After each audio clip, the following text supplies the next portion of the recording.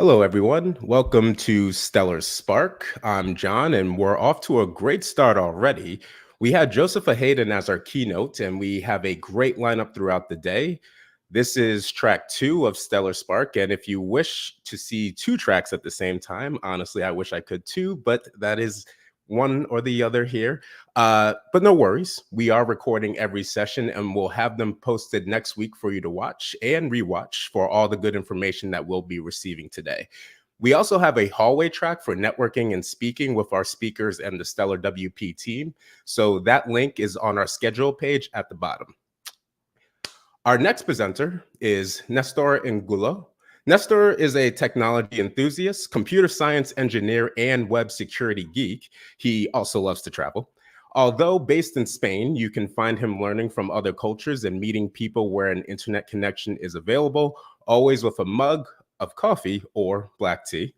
Nestor worked in the incident response department at Securi and at GoDaddy Web Security from 2015 through 2023, and it is there where he acquired tons of knowledge about hackers, malware, and strange cases which he liked to study in depth, just as a CSI would, or aka security analyst. Now he's continuing his journey for a more secure world with the amazing team of PatchStack. Nestor's talk is titled, But Then, Is WordPress Secure or Not? The trial of developers and web designers against WordPress begins. Silence in the room, everybody. A human-made piece of software cannot be perfect by definition.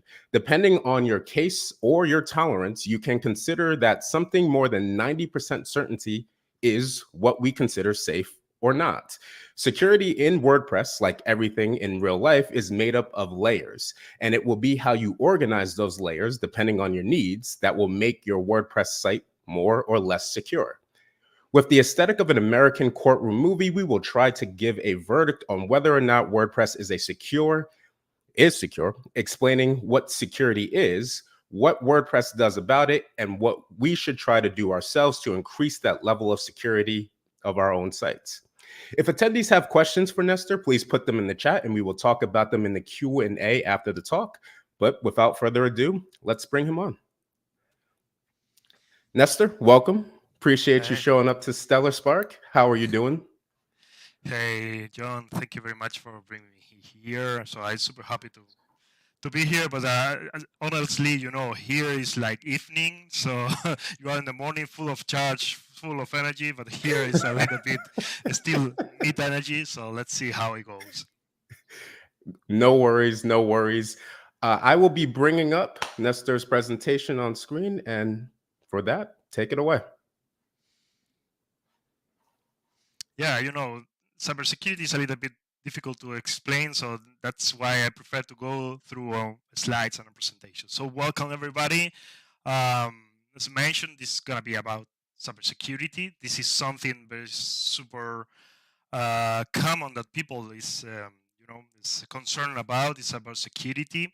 Also, being like a security geek since 10 years ago, there is a recurrent question everybody does with to me. This is WordPress secure or not?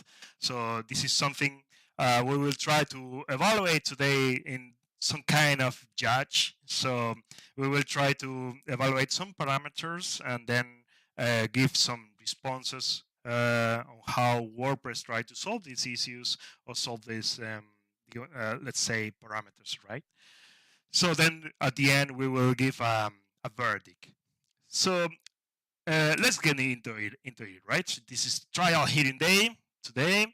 So the defender and prosecutor will be me because it's I would like to have another guy here that gives the counter, but it's me. So let's present the defendant. WordPress is our defendant at this point. So let's start. First of all, we have to define what security factors we will try to evaluate in order to say if WordPress is secure or not, right? So what means secure in this scenario, right? So one of them is protection of the content and information. So does this CMS protect the content of the information? Does it share information with third-party companies. It's hard in pen testing and has some kind of support to HTTPS connections. Does it has some roles and permissions management? Uh, um, this CMS support system or developers behind it do rapid fix when there is a bug or a security vulnerability, and there is an easy and frequent maintenance, I mean, update system. And is there any kind of support, quick and effective support there? So these are the three things I would like to evaluate, right? So just before that, let's talk about what is security. I always try to put this image in your mind, right? Like this onion, because security is not just one thing. It's not a whole word that means something. It's just a matter of layers that is separated in the whole process of connecting from your device to the website and getting the information from there, right? Also in the interactions. So the layer starts from you. You are the weakest layer. Is what we say always in cybersecurity, that you are. I mean, user is the weakest layer because it can be tampered. It can be uh,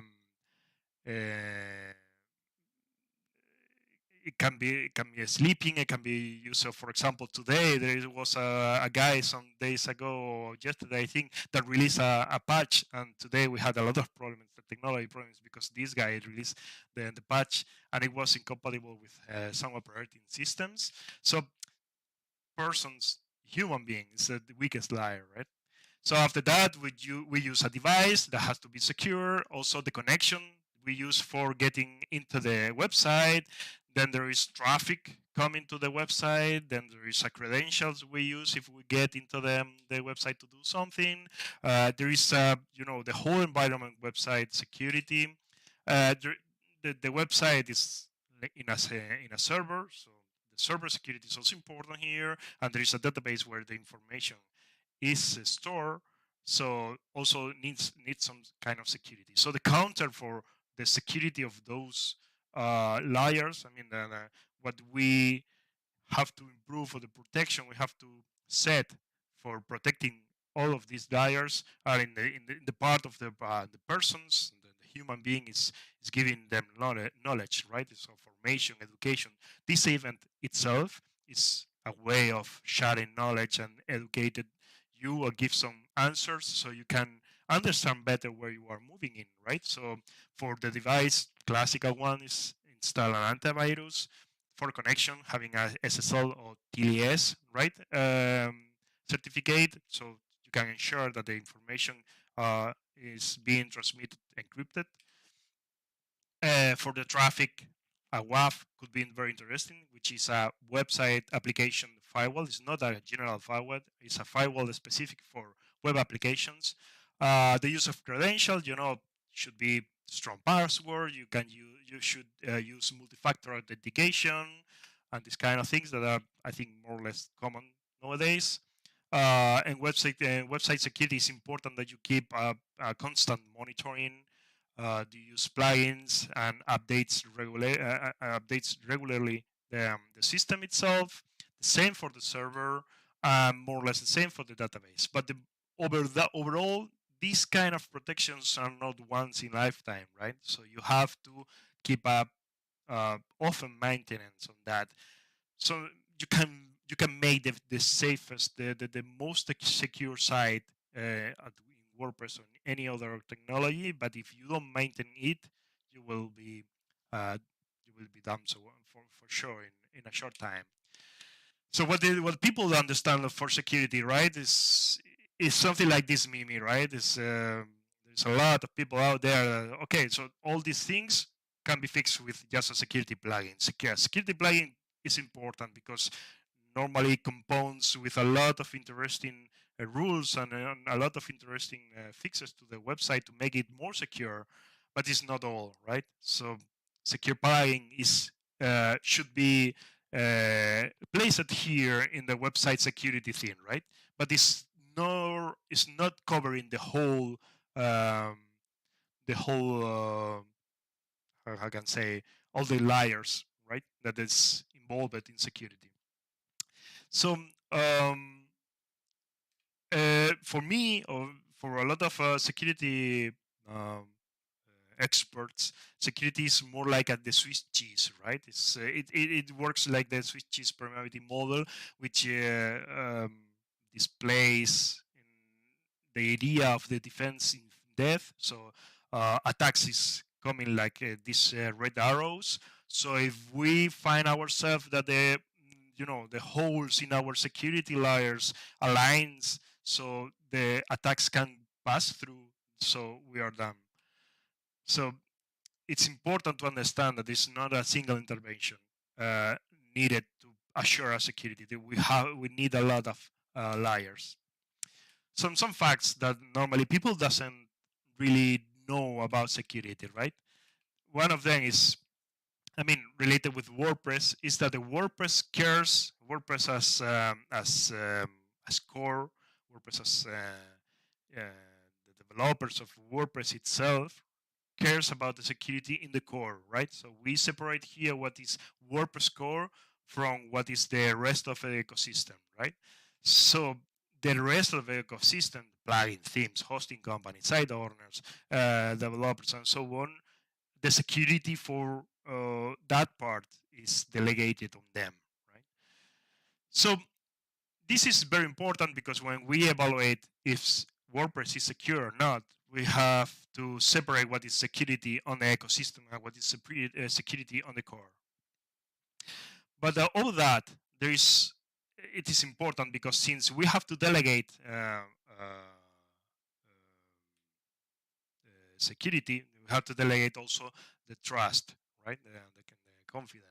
So one of the rules we all know instinctively is that the more windows and doors we put in a fortress, the harder is to defend it.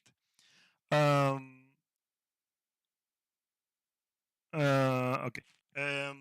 Do you also? It's important that you evaluate yourself if you trust in your software vendors.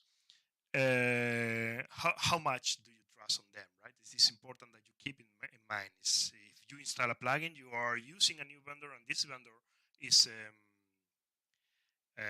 do you trust in the team that is behind us and that new plugin or theme? So trust is our weakest point. We have to delegate, right, responsibility in third party, but it's needed because we want to build upon all this software. So as you can see, and you can find a lot of graphs out there. Year over year, the most used entry point for hacking in the websites is plugins. In the case, for example, you can see there is last year report from Patchstack. There is 96% of the vulnerability comes from plugins, 3% from themes, and core doesn't have that much, right?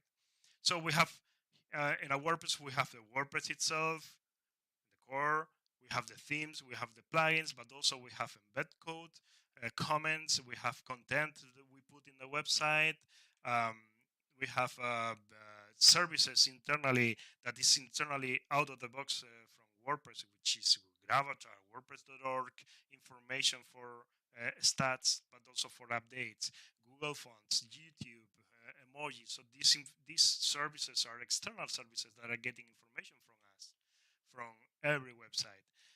If we install any kind of analytics or if we put a firewall, CDN, hosting provider, all of them are affecting to the security of our website. This is a common quote I always put in my presentation because it represents very well how cybersecurity, how's the cybersecurity feeling nowadays, right? There are two types of company: those that have been hacked and those who don't yet know that they have been hacked, right? It's said by John Chambers, the former chief executive officer of Cisco. But I know we're feeling in this situation, right? If we just go land into the earth, we feel like this, dealing with cyber stress. We have some kind of cyber stress, especially, for example, if you are a developer, and we have now a lot of regulations coming in Europe and other countries. So we have to take care a lot about this, and there is a lot of surface of attack, right? We have a lot of things to pay attention to, right? So some facts about security. When there is a hack, almost never is client oriented. Normally, it's massive hack with a lot of sites on it. Almost always happens because there is a deficient monitoring maintenance. If you monitor your website, you reduce a lot the risk of being hacked. SSL TLS certificates is not anti-hacking shield. This is something I have been asked a lot. Hey, I have a HTTPS connection. How I can be hacked? Because this only secures the connection between one point and the other, right? So if there is a bad an attacker attacking your website using a HTTPS connection, then the hacking process is happening secure. That's all. Patch and security appears normally after a hacking exploit is discovered. Also, this is very important. Every tool that we are using here is made by human at this point. Maybe in some years it's gonna be made by AI, but at this point it's made by humans. So in Latin we say "rarem manum est," which means human being fails, right? So security never and nor will be 100% effective. So this is very important. Here you have a list of the most severe vulnerabilities found last year in Patchstack. As an example, you can find from other companies. But right now that we know more or less the parameters, we are going to evaluate how WordPress then does in terms of security. So let's put it again. This is the 6 parameters we will try to evaluate. And let's go more or less on them. So about information protection, privacy, and sharing information with third party. How WordPress does. First of all, by default, the sensitive information is encoded and protected in the WordPress, which means password and this kind of thing sessions are hashed. By default, WordPress doesn't share any information with third-party companies. I mean, it doesn't sells the information to other companies. However, strong passwords are not enforced, and there is not any multi-factor authentication process in the WordPress itself. So you need a plugin for this. But also, technically, it doesn't protect the privacy of the site, not the information of the site, but the privacy of the site. If you put online a WordPress site, you are, if you are using, for example, avatar emojis or Google Fonts or YouTube videos on it, you are connecting to those services that are external services, so they are getting information that you are alive, what is your IP, and so on. So it's not technically right to say that the privacy is super protected on the WordPress. Just by out of the box, we have all these services. We should disconnect all these services or make them not available into the WordPress to be more private. Also, it doesn't have any kind of native support to GDPR, cookies, or CCPA related regulations. And also, it doesn't have any kind of backup process or auditing tools. This is also important because if we have, for example, an e-commerce in our website and we get a security incident and we get fined by, for example, European Union, European Union Council, right? So how is the only way of making sure that you don't have responsibility on this leak, right? So one of the things is that you have to demonstrate what is the actions happening in your website. So an auditing tool is super important in this situation when there is a security event and there is not audit tools into the core WordPress core. You need a plugin for that, right? So what about roles, permission, and HTTPS? WordPress has roles management and access control, even for the API. That's good. It could be customized and improved using plugins. It's okay. works smooth over HTTPS, but doesn't force HTTPS by default. Also, if you want to install HTTPS connections or use set a force HTTPS connection into the WordPress, you need a plugin, and sometimes some handwork might be needed. Support and maintenance. This is a big green mark because at the end, this is something really working very well in WordPress. WordPress updates are frequent, and there is a clear roadmap out there. We had a 6.6 just some days ago and introduced the plugins updating rollback. So if there is an update on a plugin and you feel there is something bad, or maybe the website crashes because of it, because of this, you can roll back on that. So this is super interesting. Open source is open source, so anybody can fix and propose improvement. So it it means that there is a million of potential developers outside there, and as Josefa said in the first session, the WordPress community is one of the biggest in the world, and also it's amazing. It's totally amazing. If you haven't gone to WordCamp still, I really invite to you to go there so you can see how the community engage and how the networking works there, how the people collaborate and create ideas, and also how they contribute to WordPress and so on. It's a super healthy community, and it's something I can't explain really, but I think this is the biggest reason why WordPress is still the strongest CMS out there, because the community, the ecosystem around WordPress is absolutely amazing. There is also the support works like a forum and it's multi-language. What about the code quality, and vulnerabilities of at the side, right? So, WordPress itself, I mean, internally in the core, enforce the code styles and for tests, have a central point to report vulnerabilities, which is very interesting. There is a core dedicated group for WordPress core. There is a security team for that, also for say, plugin security, and also the committers, the ones who has the right to admit the code goes to production, goes to the next phases, are selected by merit. So those are people normally that has a lot of experience. However, we have found recently that compatibility backwards is a higher priority in WordPress in order to fix vulnerabilities, right? So they don't go directly to fix a vulnerability; they prefer to fix the vulnerability and also study how the compatibility backwards works to not only fix the vulnerability for the current version, but also for the active versions before.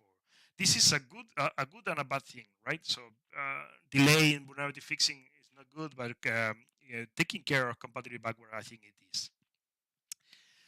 What about features I really miss in terms of security in WordPress?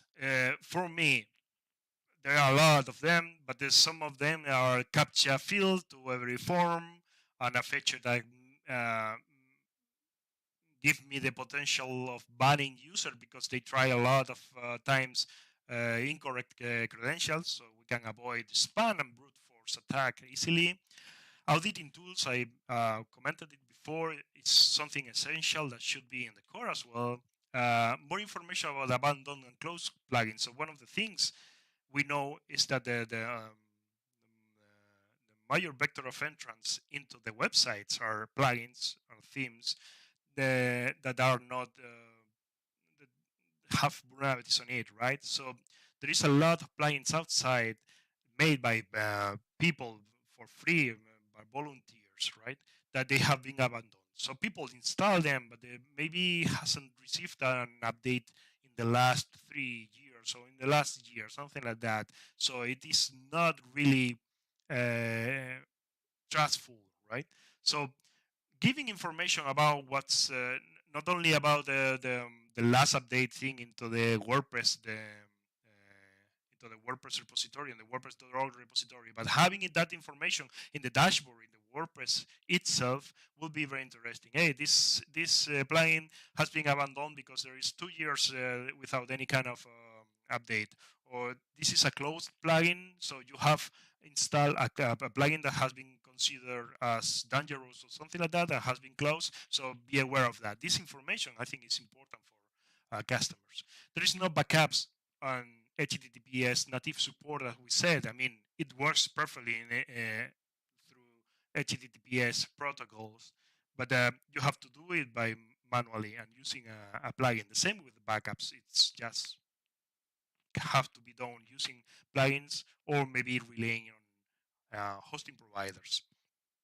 More security controls over plugins and themes will be very interesting. I know WordPress is doing this, is putting a lot of effort in this. They are increasing the number of people working in the plugins department and the security of plugins and themes department, and so this will be this won't be a problem anymore in the future, probably.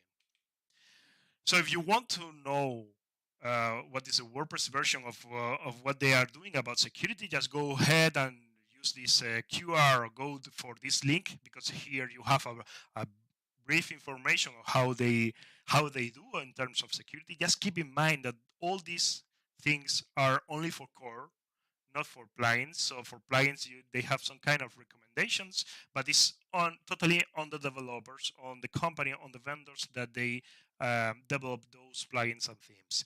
So it's something that you have to be aware of that. There's also a lot of regulations coming up, like the CRA, I mean the Cyber Resilience Act, which will affect in the way that not only WordPress but a lot of open source, all the open source out there works, and how they can publish software and so on. And WordPress is part of the Open Website Alliance. They created like a group of for working to see how to deal with the new regulation in terms of open source, especially in the CMS, right, in the content management systems. So they team up with other like Joomla, Drupal, and Typo3 to make a letter and like an alliance in order to enforce to make all these new regulations go in the good way rather to impact in the you know developers that mainly all of them are uh, volunteers, people that doesn't have a salary to do their job, right? So it is super amazing, and it's important for me to mention to you guys that the WordPress is actively getting into these job groups, right? Also, it's important in terms of security to understand how WordPress version is spread, because you can say, okay, 6.6 version is super secure, but it's all the 43% of websites out there using WordPress using the same version. It is not, right? If we evaluate this is just getting this. I got this graph from the WordPress site, WordPress.org site this morning.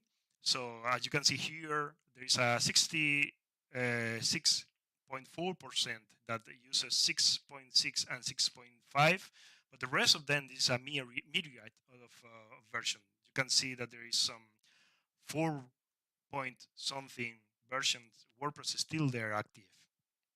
Also, the WordPress is not being executed alone. They need some other services around. For example, they need PHP interpreter in the web server. So PHP version is also important. As you can see here, 5.4, which is the last stable version of the uh, branch 5, is considered as vulnerable one. So there's a lot of sites still using it. And also the 8.0, 8.1, 8.2 is are considered also as vulnerable. So there is a lot of people using this version still out there. So my verdict, what I just let's say that we have evaluated these all parameters. We said how WordPress tried to give information, give an answer to this question, to these parameters. So what's my opinion about if it is WordPress secure or not? From my point of view, yes, if it is updated, if the WordPress installation you do is using the last updates. You can consider yourself at least some kind of secure. When I say secure, it's not 100% secure. You are not going to get any kind of hack. It's just a percentage, a high percentage of security, or what is said in another way, or rephrasing it, a low probability or a low risk of being hacked, right? So this is all about securities. It's all about uh, minimizing the risk of getting hacked. So just get it this WordPress is secure if it is updated, and out of the box is secure. I mean, only applying what is in WordPress core. In the moment we install plugins and so on, we just can't defer. So why this then? This is got from Suguri last year report about malware threats and hack websites. So you can see that they receive 95% of cases of hacked sites are from WordPress, and the rest of the CMS aren't. So this is a pretty common question I get. Why you say WordPress is secure if it is the most hacked one, right?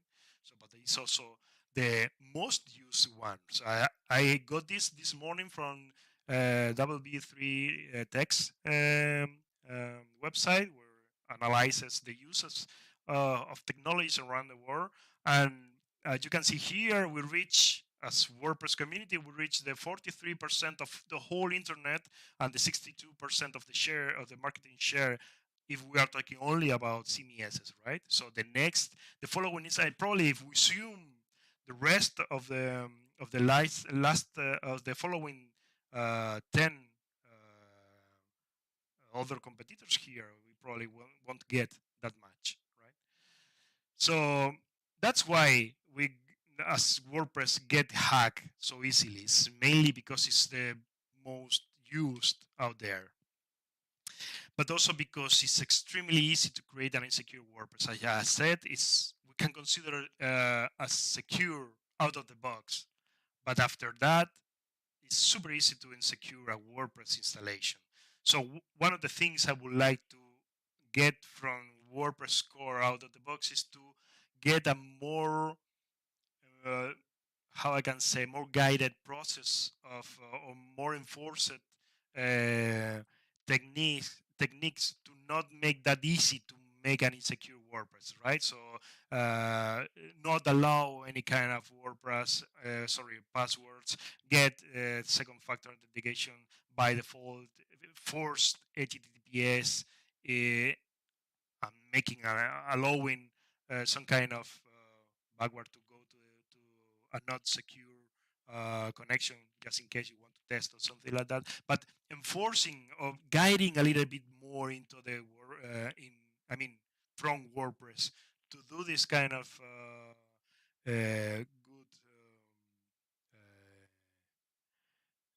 good practices in security is something I really miss.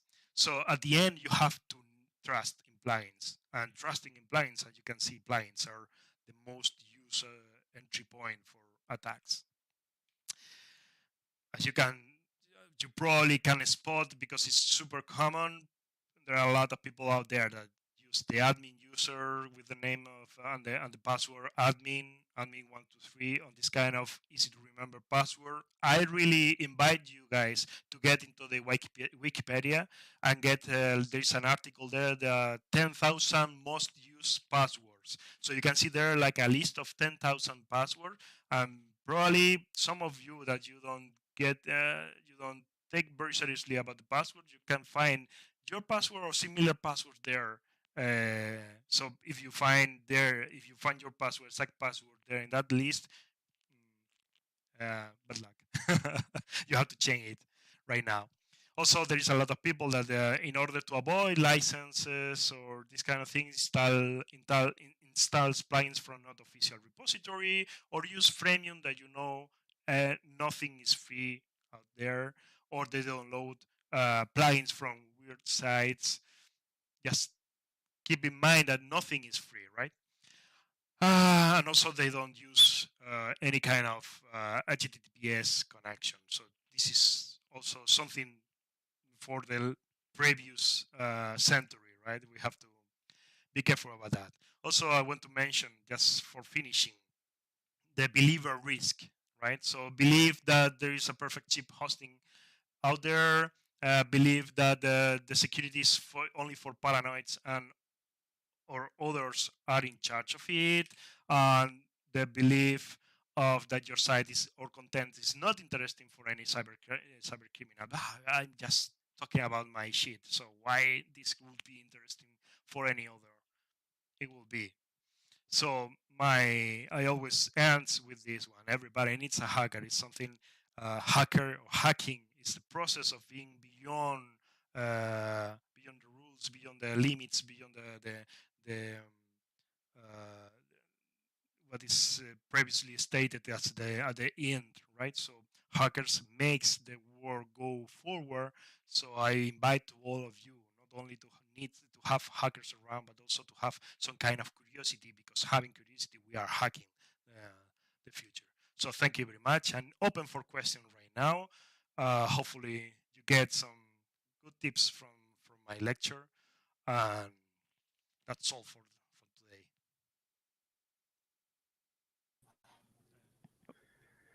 Hey, Esther, thank you. I appreciate learning more about security, which is going to be very, very important as we continue to move on into a lot of the things that are going on with just not just WordPress, but pretty much the entire digital space. So we have a situation. I mean, there are situations that are literally happening right now, as I'm sure you're aware of.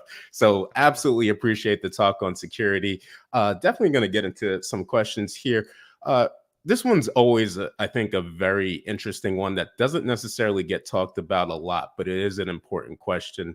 And Thomas, is it better to let plugins update automatically, or is it better to do it manually?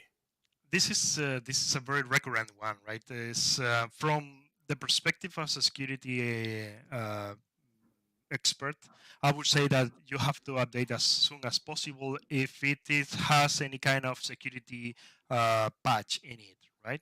If it is not security related, it's on you. It depends, but it has any kind of security in the patch.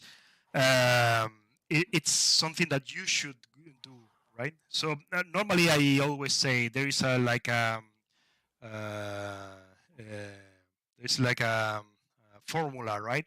So every cost of a website down because of a plugin that has make it crash because you updated it is less always than the cost of a hack site.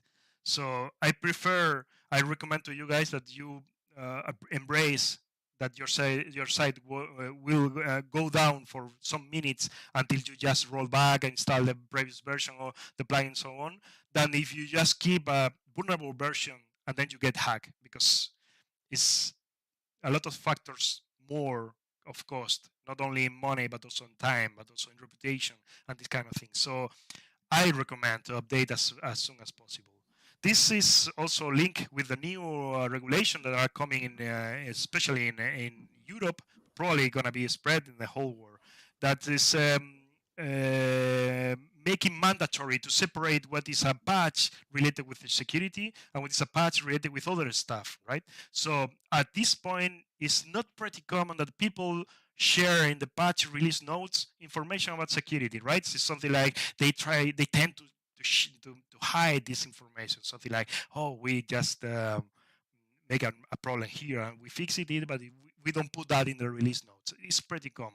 That's why I normally recommend to update as always as soon as possible. But with the new regulations, it will be mandatory. If there is a security patch, it has to be separated than the regular patch. So in that way, when this regulation will be live, I really recommend them to update always if there is a security patch, and the other will be just only on you.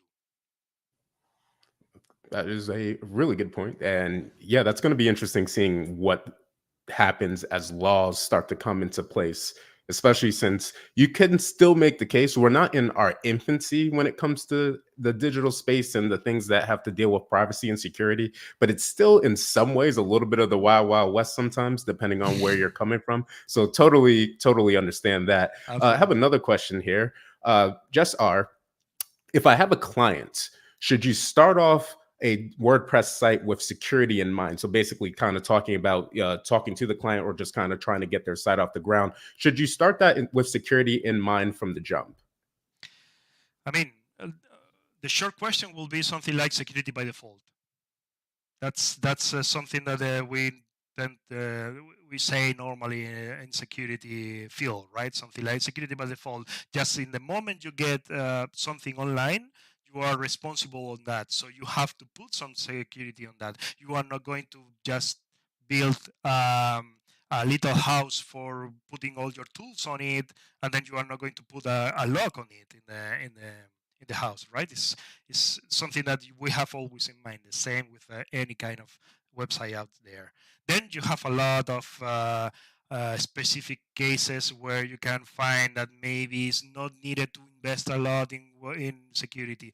So security, I would say that is security by default, but also don't spend more in security than the than the cost of the content of your site. So if your site doesn't have any kind of information, any kind of nothing, not the information, nothing like that is known as is a nonsense that you spend like 300 or 500 bucks per year for securing it, right?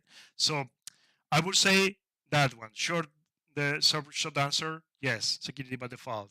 Uh, More standard answer will be okay. There are sometimes that you have to evaluate which security, how much, and depending on the cost of the content of the website itself. If you had to kind of tell somebody who may not know that much about security, but they really want to make sure that they can be in a good place or at least feel comfortable, is there a certain way or a certain thing that you might recommend in terms of like telling somebody about that? I mean, if there is something like a one-click security Yeah, solution, yeah, that's fair. That's fair. I Sometimes that's mean, what you need. that's something that go against totally in the to the security experts. We don't believe in Mhm. one-click security thing, but anyway, it helps if you install like a plugin of security, any kind of plugin of security out there. There is a lot. You have Solid BP. You have there is a lot of them, right? Um, so installing that helps a lot. So if um, we use um, the same nomenclature I used in the during my presentation is lowering the risk of being hacked. So if you install a plugin, you low the Over the risk of risk, being right? hacked, but it's not the only thing you have to do. So I recommend that at least installing a plugin and also review some any kind of these talks, not from me, but a lot of from expert of security out there. You can get a good part of the knowledge you need to go ahead and go forward.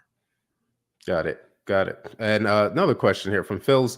Any specific plugins or tools that you recommend? WP goes to high plugins, WordFence to effect. Like, just kind of piggybacks off the previous question. So, is there anything that you recommend?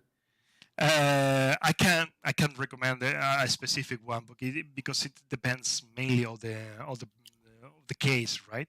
So having like a big of any of these big plugins out there, like as I said before, Solid BP or WordFence or these kind of big plugins could help a lot with a lot of the things like the second factor authentication with uh, banning of the when you are putting your password uh, wrong a lot of times, so you can avoid brute force attacks, hiding the VP admin access, these kind of things.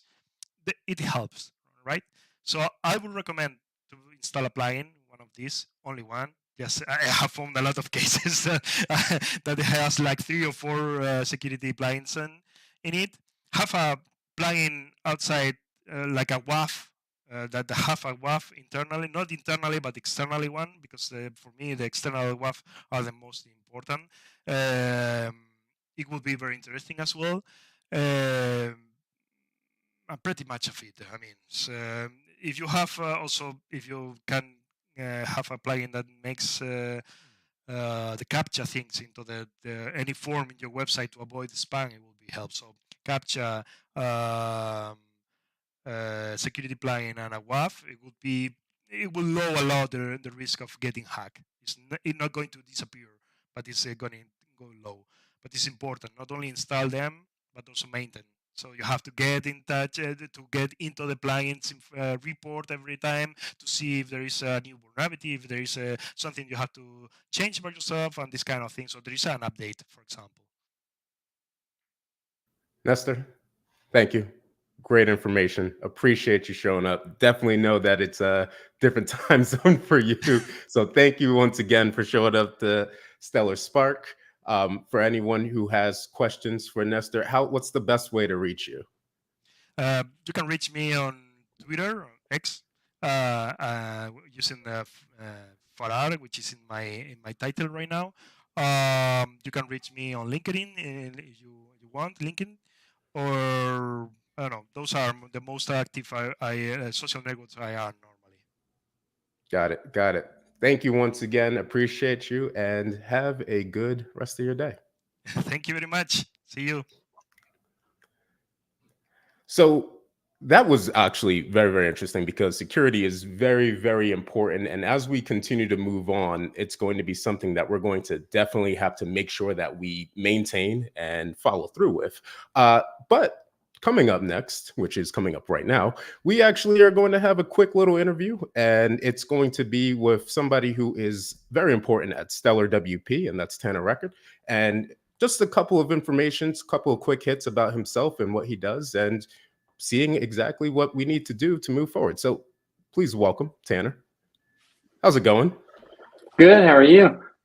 Doing well, doing well. If you can you please introduce yourself, your role at Stellar, and how you affect things when it comes to like WordPress? Yeah. So I'm Tanner. I live in North Carolina, actually right in the middle of the state. So I'm on the eastern coast, and I share a lot of same time zone with a lot of people that also work at Stellar. I am the internal systems lead. I'm a senior engineer, so I help out with the internal systems team. Kind of handles all the interconnective tissue between all the brands at Stellar. So we're building libraries that make development easier. We have a licensing server that kind of everybody is sharing, so that we have a consistent process for handling licensing, different products, and that. So basically, anything that happens in between the brands is kind of what the internal systems team is all about. So what do you like and feel about Stellar WP? And if you can, what are some exciting initiatives that you have coming down the pipeline? So with Stellar, just in terms of like culture and working here, is the people are super kind. I don't feel out of place if I'm striking up a conversation with somebody that I haven't met yet. Um, Everybody's super kind, and it's not uncommon to see people's hobbies and maybe their pet in the background. So you really get to know the people that you're working with, and everybody's super open about work-life balance. But in terms of like the product side, I've been working really closely with the Solid WP team. They've got some really cool stuff coming out pretty soon.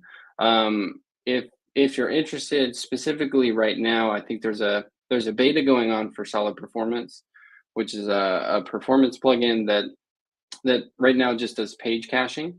But we're coming out with more features and stuff to make WordPress performance kind of a top priority. So that's super cool if you're interested. Some of the things that we have coming up, and kind of to piggyback off what we just had with Nestor, what are your thoughts on security and moving forward in that realm with some of the things that we have coming down the pipeline, especially with some of the things happening today and really what we have to come? Yeah, and there's a lot going on right now with security. It's really fitting that we had a conversation about security during a giant security issue, So, yeah, we employ security across pretty much all of our products and all of our systems. So security is a huge concern for us, um, especially with kind of what we deal with as on the internal systems team. We're dealing with servers and we're dealing with multiple products connecting to our servers and in between servers, and so security is a huge thing for us on my team. And if you can, do you have anything else that you'd like to kind of share? Anything exciting going on with either Stellar or yourself, actually, as you come down? Um, well, yeah, I mean, that's a good question.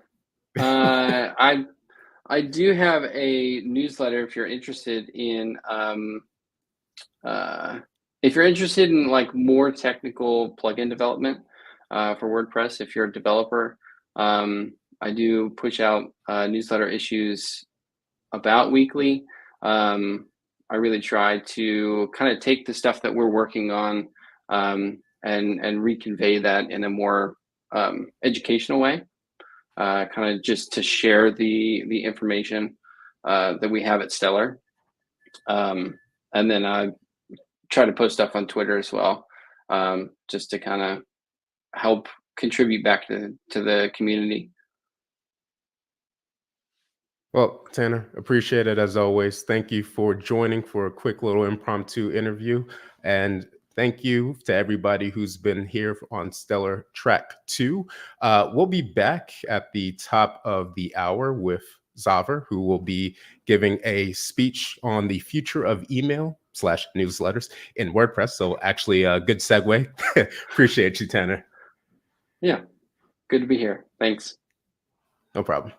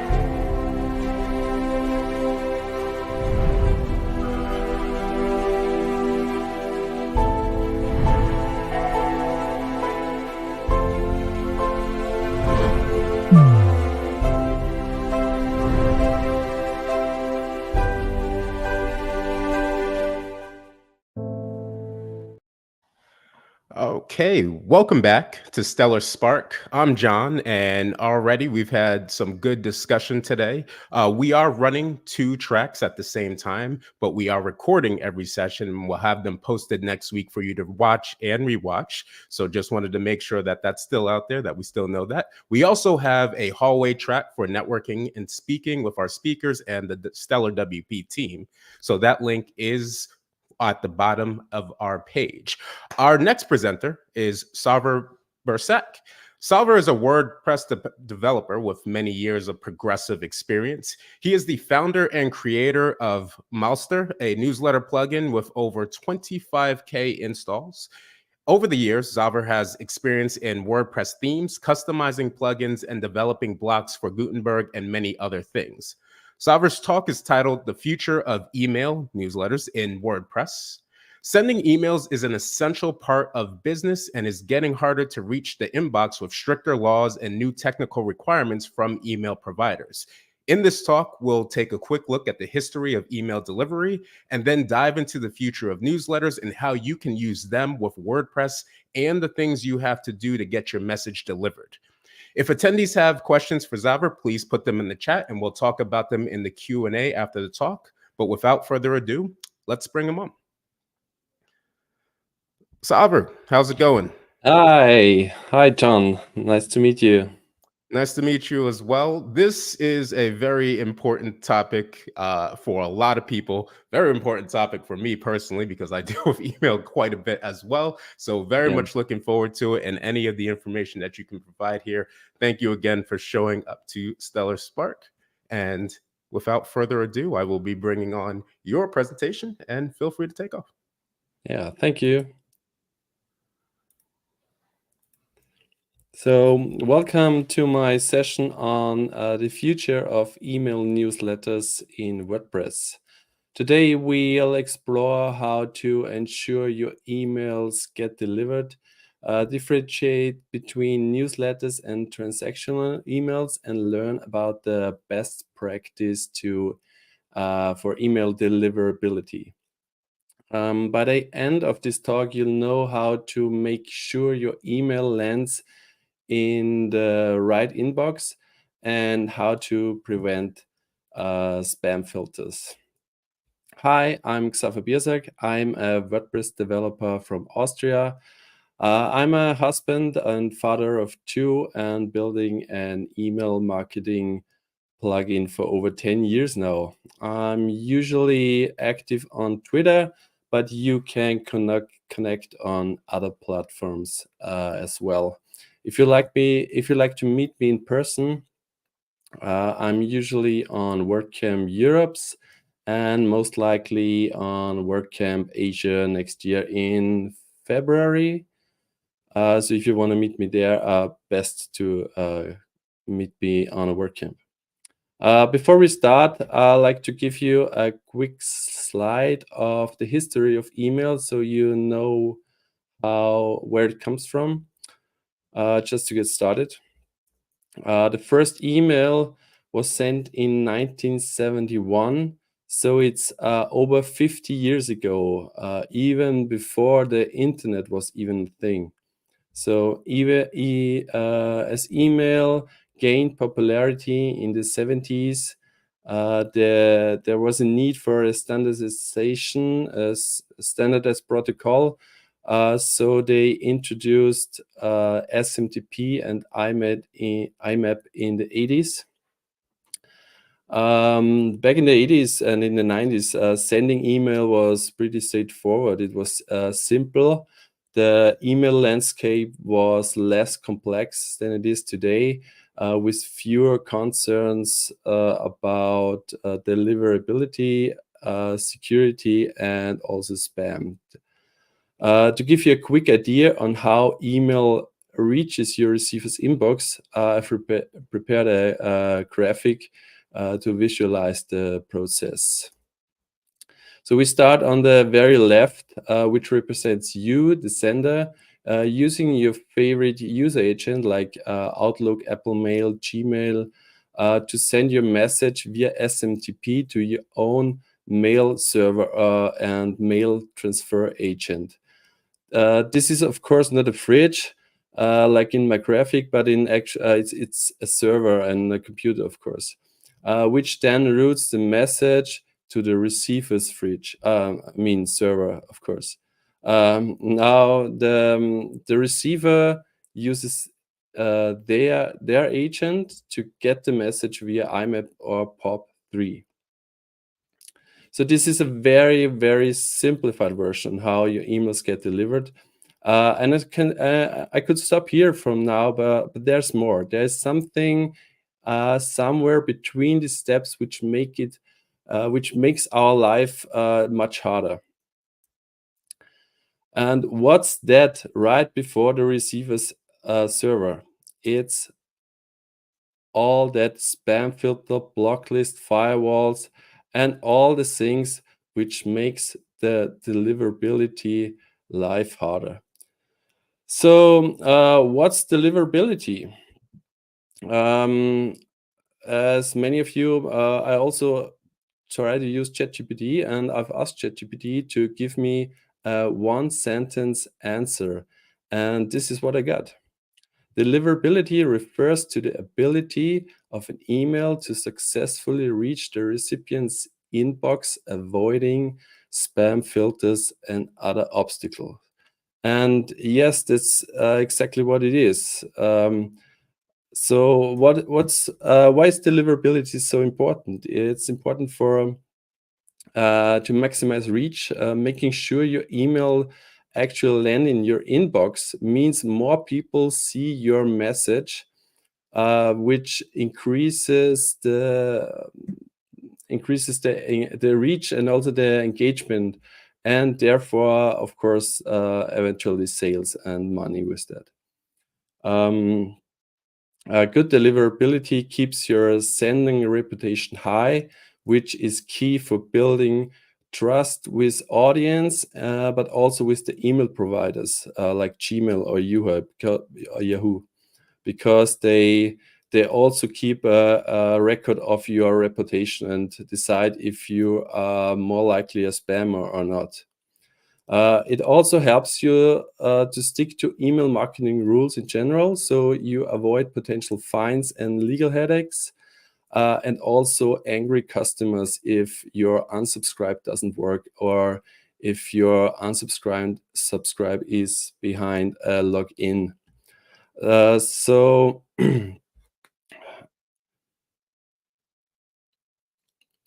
So what's the best practice to improve deliverability? First of all, technical preparations. Prepare your email setup in advance. So before you start sending, before you do anything with email, use authentication like a DKIM, SPF, or DMARC. Then keep it interesting. So make sure your content is always relevant to your audience. Don't send everything to anyone. Don't send everything to everybody, but use segmentation to only send relevant content to your audience. So people are actually engaging with your content more because they get what they really like to read or what they like to receive. Regularly clean up your email lists to avoid sending to inactive emails or invalid email addresses, which also can lower your reputation. And of course, stay away from any spammy stuff. Avoid using spammy practices and languages that could get your emails flagged by spam filters. Make sure your receivers can unsubscribe easily and inform them why they get this email. In our next chapter, we're jumping into how to use email in WordPress. So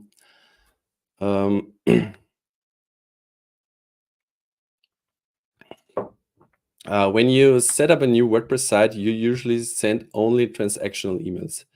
Transactional emails are automatic messages sent to your users after they interact with your site. So they are triggered by the user. That's an important thing. Technically, of course, email is the same, but it's a different if they're triggered by the user or by yourself. Transactional emails like password resets, sign-up notifications, order confirmations, comment notifications, or if you use any plugins like contact form plugins, they also send often emails, which also account for transaction emails. And by default, these emails are sent with either PHP or SendMail directly from your server, which most likely end up directly in the spam folder. It's often not the case when you set up your website, but it quickly became the case that that they end up in the spam folder. To prevent this, use a professional email service, even if you only send transactional emails. You shouldn't use your web address to do so. The reason for this is pretty simple, or not pretty simple, but also complex technically. But often people are on a shared host where you share the same IP address and the same server with other websites. And if they send spam, Gmail and Yahoo and other inboxes think that this this IP address will send spam in general and will block your emails right away. So that's the only way to prevent this is to use an email service provider. Here I only included a few of them. There are many more. I personally like Amazon SES. It's a little bit complex to set up, but it's really flexible and it's really affordable. And I get good results over the last 6-7 years since I used them in terms of deliverability. I haven't tested the other services in production, but what I can tell from my users, they are all pretty happy with the mentioned providers. So if you already have an account, then you're good to stick with them and just set up your WordPress site to use this account for your outgoing emails. There are many WordPress plugins available to help you use an ESP for your website, so you don't have to set up anything complicated. So you just use one of the mentioned plugins. And if you use already one, you can stick to it because they are working pretty similar, all of them. Many of them provide a free plan to get started and offer an easy setup to prepare your site for the email sending providers. They often offer some email logging as well, so you know exactly which emails were sent from your site at which time, and often also which content the email contain. So I don't like to get into details of every plugin here. I personally use WP Offload when I'm not using my own plugin.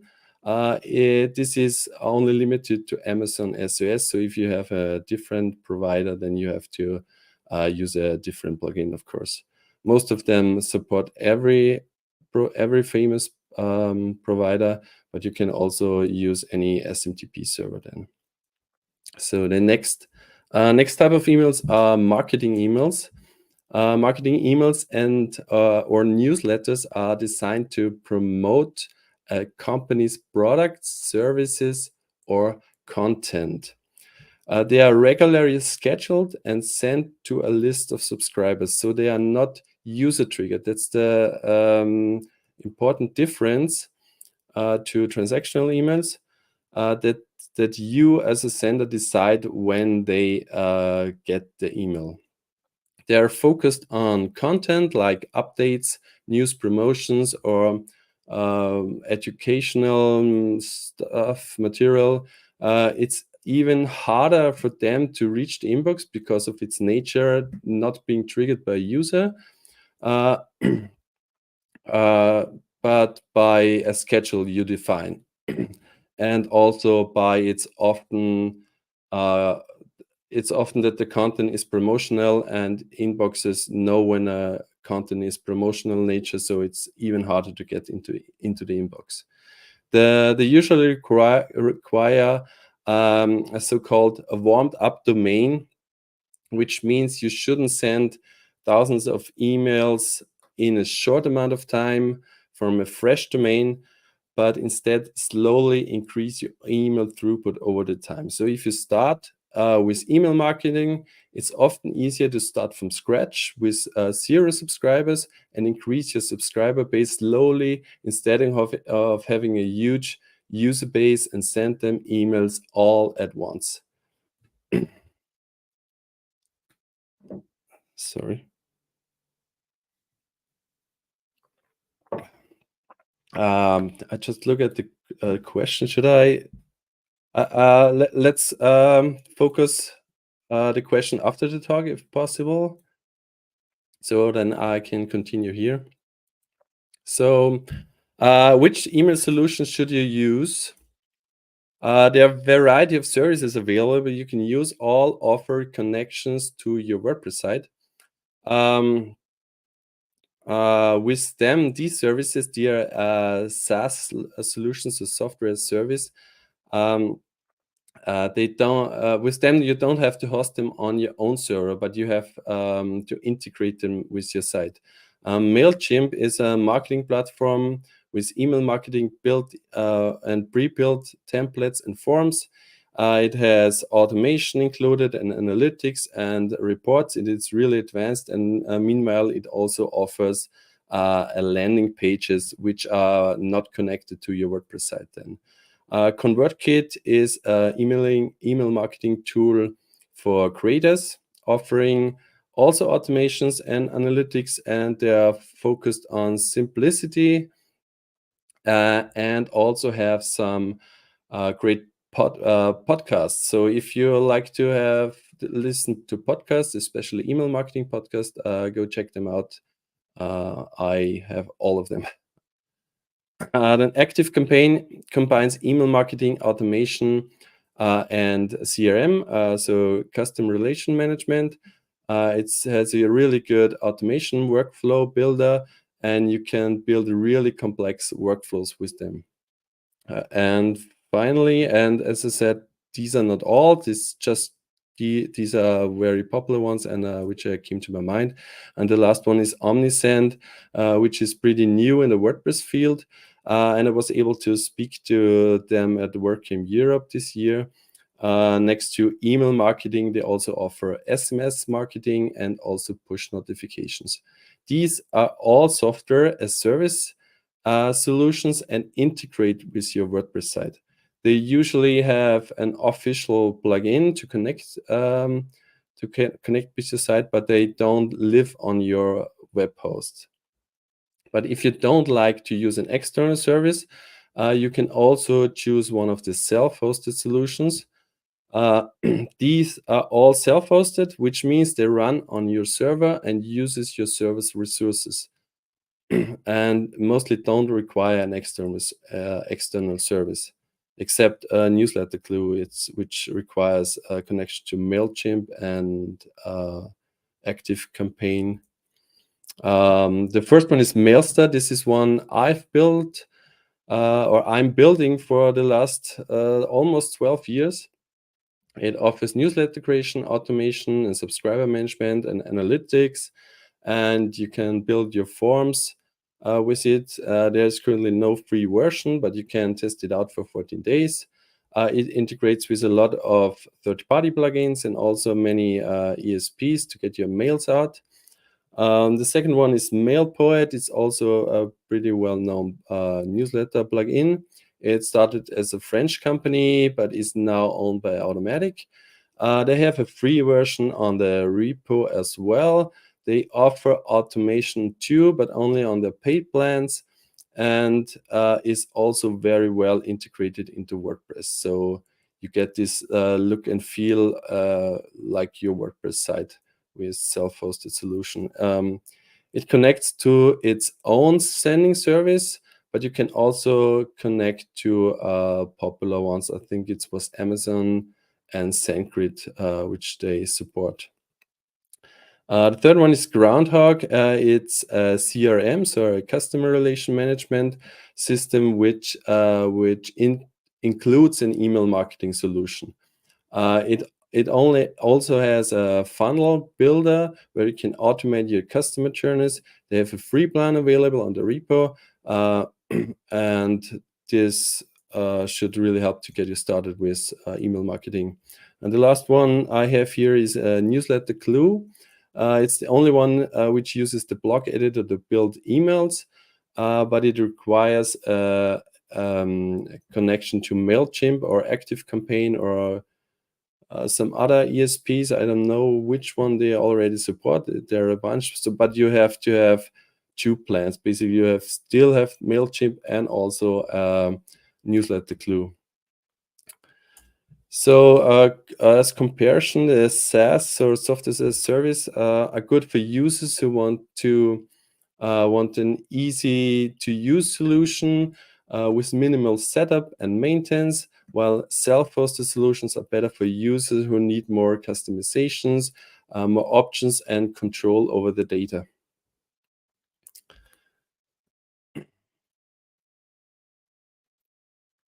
Self-hosted solutions are often more affordable and are well integrated into the WordPress dashboard, so you don't have to leave your WordPress site to get your email marketing done.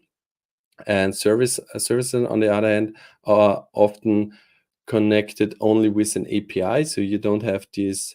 Your server doesn't have to handle the email sending load, and but it comes with less possibilities, of course. Now let's take a look at the challenges we may face in the future when it comes to deliverability and email sendings. Deliverability is getting much harder. So use authentication.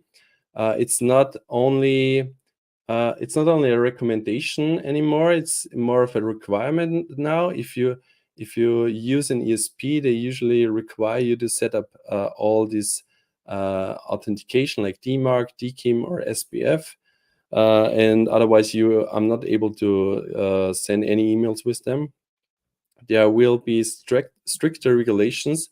So laws, there will come more laws into place, and they will be more strict, and enforcement will also increase.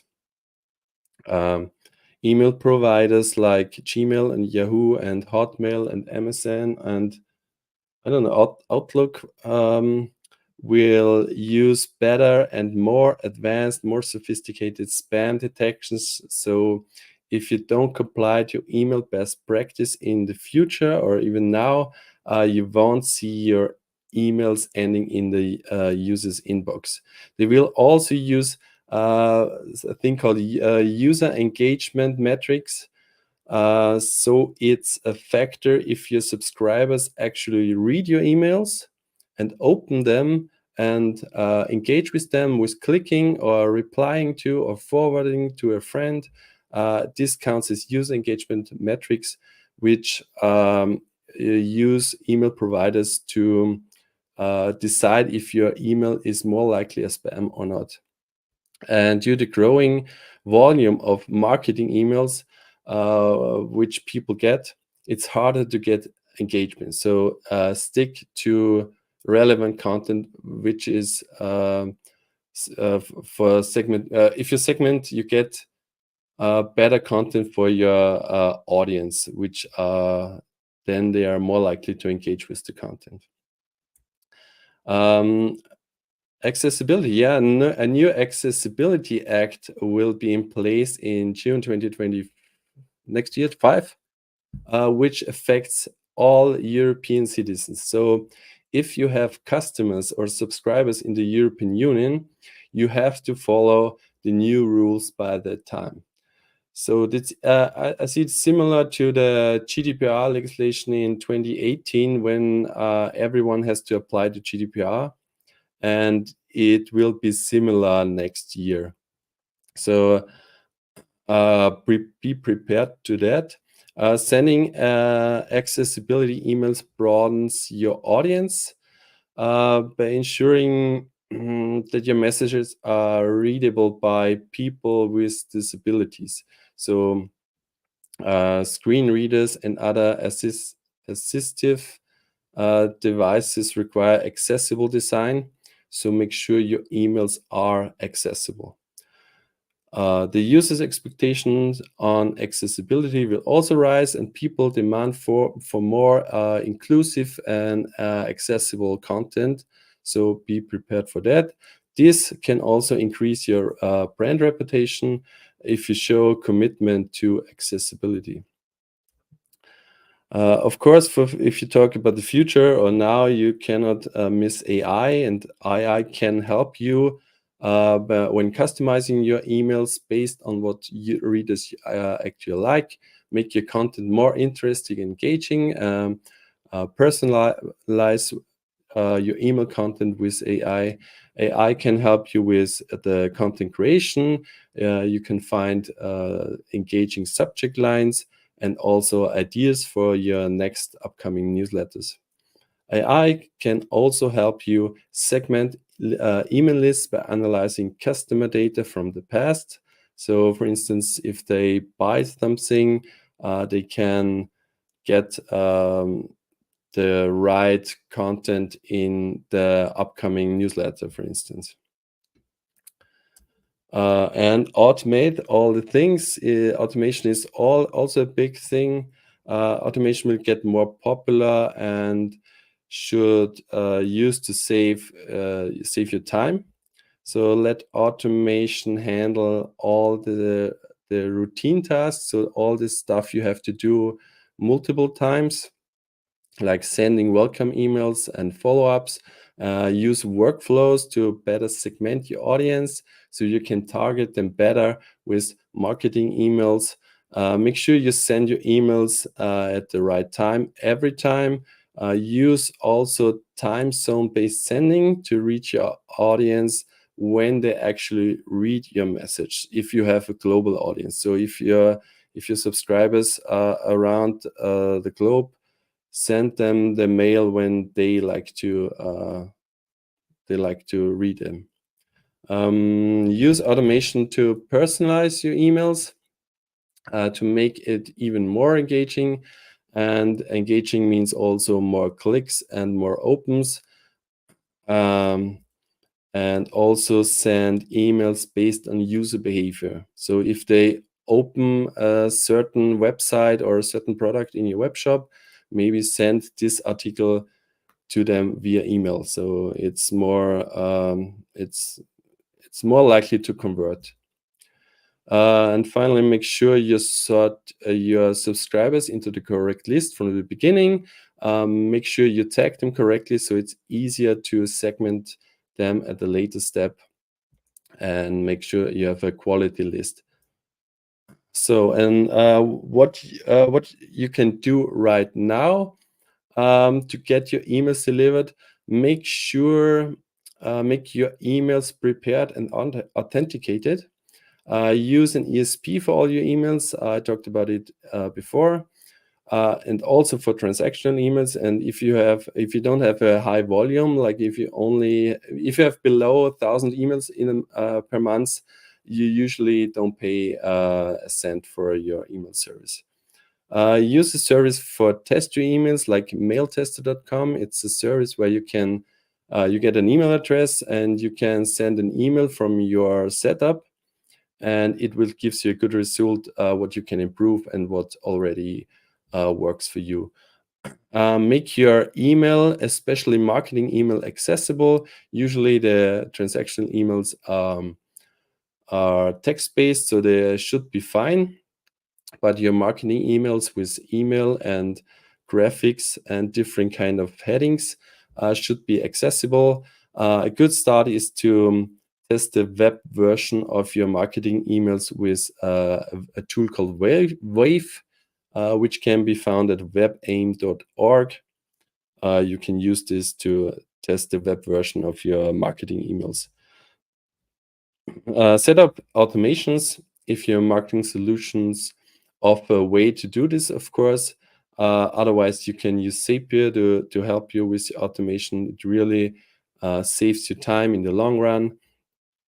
Also follow email best practice. I'm sure if you listen to this talk now, or you find on Google any useful tips.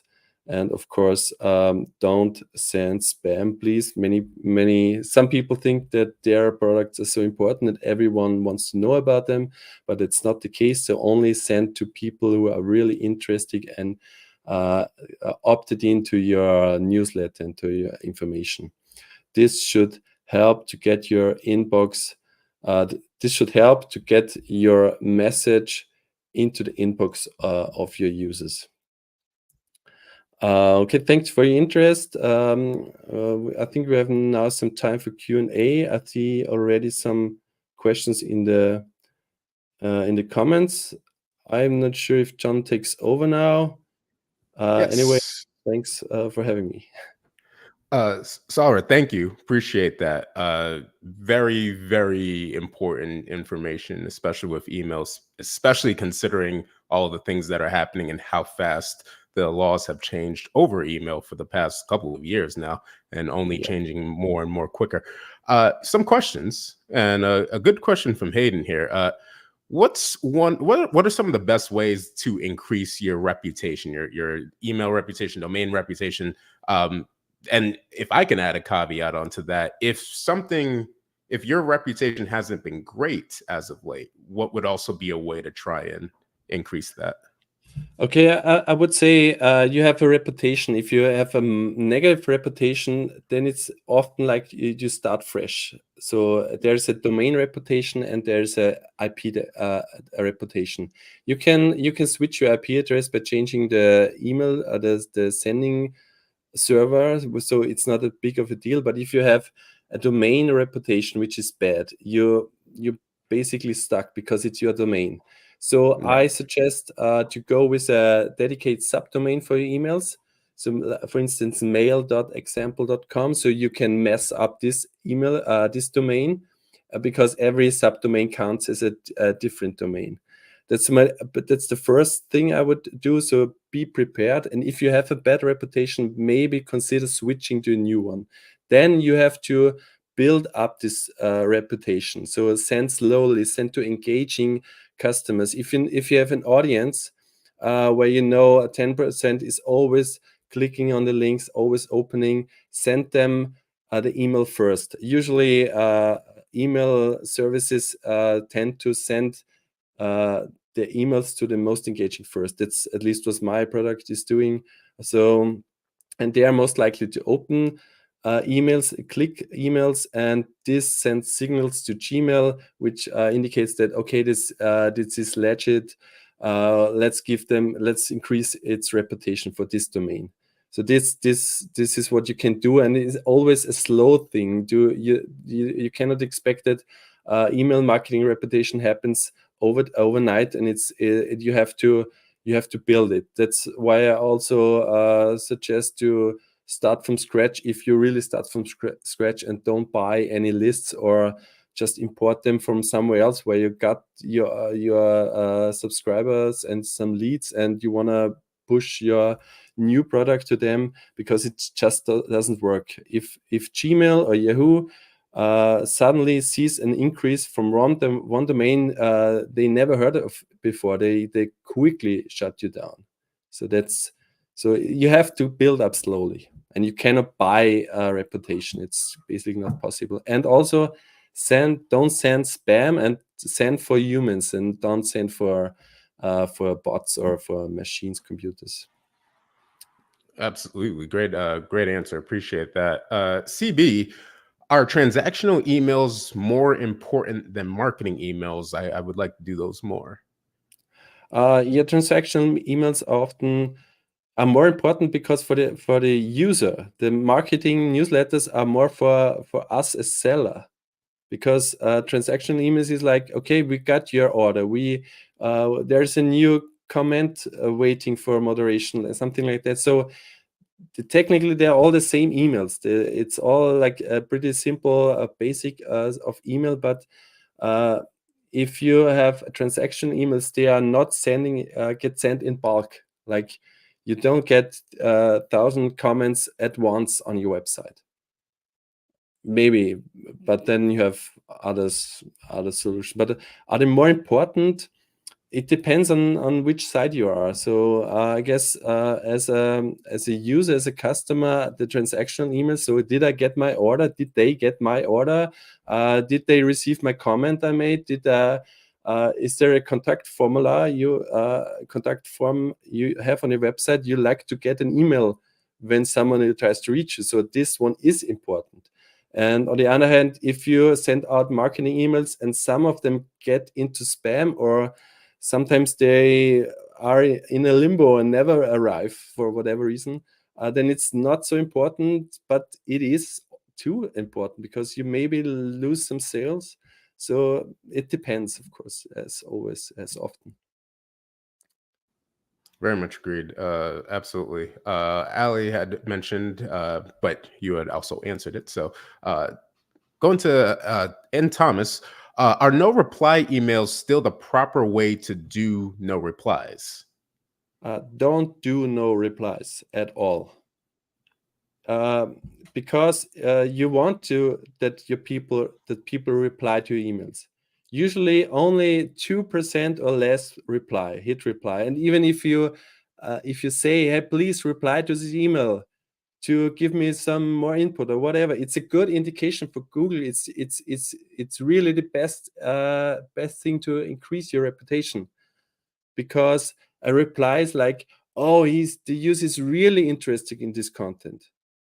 And it's not like, yeah, I've read it and it's a newsletter or a marketing email. I don't reply to marketing emails. But if you get users to reply to your marketing emails, and of course you can channel it to your help desk solution. I do it as well. I ask people to reply to my emails, but I channel them to my ticket system. So they just get a new ticket and then I reply from there, or my colleagues reply from there. So, but don't use no reply at all. It's just feels like, okay, they send me an email and I'm not able to reply, or I should not reply. It just feels wrong for me, at least, and other colleagues in the email marketing space think the same. So don't do no replies. If you don't like to replies, just make an autoresponder. If someone replies that, hey, we are here to help, but here's our contact information, or whatever you like to do. Yeah, which kind of goes into the follow-up that they had of just what if you don't answer them, or should you reply? So I agree with that. Would you say it is a situation where somebody does have something where they are replying and maybe that's not expected, or they don't necessarily have a question? Then is it trying to just kind of push them towards support or push them towards a specific team, or is it better to have the automation? Exactly. Usually every company has some way to contact them. Otherwise they are, I don't know, it's serious. Then I like to get contacted by my people. And as I said, I send regular emails and they're not even 2% are replying to the emails. And they usually say, oh, great, thanks. I didn't know that. Something like that. It's not really that they need support or they need some, it's not a workload or so, but it feels more close to the customer, even if it's a marketing email. That's fair. I totally agree with that. That makes sense, and I think that's actually pretty interesting for a lot of people, because the no reply is still a very popular way of Totally. I see doing them things for a lot. big So brands also, yeah. But yeah, they have a that makes different sense. marketing department. So Also true. Yeah. Hayden, with a follow up from their previous question, how long does it take to have a good reputation, or does it vary? yeah, it also depends how many emails you're about to send. If you keep your volume, you can quickly have a good reputation also with only 100 subscribers, for instance, because you treat your subscribers like real people. But if you have thousands of subscribers and you treat them similar, you have the same reputation. So it's like it's it's often like it depends. Usually you can start with from zero, I have a customer who we started from zero, and she's only at 50 subscribers since a year or so, because there's not much traffic and it's very niche. But it doesn't matter. She's happy with that, with how it goes, and she knows many subscribers already, because they interact, because they reply, and it's more like a kind of friendship. Of course, you cannot do this with thousands of subscribers. It's not impossible, but if you say 2% reply, and if you have thousands of emails, then you get 20 replies on each email. And if you forward it to your support team, then it should be a no-brainer to handle that, and this will increase your reputation. And it should be really quickly. I wouldn't say there's no time frame.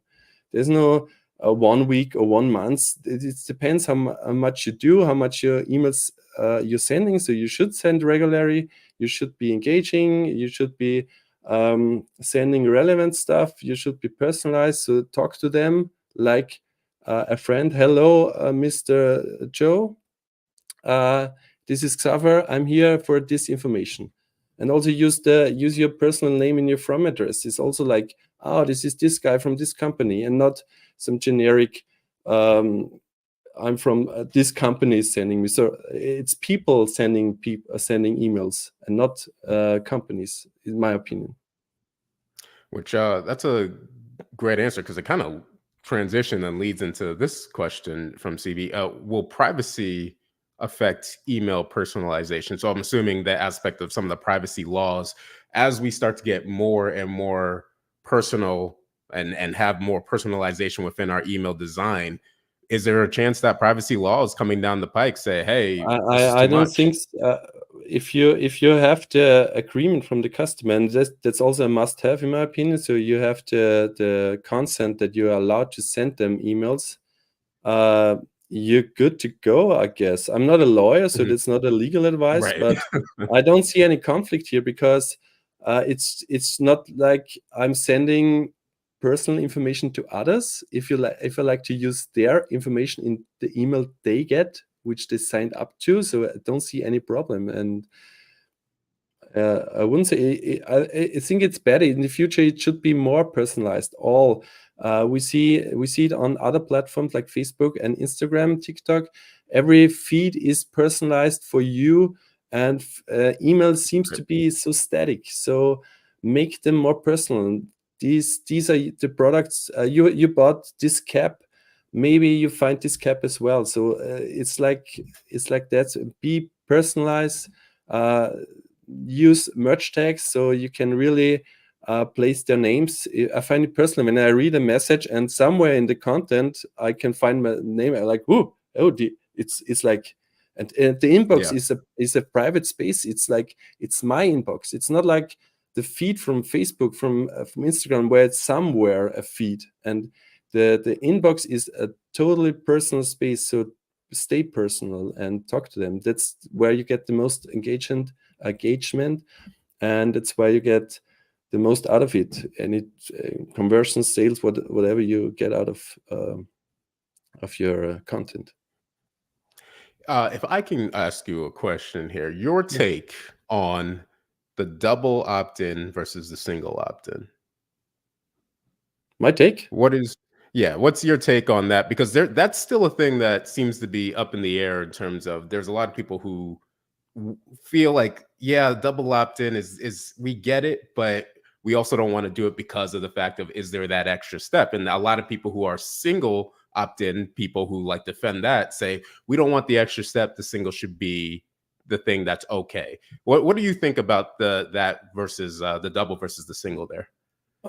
First of all, it's a requirement, a legal requirement in many countries, and it's a GDPR requirement. So you have to opt in, give consent with this message. I don't know if you can circumvent something in the sign up process. I don't think so, but I find it better to use double opt in, because you know that they entered a correct email address they actually get. And if you provide a service, I don't know what's behind that sign up, what you give your customers. without verifying that email address, but because that's basically what you're doing with the double opt-in. You're verifying that the email exists and this is a valid email address. So I totally go all in double opt-in, because maybe you have a different sign up where the user is already a customer, and at some point he already agreed to marketing solution and you like to sign him to another list. Then there is a possibility that you don't have to double opt in into this list.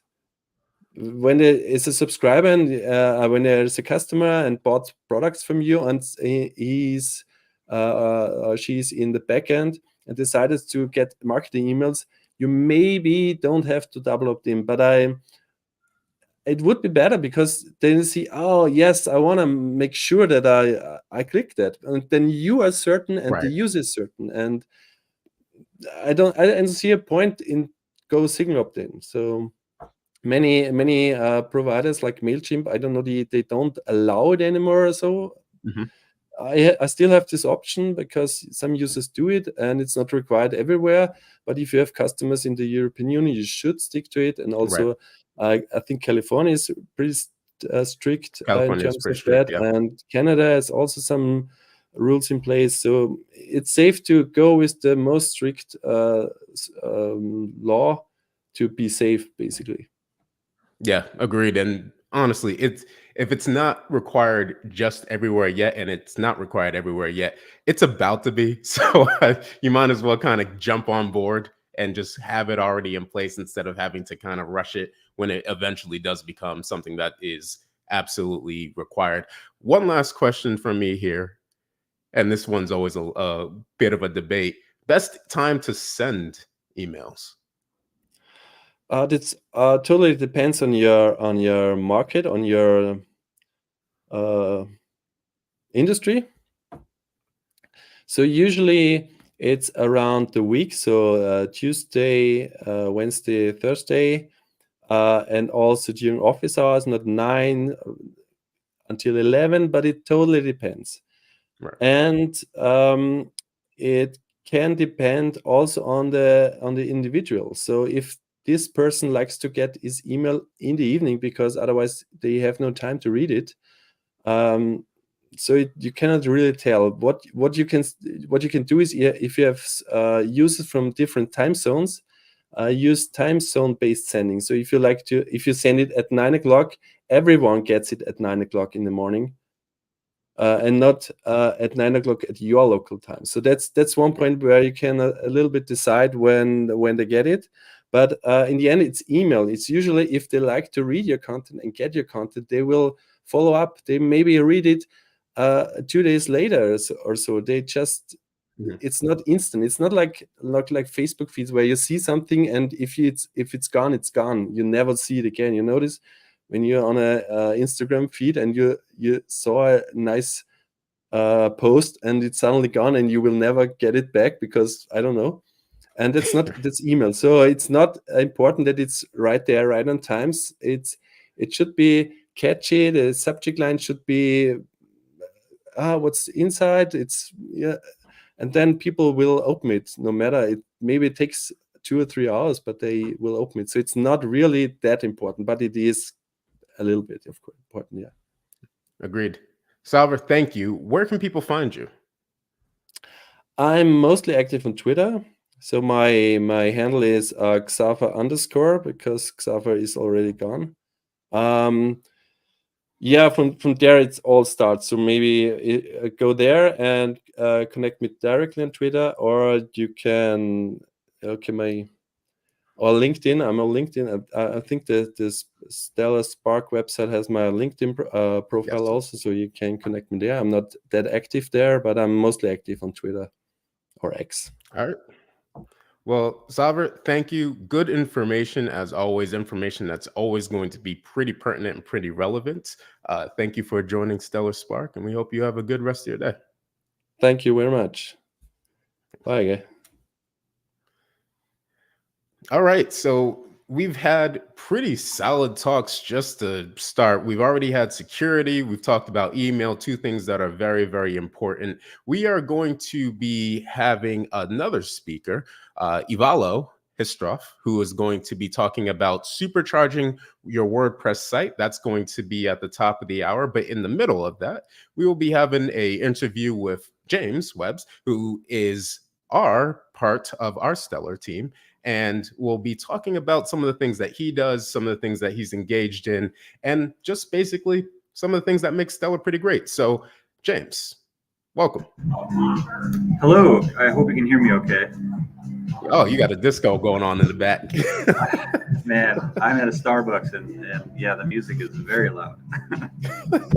James, if you can, feel free to introduce yourself, what you do at Stellar, and some of the stuff that you have going on. Yeah, sure. So I've been here for about 3 years. I started customer service for the events calendar and did that for about a year. And then I transitioned to a product owner role for Restrict Content Pro, which eventually also turned into product owner for MemberDash as well. And then a few months ago, I also moved into the position of product owner for LearnDash premium add-ons. So what are some of the things that you have coming down the pike for your projects personally that are going to be important for Stellar and just general WordPress in the future? So we got a lot of exciting stuff that we're thinking about. We got MemberDash, which we just launched a few months ago, and that's just a really great membership plugin that we're very excited about.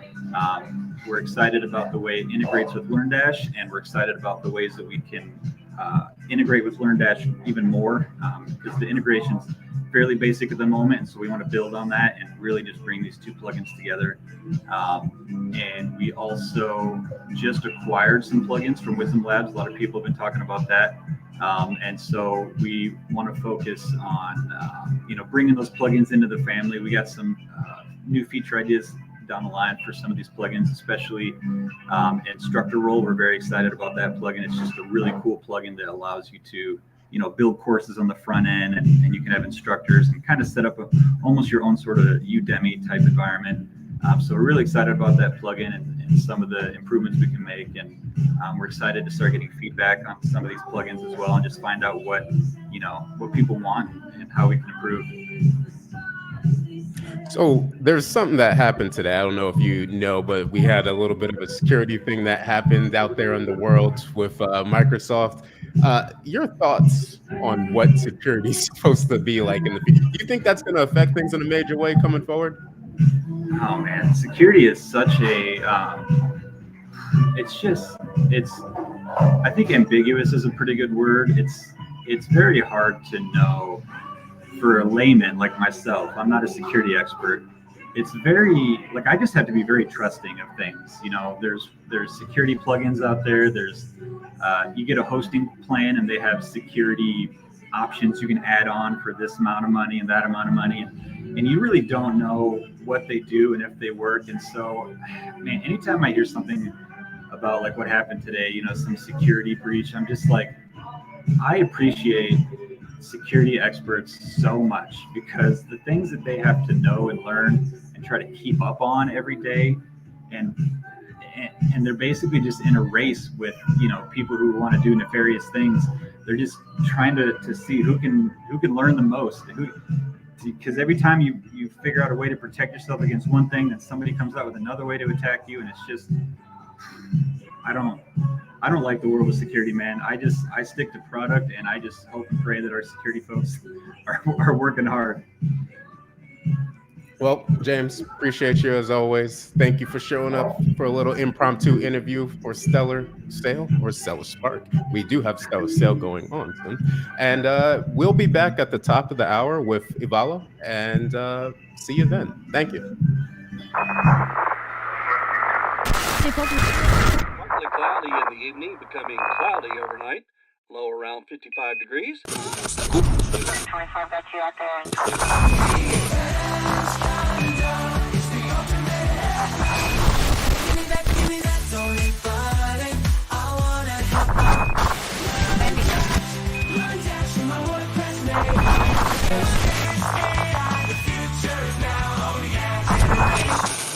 Content Pro, protecting my soul. Level up your store, make it fly.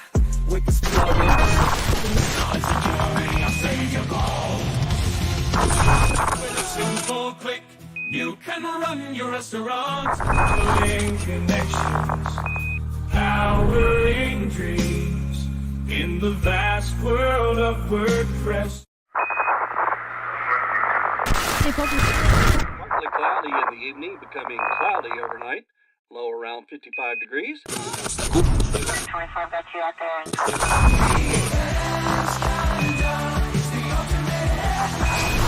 Give me that, don't leave fighting. I wanna learn dash in my WordPress name.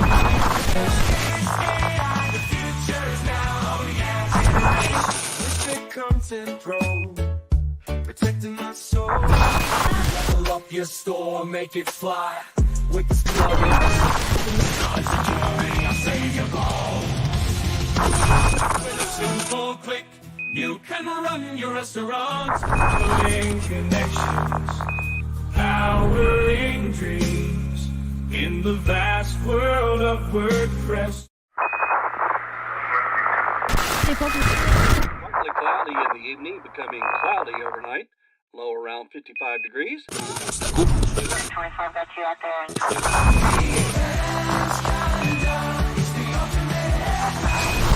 Give me that, don't leave fighting. I wanna learn dash in my WordPress name. AI, the future is now, oh yeah. With content pro, protecting my soul. Level up your store, make it fly. With this plug in, I'll save your gold. With a simple click, you can run your restaurant. Building connections, powering dreams in the vast world of WordPress. Partly cloudy in the evening, becoming cloudy overnight. Low around 55 degrees. 25 got you out there.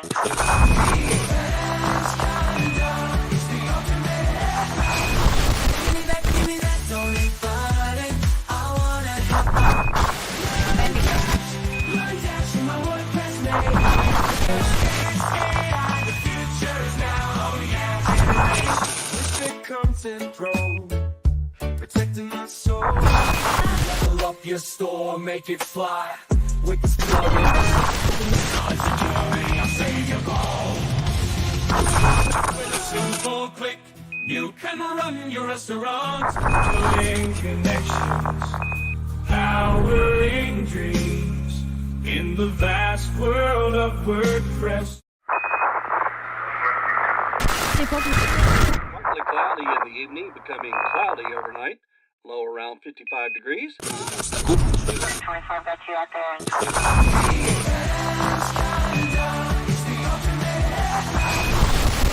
Give me that, don't leave fighting. I wanna learn dash in my WordPress name. AI, the future is now, oh yeah. With content pro, protecting my soul. Level up your store, make it fly. With this plug in, I'll save your gold. With a simple click, you can run your restaurant. Building connections, powering dreams in the vast world of WordPress. Partly cloudy in the evening, becoming cloudy overnight. Low around 55 degrees. 25 got you out there.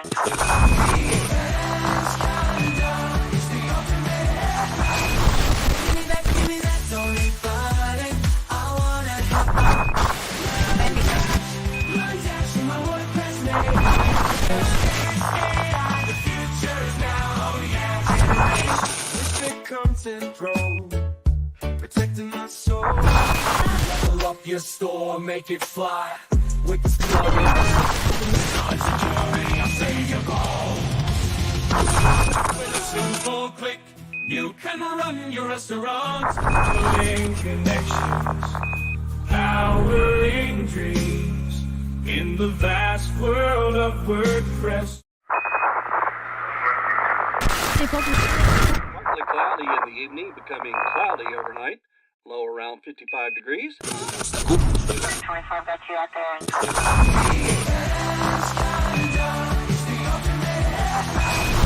Give me that, don't need fighting. I wanna help. My dash in my WordPress name. AI, the future is now, oh yeah. With the content pro, protecting my soul. Level up your store, make it fly. With this plugin, security, I'll save your goal. With a simple click, you can run your restaurant. Building connections, powering dreams in the vast world of WordPress. Welcome back. My name's John, and appreciate everybody who's been here for Stellar. And one of the things that we are going to have go on here is we are going to talk about supercharging your WordPress site with Ivalo Histroff. And he is a co-founder of CTO of NitroPack. As a seasoned developer with more than 10 years of experience, he's a key player in the web performance space. His approach to site speed optimization led to building breakthrough solutions like font subsetting, adaptive image sizing, and unique JavaScript execution. He also contributes to the WordPress plugin and gives back to the community by spreading his hands-on knowledge. His talk is titled fully, Supercharge Your WordPress Site, Essential Strategies for Speed Optimization. In today's fast-paced digital world, every second counts when it comes to website loading times. Join Ivalo Histroff, CTO of NitroPack, for an enlightening session on how to supercharge your WordPress site for optimal performance. In this talk, Ivalo will delve into the importance of website speed and its direct impact on user experience, search engine rankings, and overall business success. Drawing from his extensive experience in the field, he will share practical strategies and actionable insights to help you streamline your WordPress site's performance. From optimizing images and minifying code to leveraging caching techniques and content delivery networks, Ivalo will cover the essential tools and techniques that every WordPress website owner needs to know. Whether you're a seasoned developer or a WordPress enthusiast, this session will equip you with the knowledge and resources to significantly boost your site speed and unlock its full potential. Don't let slow loading times hold your website back. Join Ivalo for this must-attend session, and welcome. How's it going? Hello, hi everybody. Well, it's going great actually. How are you? Pleasure to be here. Doing well. Appreciate you joining. This is a very important topic because as we get more into what's going on with data and all the things that we load onto our site, the content management systems that WordPress is, slow loading times is probably right up there as like one of the number one frustrating things when it comes to WordPress. So very interested in this talk, very interested in knowing what you have to share as an expert and professional. And with that, take it away. Yep, thank you. So today, as you mentioned, we're going to talk about speeding up your website or supercharging it. We'll give you the essential strategies for good site speed. We'll discuss why site speed matters still in 2024 and actually even more than ever. Measuring web performance in different ways that you can do that. Also, some common pitfalls of site speed and best practices for speeding up your WordPress website. And finally, we'll end with a Q&A session. Actually looking forward to that one really much. So yeah, my name is Ivailo. I've been making websites faster for more than 10 years. I love open source, and I'm really excited by innovating with new methods for speed optimization. So why does site speed matter in 2024? Well, as many studies have shown, site speed has always been a factor that can contribute to better conversion, better sales, and overall better experience for your users on your website. And we've got the data from one study here where um, the site improved their speed, and they saw a user engagement improvement by 5.2%. Their conversion rates increased by 8.4%, better user retention, bounce rate dropped by 5.7%, and it has, of course, SEO benefits. And of course, if your site is efficient, it uses less energy and it's more environmentally friendly. So another thing that we did is also a study from us, actually looking at our numbers, and we kind of measured what is the number of page views per user journey, comparing slow and fast page loads, and it's actually quite the big difference. So we took the 3-second mark as a differentiator here, and if your site is loading under 3 seconds, you're likely to be getting up to 60% or more page views per journey, just by having a faster website. And also, there is a really interesting graph around how site performance affects drop-off rates, because we know time is of essence these days. Everybody wants to do what they are set out to do quickly. So if a user needs to wait for a long time, they're likely to bounce off and go do their business in a different place. So you can see in this graph, it's very interesting how there's a sharp increase in drop-off rates after you pass the between 2 and 3 seconds. So it's after you pass the 2.75 seconds actually. So it's really important to try to load your website under these thresholds. And one of the things that you should start with is actually measuring your current state and measuring continuously how your website is performing. And there are different tools that help you with that.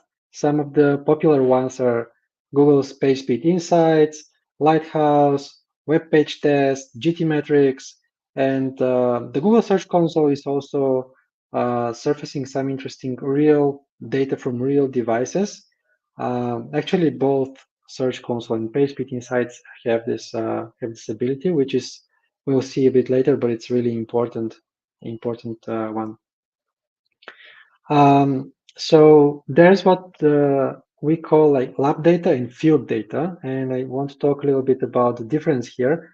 And lab data is typically what most people are familiar with. This is typically the score that you get, the numbered score that you get for your site performance. And lab data is run and is calculated in a controlled environment. It doesn't really reflect what your visitors are actually experiencing with your website. So this is mainly the difference between lab and field data. And field data is actually the data that is collected from real visits. So lab data is trying to emulate and be as close as possible and estimate what field data is going to look like, but it almost never is accurate, and it's perfectly fine if numbers don't align or don't match. So field data is what you are really interested in, and you need to be paying the most attention there. This is how your visitors are seeing your website, and even if you have if your site is not as efficient as it could be, you can still be seeing good results here. So it means that your visitors are having a good experience. But that could be because different factors come into play. Like it can be that your audience is primarily having good internet connection and they're primarily having fast devices, which both of these are really big factors because it means that your website maybe not as efficient, but devices are able to still load it very quickly. But still, you can see that in lab data, there is a lot of room for improvement for your website, and you can you can still make those improvements and make your website efficient. And making it efficient is important because you don't want to be relying on those external factors to have your website perform well. And also, you don't, talking about the environment, right? You want your website to be as efficient as possible.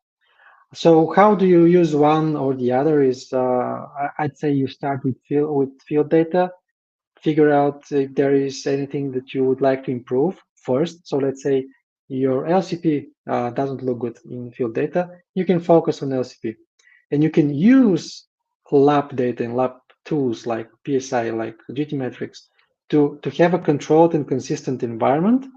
When you start working towards improving those LCP results, you take a baseline reading and then you start doing changes to your website, and we will see what you can do.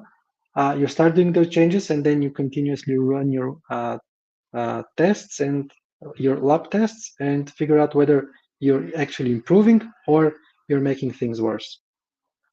And of course, after you're happy with the changes, you continue to monitor your field data. We already mentioned some of these, but the metrics that you are most likely interested in are what we call core web vitals. These are metrics that Google came up with in terms of providing a way to quantify user experience. Those three metrics are LCP, INP, and CLS, and collectively they give us a way to understand whether our users are having a good experience or a poor experience with our website. So LCP is focused around measuring how quickly we are able to display the main content of our website. INP, or interaction to next page, is something that measures the responsiveness of our website, which means how quickly are we able to respond to click events or to interaction with our website. Let's say we click a button and this button is supposed to open a pop-up. Do we open it quickly, or is there some sort of a delay between those two events? Of course, you should be trying to make it practically instant. That would be the best thing, but of course, as close you can get to that. And then last is CLS, which measures the visual stability of our website. So it's like how delightful is the experience there in terms of how stable the content is. You don't want your site to be shifting around, the content to be shifting around. This typically frustrates visitors because they're trying to interact with it. They're trying to hit a certain button, and just before they click the button, something loads and the button moves and they click something else. So what are the common pitfalls for causing poor performance in WordPress? Well, there can be many, but server performance is actually a very, very big one because it can directly impact your LCP. You should be choosing your server, your hosting and your servers carefully.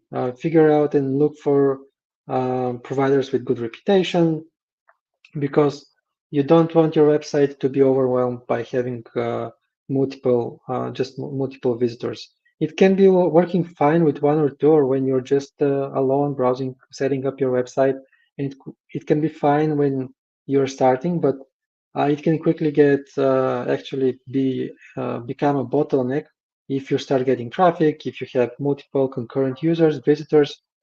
So definitely having a good server performance is key. And then the other thing is that there is oftentimes unoptimized content.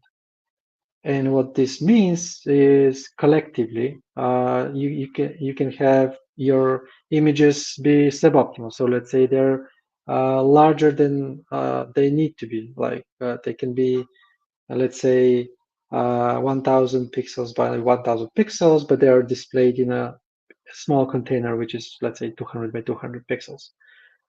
They can have like metadata, be uncompressed, or all sorts of different things that can happen with images actually. But also it can be CSS or JavaScript. You can be shipping a lot of CSS that is not needed for the website, but the browser still needs to parse it. Same with JavaScript or suboptimal JavaScript. you need to look for ways to optimize the content of your website.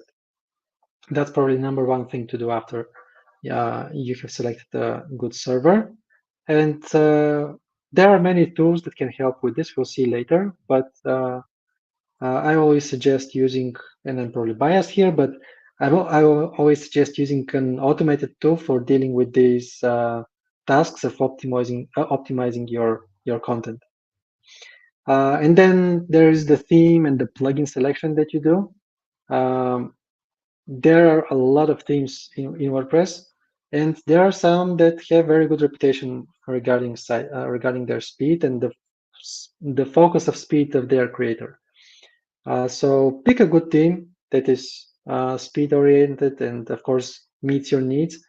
And there is the plugin selection. Oftentimes it is that people find some very interesting plugin that they like the idea of it, they like what it can do, and they install it. But it also oftentimes many of those plugins are just installed because they look interesting. They are not contributing much value to your website or to your visitors. So you need to really think about what is giving the value for your visitors and your customers and what is not. You can play around, try a plugin which looks interesting, but if it's not giving results, there is typically no point in having it around and keeping it around. It just makes things load slower. And finally, there can be render blocking resources. So JavaScript and CSS and fonts are oftentimes such resources. And just by rearranging stuff and the way they load, you can gain a lot of improvements in your speed. So how do you go about solving those issues? First, let's think of how to prioritize the loading of your above default content. This is the first thing that your visitors see. They land on your website and they need to see your main content very quickly. As I mentioned earlier, people nowadays are busy. Time is a resource that needs to be managed more and more carefully, and they often bounce off if they are not able to do what they set out to do in a timely manner. And you need to display the main content of your website as quickly as possible so you can capture their attention. They can be engaging with the content, with the above default content, even though your website can still be loading something in the background or more of your pages in the background. Make sure that you prioritize the loading of your initial content of your page. So here we have an example where the same website had issues with prioritizing the loading of the main content, and with just a few simple optimizations, you can see how it's now loading much faster. You can see the difference in the experience here. And the way this website was able to optimize this is by optimizing images, by applying critical CSS, and optimizing fonts. All of those things can happen automatically, can be optimized automatically with different tools, but only NitroPack is able to actually optimize your fonts. So again, these things are, each one of these can be tedious to do by hand, but using tools is a really, really good choice here. And the next thing is that you want to ensure that your website is responding to user input quickly. Like we mentioned, INP, or introduction to next paint, is one of the core web vitals, because it's really important to not frustrate your visitors with sluggish interactions. Things need to happen preferably instantly. So clicking a button should trigger the action that this button should do as quickly as possible. And here we have an example of a certain element that you can see how elements are supposed to expand when you click on them. And if there is a delay, like the poor responsiveness on the left, you can see that the customer can actually click twice because the first time they thought that they didn't press the button because nothing happened, and they clicked it again, and then the animation happened, and it opens and closes the content, which is leading to frustration. And in order to resolve these issues, you can look at few common things, common solutions. One of those is reducing your DOM size. So that means um, don't put many elements in your pages. This is the technical thing, but essentially just keep the most important content of your pages. Don't make them super long. If let's say you're running a shop and you want to feature some products, don't feature a lot of products. Feature just a few. Don't have 5 different sections with different selections of products that each has like 20 of them. Try to reorganize things around and split your content into multiple pages, and this way you can keep each of the pages light.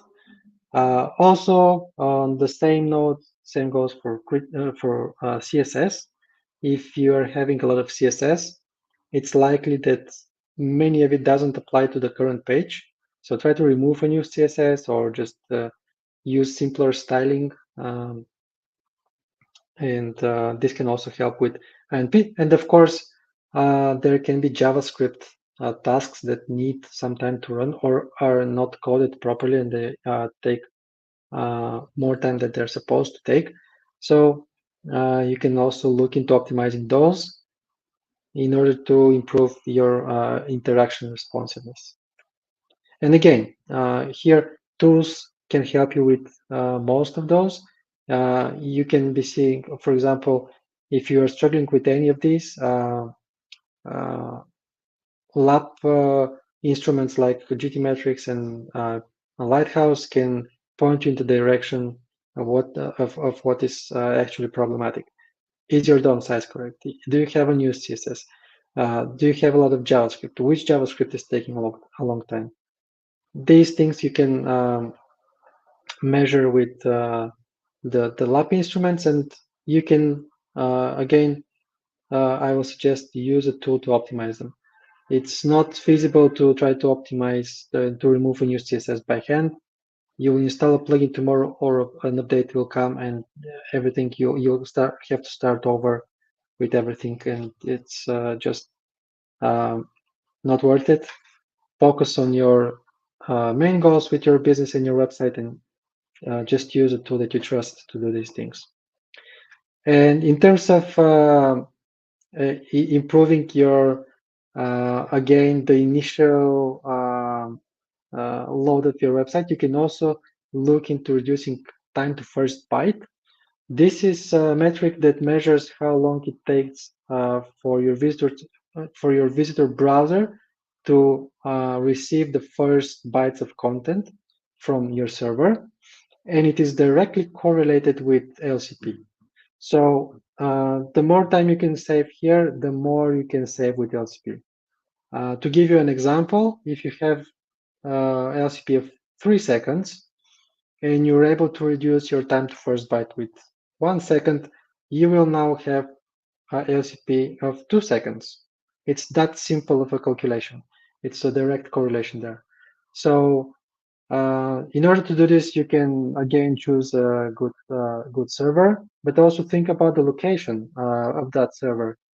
Place it somewhere near around the core of your audience, or if you have a global audience, think about using CDN for distributing your page cache or your pages, or use page cache for speeding up the generation of your content.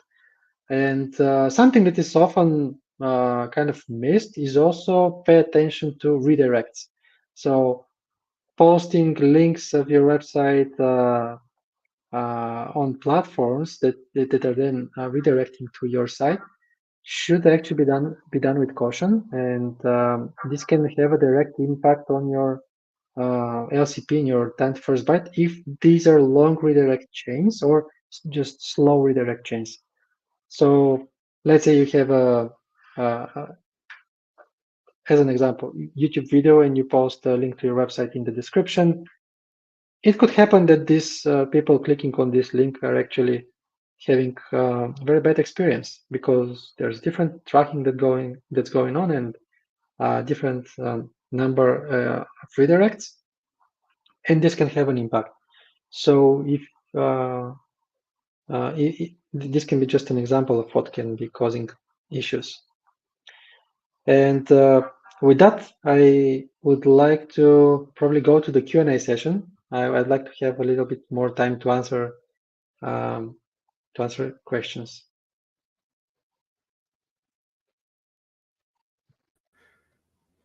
Valo, thank you. Are you Appreciate ready it as to start? always.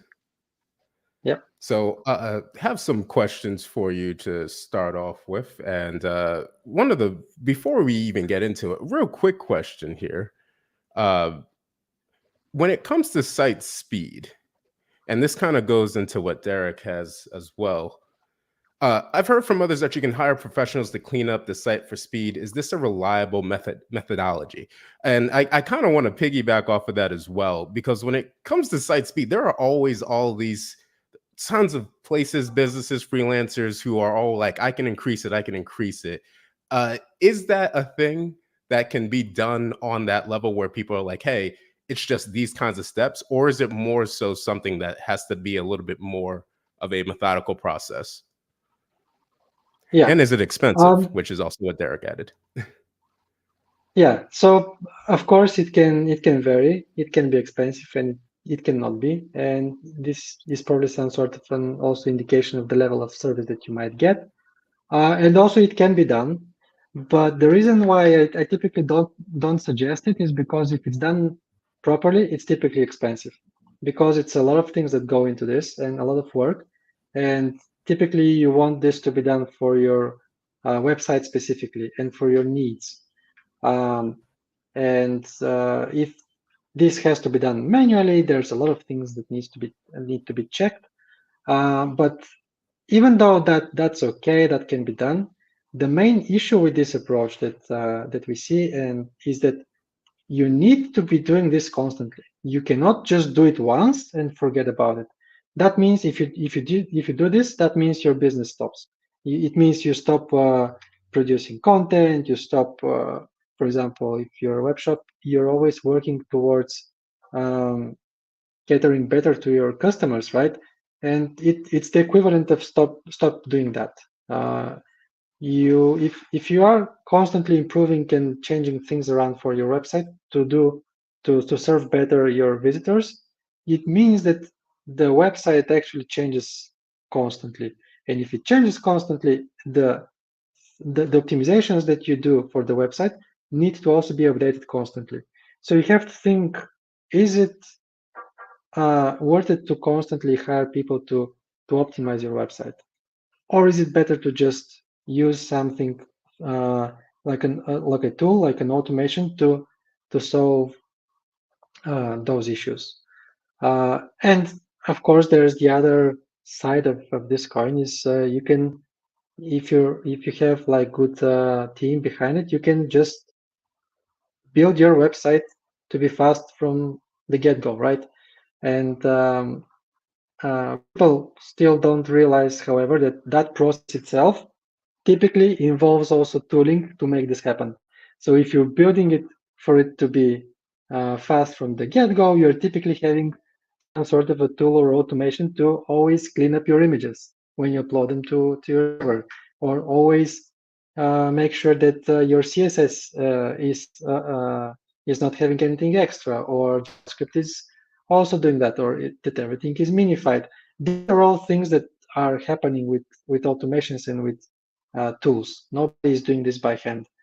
So again, one of the biggest things that you can do by hand actually code your interactions in your JavaScript in a way that it's highly performant. But even these things can nowadays be aided with some automation and with some tools that can make it so developers are feeling okay doing their job without thinking much about speed, but thinking enough about speed. So yeah, it can be done. These services are not something that is a myth, but I don't think it's worth it to invest a lot in these. You can do it once or two times, but I think you'll quickly realize that it's not really worth it. That's a great answer, actually, and appreciate that. Follow up, I'm going to skip around a little bit, but we are going to get to all of them. A follow up from Derek. If it's best for me to understand how to massage my website to improve speed and I don't have that knowledge now, where is the best place to go learn and basically learn what you need to know? So what would be a good place to learn it, or what automation tool he also adds as well? Yeah, so the best place I think to start is going to be the web dev website, where there's a lot of articles about first getting yourself familiar with the terminology, with what everything is, and then a lot of the articles there have information how to improve this, and how to do it manually, and how to do it with tools. What tools can help you with image optimization? What tools can help you with something else? How to code your JavaScript such that it doesn't block for too long and your interactions are fast. Everything is well organized there, and I think it's a very good place to start. And also in terms of tools and automations, for WordPress there is a lot of choice, and of course I'm biased here because I think NitroPack does the best job at it. So yeah. So then, if, like Hayden says here, if you were hiring somebody and you needed them to, they're promising, hey, I'm going to optimize things, I'm going to make your site faster. What are some things that you would look for, or what would you ask them? Kind of like if you're trying to get your car serviced, but you want to know exactly what's being done. Like what would be some specifics to ask? Yeah, I would ask for some sort of them to showcase some sort of previous results. Show me what sites you previously worked on. What are their results? I will go and check those for myself.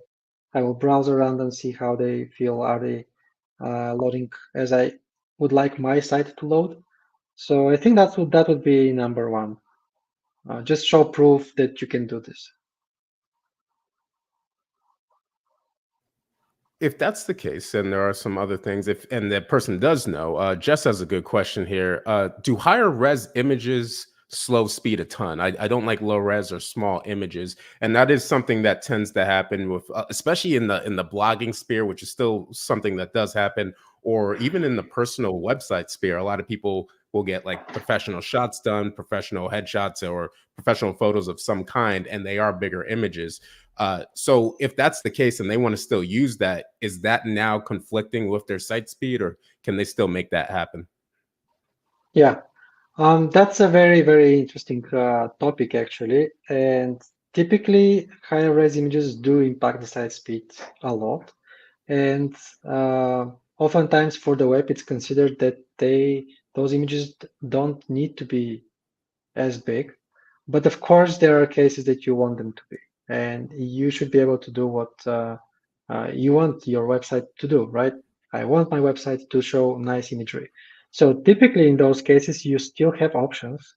Like there are newer image formats that are way more efficient in doing that. And also there are the options to show, to load those images in different, let's say stages, or different in different ways. So you can have a small image, small version of what you want to show. Let's say you have a thumbnail of it. This can be low res, and with the content of this image is supposed to make it so your visitor wants to click on that image and see a high res version of it. When they click on that, you can then spend the time to load this image in a higher resolution. And that's a very good approach, actually. It doesn't hurt your initial performance. You're able to capture the attention of your visitor and make sure that they stay and browse your website. And then when they request a higher version, higher resolution of your image, you can provide that as well. There are also some middle ground solutions that you can be loading your images progressively. So that means in the beginning they load in a slower, smaller resolution, but they look typically somewhat blurry, and as the image loads, they start looking more and more crisper, and the higher resolution comes in. That's also an option. Good. Appreciate that. CB with a good question here. How can we test site speed? As we mentioned in the beginning, there are different measurement tools. Typically, you would like to use field data first, if your site has it, and then this will give you the measurements from the experiences that your visitors have. And then you can go and use what we call a lab instrument or a lab tool that can on-demand test your website and give you some sort of advices or results of how things are performing there. And this can be tools like PageSpeed Insights. It's a great one because it combines both worlds. When you go and test your website with PageSpeed Insights, it first checks whether your website has any field data, and it shows that in the very top section, the first section that you see, and then on the just below that section, they run a lab test, and you can they then score your website based on some formulas and some estimates, things like that. But this is how you can also test on demand and get some feedback of the performance of your website. Thank you. Appreciate that answer. Adventure protection. If you use a page builder such as Divi, are you permanently limited in what you can do to optimize the site? I'm not sure that permanently is like a good thing to say here, because you can always do things. You can always optimize it, but and I think it really depends on the case. You can use any page builder and get good results, and or you can use any page builder and get bad results with it. Right. Some are probably more kind of it's easier to get one or the other with different tools. So some can be more performant in general, some can be less performant, but they have also, this is a balancing act. You can, for example, have more features and more functionality available to you when you're building your pages, but that can be at the cost of some speed. Or you can have like simpler tools, but they can provide higher or better speed results. But whatever the tool, you can just, even if you're struggling with optimizing a certain page, you can just think of changing the page. Maybe the page is too long. Maybe you can shorten it. Maybe you can split this into multiple pages, multiple kind of sections, and just shift things around. Think differently. Think about reorganizing things, and you're not you shouldn't be stuck with one design or one layout of your pages. If you're struggling with something, just think, hey, can I just rearrange this? Can I change this? Maybe there's a better way, and this can give you great results. Absolutely.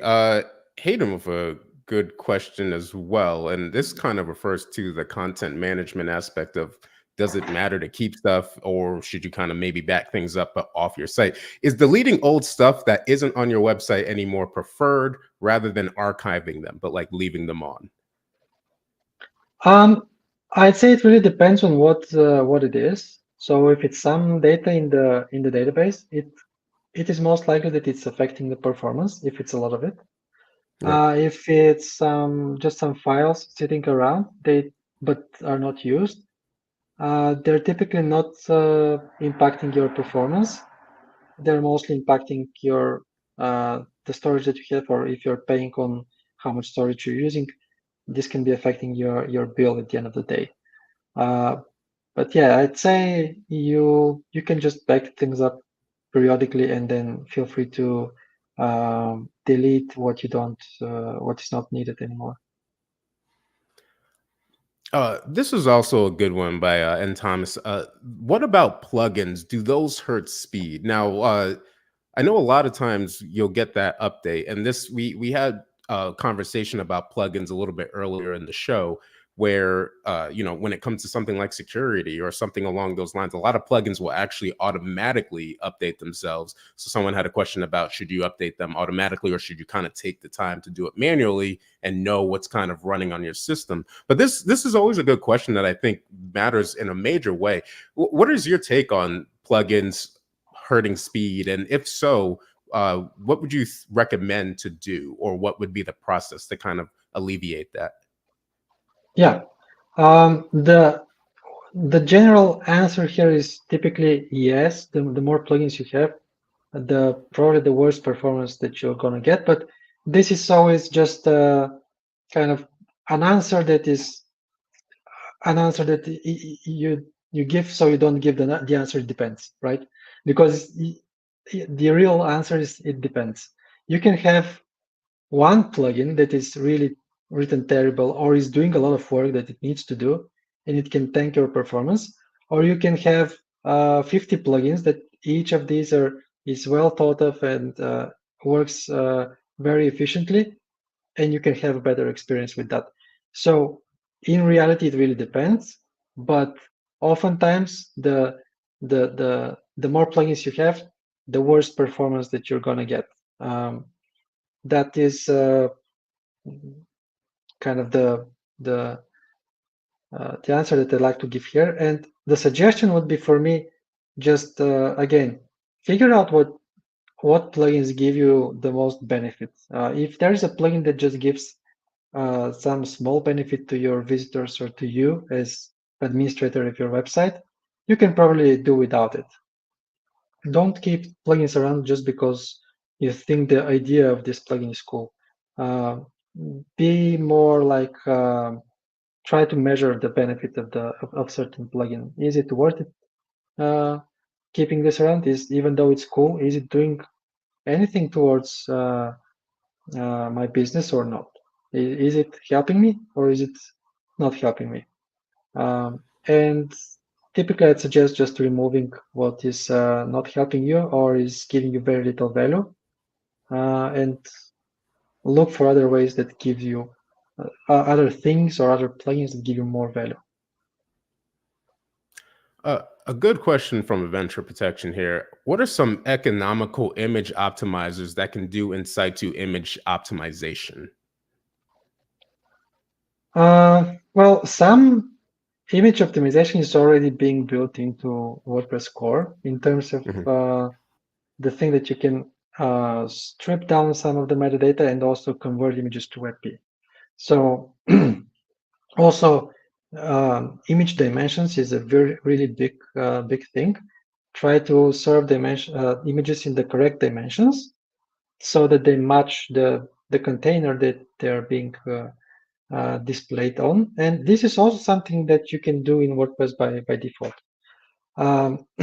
I'd say on top of that, one of the other things that you can do is put a CDN in front of your site, so you can distribute your images through the CDN.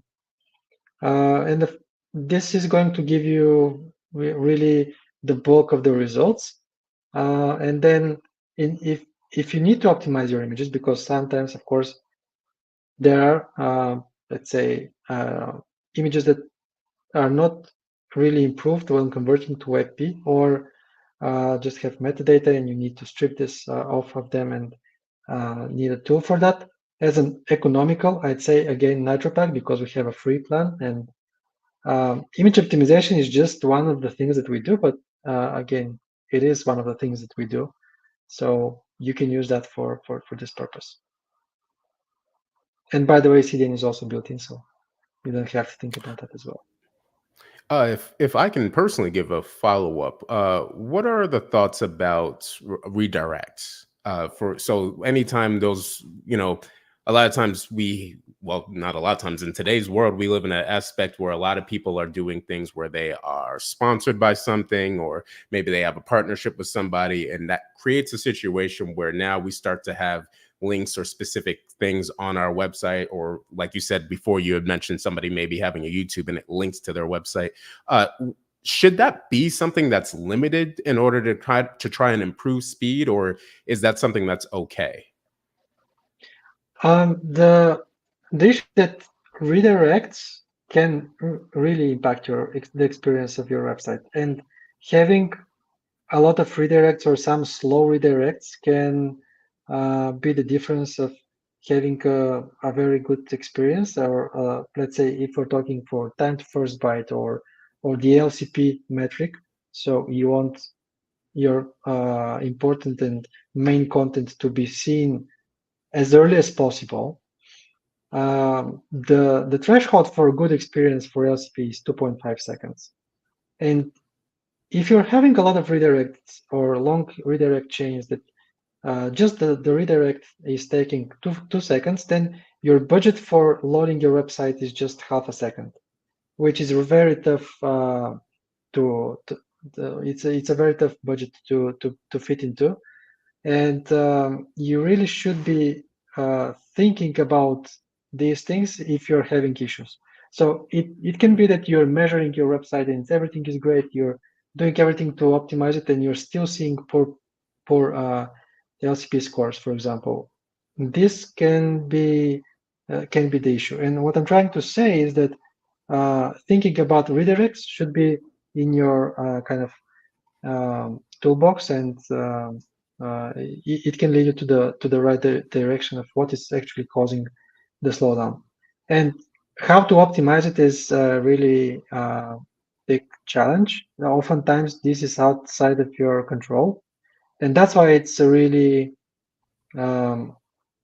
I mean, I'm saying think about these things, but it's not always in reality that easy to think about the redirects, because you want to do the partnership and you're out of control of what the redirect tracking they're using. Um, so, I mean, it could be that it's not always possible that you can control these things, but um, just know that it can affect the performance of your website. And if you're struggling with optimizing for LCP and you know that you get a lot of referral traffic, try to figure out which one is slow. Maybe drop one if you're able to identify which one is slow. Maybe either talk with the company or drop it as a partner. Val, all good information, very much needed and appreciated information. Where can people find you? Where can they contact you? What's the best way? I'd say the best way is to message NitroPack's Twitter or reach me on LinkedIn. Um, uh, I think that would be the two most common ways. If I can keep you for 1 second, because this is actually a good question, and where things are going to be.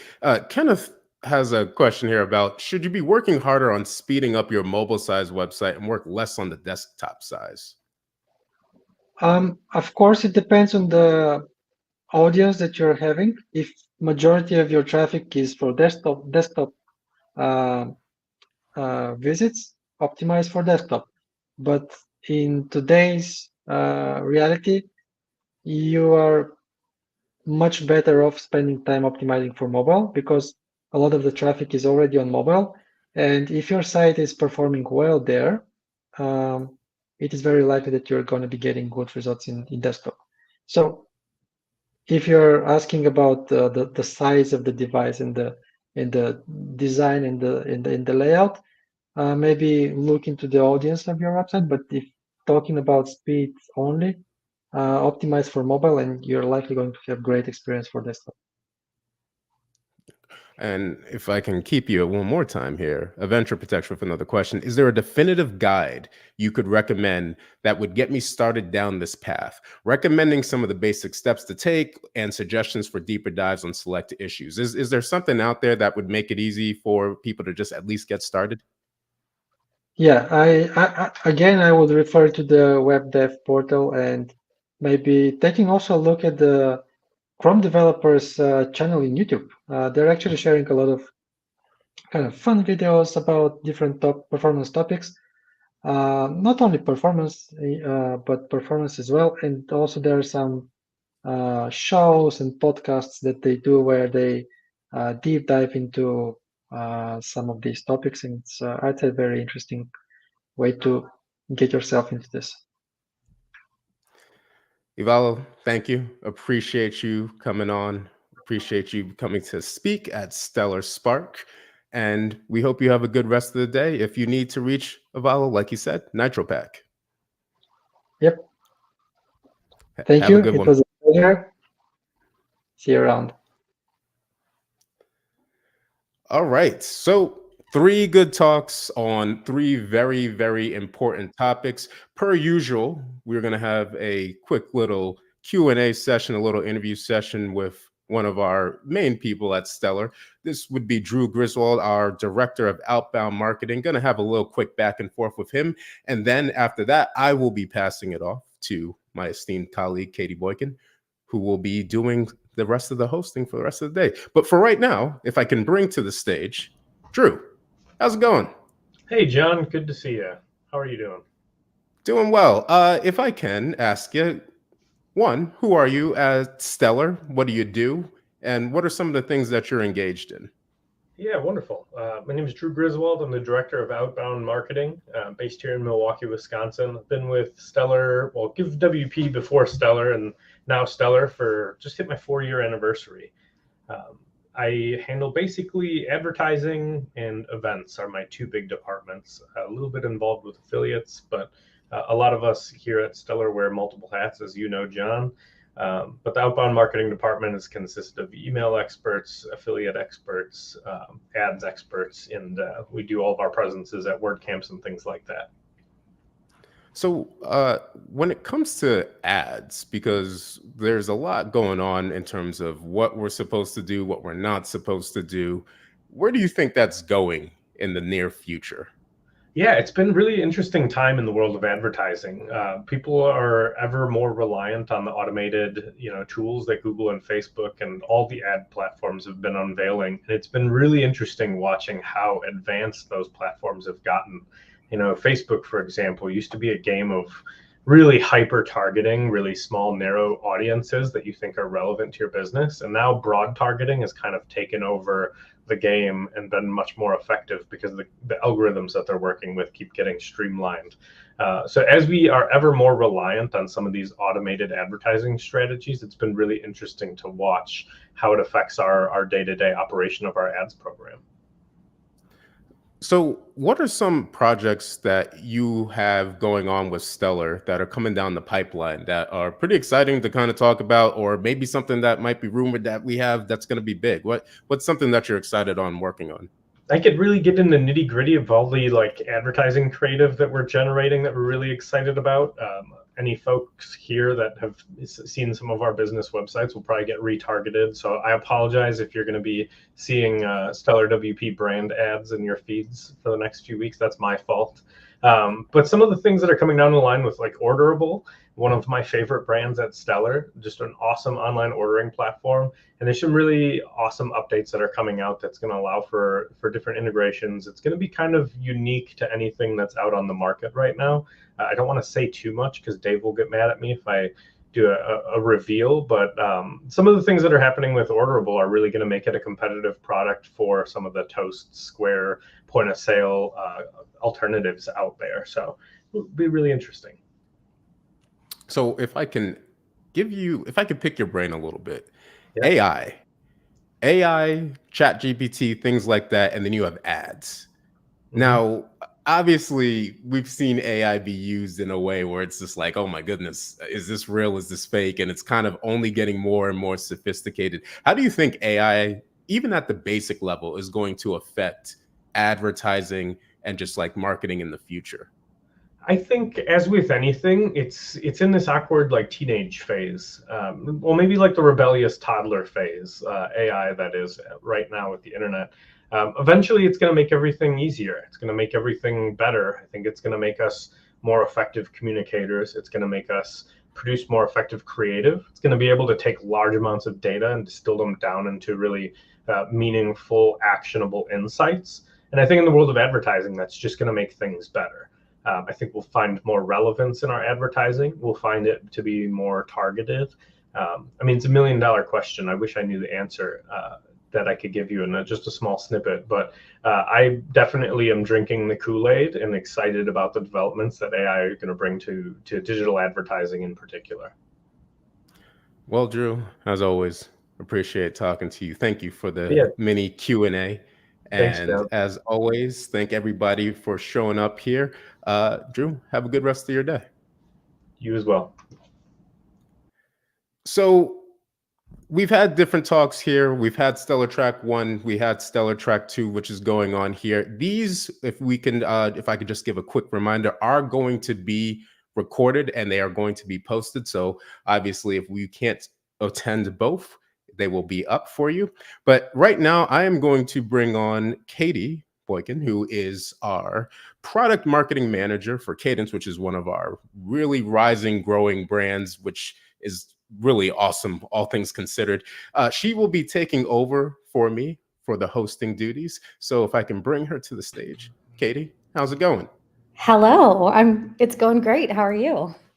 Doing well, doing well. We've had really good talks to start. We've had talks about email. We've had talks about security. We've had talks about website performance. So we are hitting all of the notes over here. And honestly, really good information. So we are looking forward to some of the stuff that you have coming up. Appreciate you taking over for me. And yeah. Absolutely. We'll pass the baton. For now, we've got about a 5-6 minute break until we bring on our next speaker, Bud Kraus. So everybody just hang tight, grab a cup of coffee, and we'll be back with you in about 5 or 6 minutes.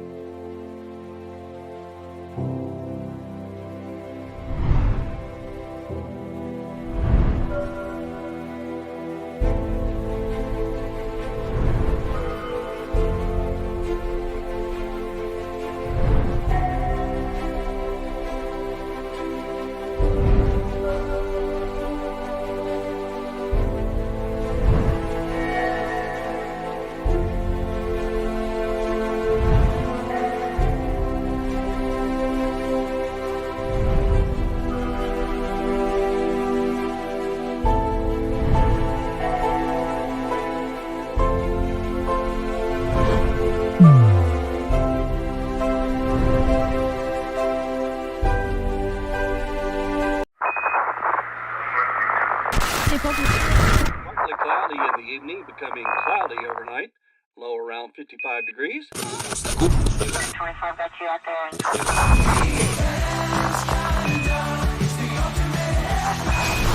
Give me that, don't leave button. I wanna help. Dash in my WordPress name. AI, the future is now. Oh yeah.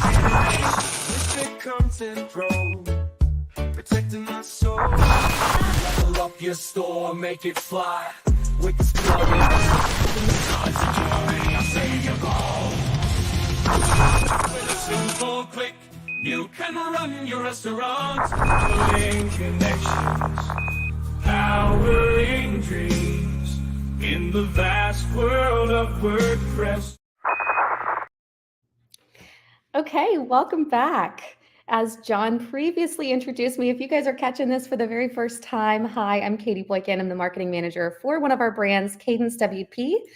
And I am really enjoying all of the talks that we've been having today in both tracks. Just as a reminder, we are running 2 tracks at the same time. So we are recording every single session, and we will have those posted next week for you to watch and also rewatch. And we also have a hallway track for networking and speaking with our speakers at the Stellar WP team. And the link for that is on our schedule page at the very bottom. So be sure to check that out. Let's get into our next presenter. Our next presenter is Bud Kraus. He has been working with WordPress as an in-class and online instructor, site developer, and content creator for over 14 years. He has been hanging around the WordPress community even before his first talk at WordCamp NYC 2017 at the UN. He's a completely reformed web designer, no longer building WordPress sites, even if someone wants to overpay him, but they never do. Today, his focus is on creating WordPress content for WordPress businesses. To him, it's just another way to teach and have fun working with clients he loves and admires, his friends. So no matter the project, Bud works with clients the way that they want to work and not the other way around. Working as a content creator, Bud creates WordPress materials as educational articles for instructional videos for WordPress companies. Bud is very active and known in the WordPress community in and around New York City and Northern New Jersey areas.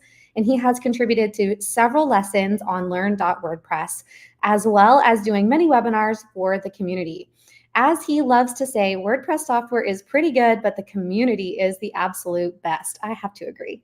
In 2022, he was featured as a person of WordPress on WordPress.org. And Bud's talk today is titled Using Low Vision as My Tool to Help Me Teach WordPress.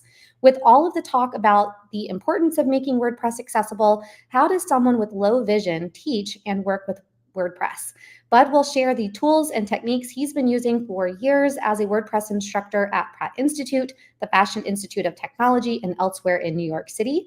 He will demonstrate the operating system and WordPress adjustments he has needed to make it possible for one with low vision to be productive.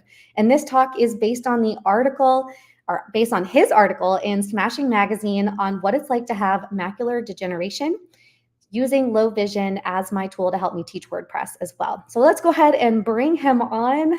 Help me welcome Bud Kraus. Hello. I think you're muted. Let me unmute you. Oh, I'm muted? There you go. I got you. All right, now I can talk. So hello, everybody. Hello, Katie. Thank you for that introduction. It was unbelievable. Who wrote that?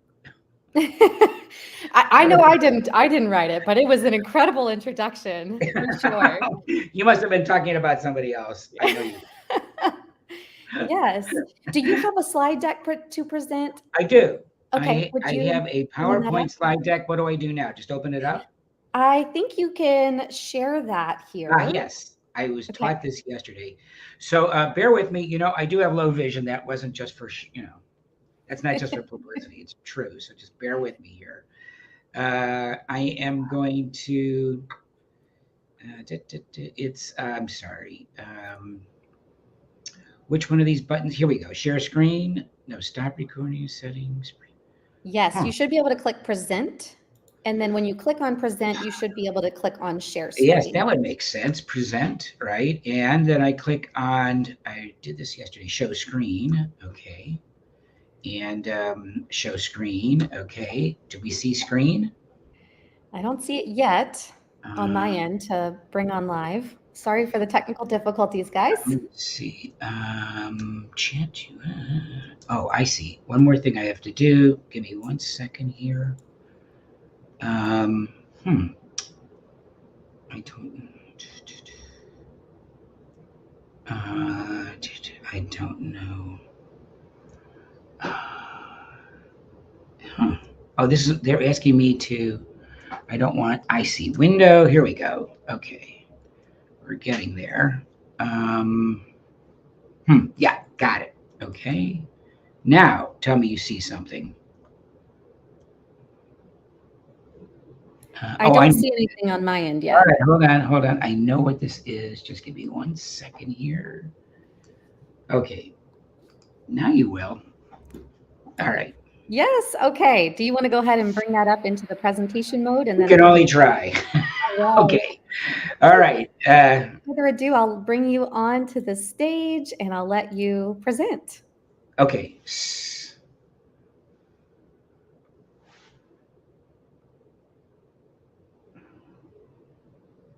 Are you ready? I guess so. Sorry. All right. Hello, folks. Again, I'm Bud Krause. I'm talking to you from Nutley, New Jersey, which is 12 miles west of New York City. It's finally a beautiful day here. Low humidity, nice temperature. Anyway, today's talk that I'm going to give you is on using low vision as my tool to help me teach people WordPress. Now, this is, if you were at WordCamp Europe, this will be sort of a little familiar. So that's me. I do create WordPress content for WordPress businesses, mostly for web hosts, but others as well. I am an instructor, so I do teach WordPress. And I'm a new podcaster. So I love podcasting. We'll get into that at the very end. And I'd like to talk about that. Okay. Now, let's get something out of the way right away, which is the things that I'm not going to talk about. So this is not one of those more techie talks on what's the right markup, ARIA, WCAG, the Web Content Accessibility Guidelines, compliance. That's not for this, all right? Plenty of other people can talk about that. I'm not an accessibility expert. That's not my thing. I'm an expert from the standpoint of me and my needs and what I see maybe others' needs, but from a technical standpoint, no. All right, and I do have age-related macular degeneration, although I got it when I was in my late 30s, so this is nothing new for me. And I'll talk a little bit about what that means to have macular degeneration, like right now. So here's a little warning for you. You might want to close your eyes when you're going to see the following. And so here's what it looks like. This is a really good representation. Macular degeneration is the destruction of central vision. So your peripheral vision remains intact. So you can see everything around you. I mean, peripherally, you just can't see straight ahead. Not necessarily that kind of definition, that is that roundness that you see.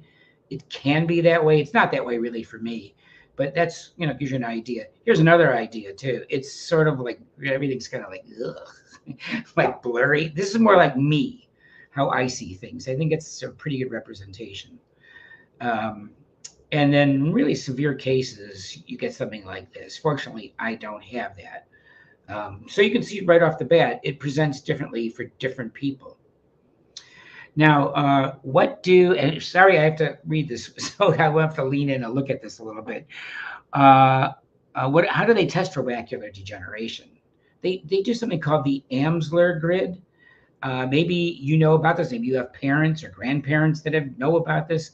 And it's, if everything is good, all these lines are straight. Now, as I look at it right now, it is not so good. The lines are not straight, or maybe I'm not seeing them at all.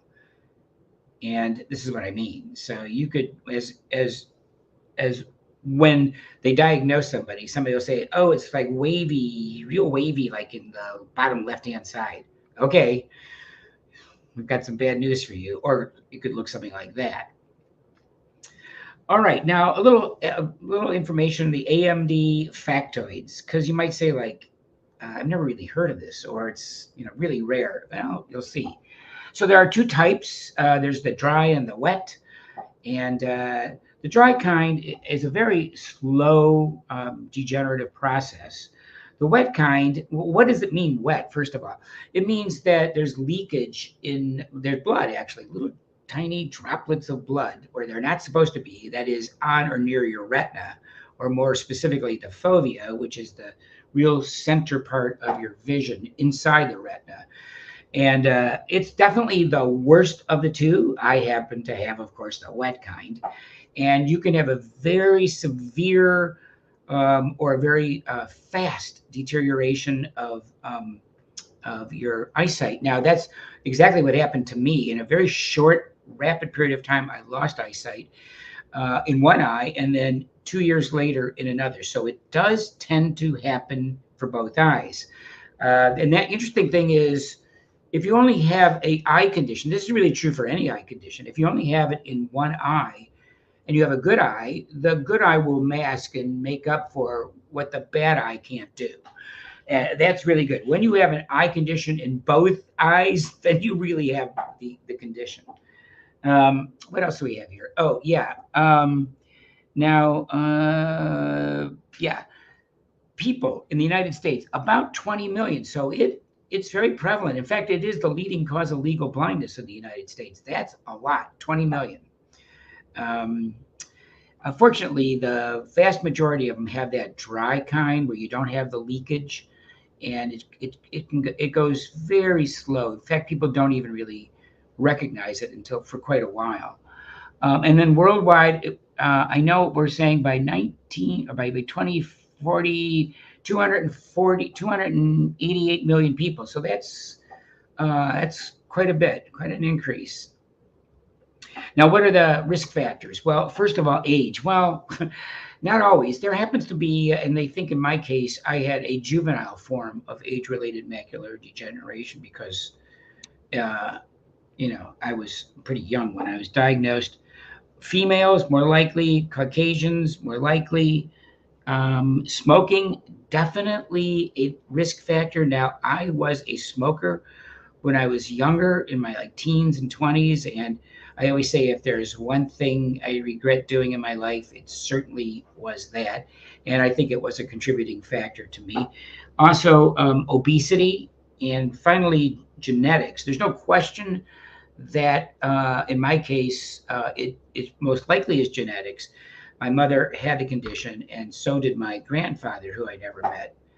In those days, they would just say, "Grandpa has weak eyes." Well, now we know what it is.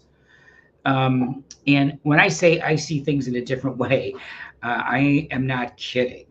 So these are the 4 areas that I have issues with. Depth of field. I have 2 eyes that don't function together correctly. So everything appears pretty flat to me, which presents kinds of certain problems, especially walking down steps. That's a real big problem. If you ever meet me, you'll notice I hang on to steps or people or whatever. That is a really big problem. I tend to also curl my feet over the edges of steps when I can, so I can feel the edges. Color blindness. In my case, yes, you will, because, I definitely can mix up red and green. It's a reason why I don't drive anymore, because that's not a good idea to get those mixed up. Contrast, very much in my case, and also it seems to be in most people with this condition, have a real hard time with contrast, especially with just going out. Your eyes don't adapt fast enough between light or shadow and highlight, and it can be really tricky. And finally, the prism effect, which is, since I don't have 2 eyes working together, I'll have sort of like this split vision, as if you're sort of like looking through a prism, and they like 2 images that don't sync up. I think that's really sort of the best way to describe it. Okay, and how do I do this? You might wonder, how do I do what? Let's just find out. These 3 things. I use Zoom on a computer, I use audio, and I use touch. So what do I mean? Well, I'm going to show you right now. So I'm going to do not a presentation like live. I am going to actually play this presentation. This is a pre-recorded, hopefully it'll work. Hopefully people are seeing this. And I am going to play this right now. I think it's about 8 or 9 minutes. And I do this for a reason to play it. What you'll see, I may interrupt and provide a little commentary. Let's go. Welcome to my world of settings and preference change. Geez, I hope everybody can hear this. I use Ventura on a Mac OS. It's the most recent version of Mac. And I'm going to take you through some of the highlights and the key settings that I use for my computer. Now, keep in mind, everybody with some kind of impairment or disability will be using different settings. This is very idiosyncratic just for me. And that's the key, is that there are plenty of choices that are built into the operating system for a user to have at their disposal, and here are mine. So the first thing I'm going to show you is display right over here. And this is the display driver. I use a pretty low resolution, 1280 pixels by 720 pixels. And if I wanted to change the display, I would just click on that. You can see the Mac OS has quite a few different display drivers, which is good. Now, the bad thing is, I believe it's with this operating system, they no longer make it easy for you to change the brightness of your screen. If I go over here, you'll see the display brightness. You can't do it through the operating system anymore. You have to do it through the monitor itself. I don't like it. Now, if I was using a Mac monitor, no problem. But what Apple is saying is, we no longer give you the ability to change the brightness because there's so many different monitors out there. Do it through your monitor settings, which I'm not going to show you, but that's exactly what I did. Now, also we have accessibility settings. I think some of these settings are so important, they shouldn't even put it into accessibility. They just put it into all these other options over here. That's just my editorial comment. And I don't use everything. So, for example, I don't use VoiceOver, a way of listening to actions and functions taking place on the computer. No, I don't use that. I certainly use Zoom. And so the way I have this set is when I press the Command key and I scroll like this with my mouse, I can see this much better. I can really zoom in, and sometimes I go crazy and zoom all the way in. And you get this effect of going back and forth a lot, but at least I get the job done. Also, there is a display area in accessibility. This is different than the display driver for the monitor. And let's just take a look over here. I'm going to actually zoom in and show you how we did this. If I wanted to invert the colors, now a lot of people like this. It's what I call the ultimate and dark mode, but I don't. But many people, as I said, who have vision impairments will definitely use this reverse mode. Let's skip down a little bit over here and look at increased contrast. Well, I definitely want high contrast because it just makes things easier. If I were to turn this off, yeah, you can see. It makes it hard for me to see. So I'm going with that. Reduce transfer. Let's go down to over here, and I have display contrast. Yeah, very important. Again, contrast is a big deal. You can see it gets really washed out, at least for me. I pushed it way up over here. Now it's funny they call this normal, huh? So if I went all the way out to here, let's see what we have. Well, that's a little bit too hard for me to see. So it's just easier if I move it back to right about where it was like this. That's fine.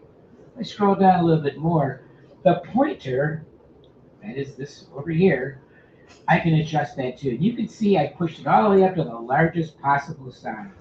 Now I can change that, of course, make it smaller. And it really makes it hard for me to find where the pointer is. And I just found out a little bit ago that you can change the color of the pointer. That's interesting. Now, I don't use this colored filters option over here, so I'm going to bypass that. Let's go over here and look at spoken content. Click on that over here. Now, this one I use all the time. So in addition to zooming, the other way that I understand content is to use this control right over here. Let me show you what I mean. I'm going to move this out over here. And I've got this text document over here that I'm writing for a post on my website about being chosen to speak at WordCamp Europe. Now, let me just show you this right over here. You can listen to this. And I'm going to select these 3 paragraphs. And by the way, if you haven't noticed, the font's much bigger than it would normally be. And it makes it easier for me to see. And what I'll do is just press Command and B. A couple of years ago, I was watching a live stream from Paris. It was WordCamp Europe 2017, or maybe it was WordCamp 2018 from Belgrade, or maybe WCEU coming from Berlin. Looking back, it doesn't really matter. All I thought was, wouldn't it be cool to go to WordCamp Europe one day? Now, when I do that, you can see the visual control goes away, so I can't pause it anymore, and it just stops, which is a little bit inconvenient. Sometimes I wish there were a pause operation available. It's either just start or stop. And so you might be wondering, how do I even understand what I just heard? And yes, over time I've gotten adjusted and used to hearing speech at a much faster rate than most people can understand. This also has the interesting ability to do the following. Let's just zoom in over here. I sort of use a combination of zooming and text to speech. So we've got this option over here. Oh yes, I can change the person that's speaking. I've been with Samantha so long, I just stay with her. And for the speech rate, you can see I can change it to tortoise or hare, which is what these little symbols are, I guess. Now down over here, let me scroll, let me push this out a little bit, because even my wife always says it's too close, too big, which makes it hard for her to see. Anyway, I'm going to go over here. Let's see. Speaking announcements, fine. This is the one I want to show you. I'll put this on over here. So this is very interesting. So I don't use this, as you can tell.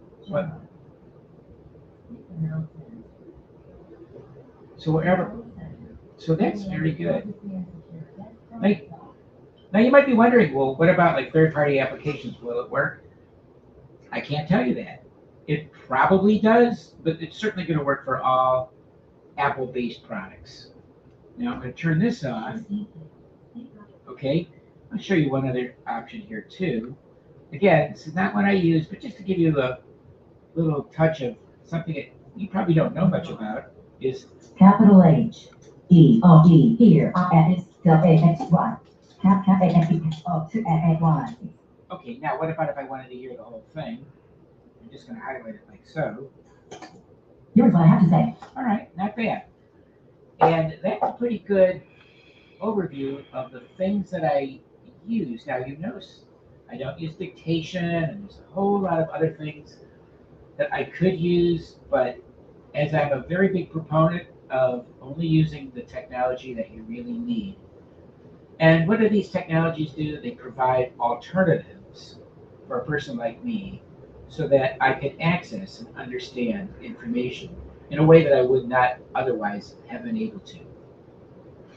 Okay, so let me come back here. So let me just get back to this screen, and I'll just talk I just want to make a couple of notes and points here. One is that I noticed that when I tried to show the dark mode, it didn't record. So that was a problem. If you're wondering, it didn't work. It didn't record properly.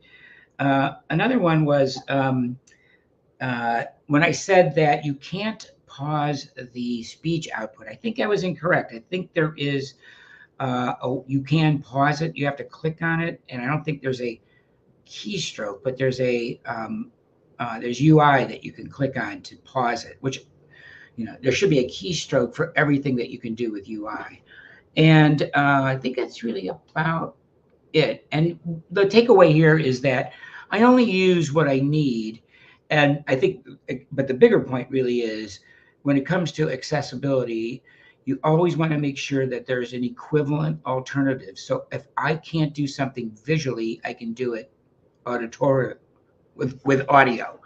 And that in my case, it's really a combination of zooming and audio output. It isn't just like one or the other.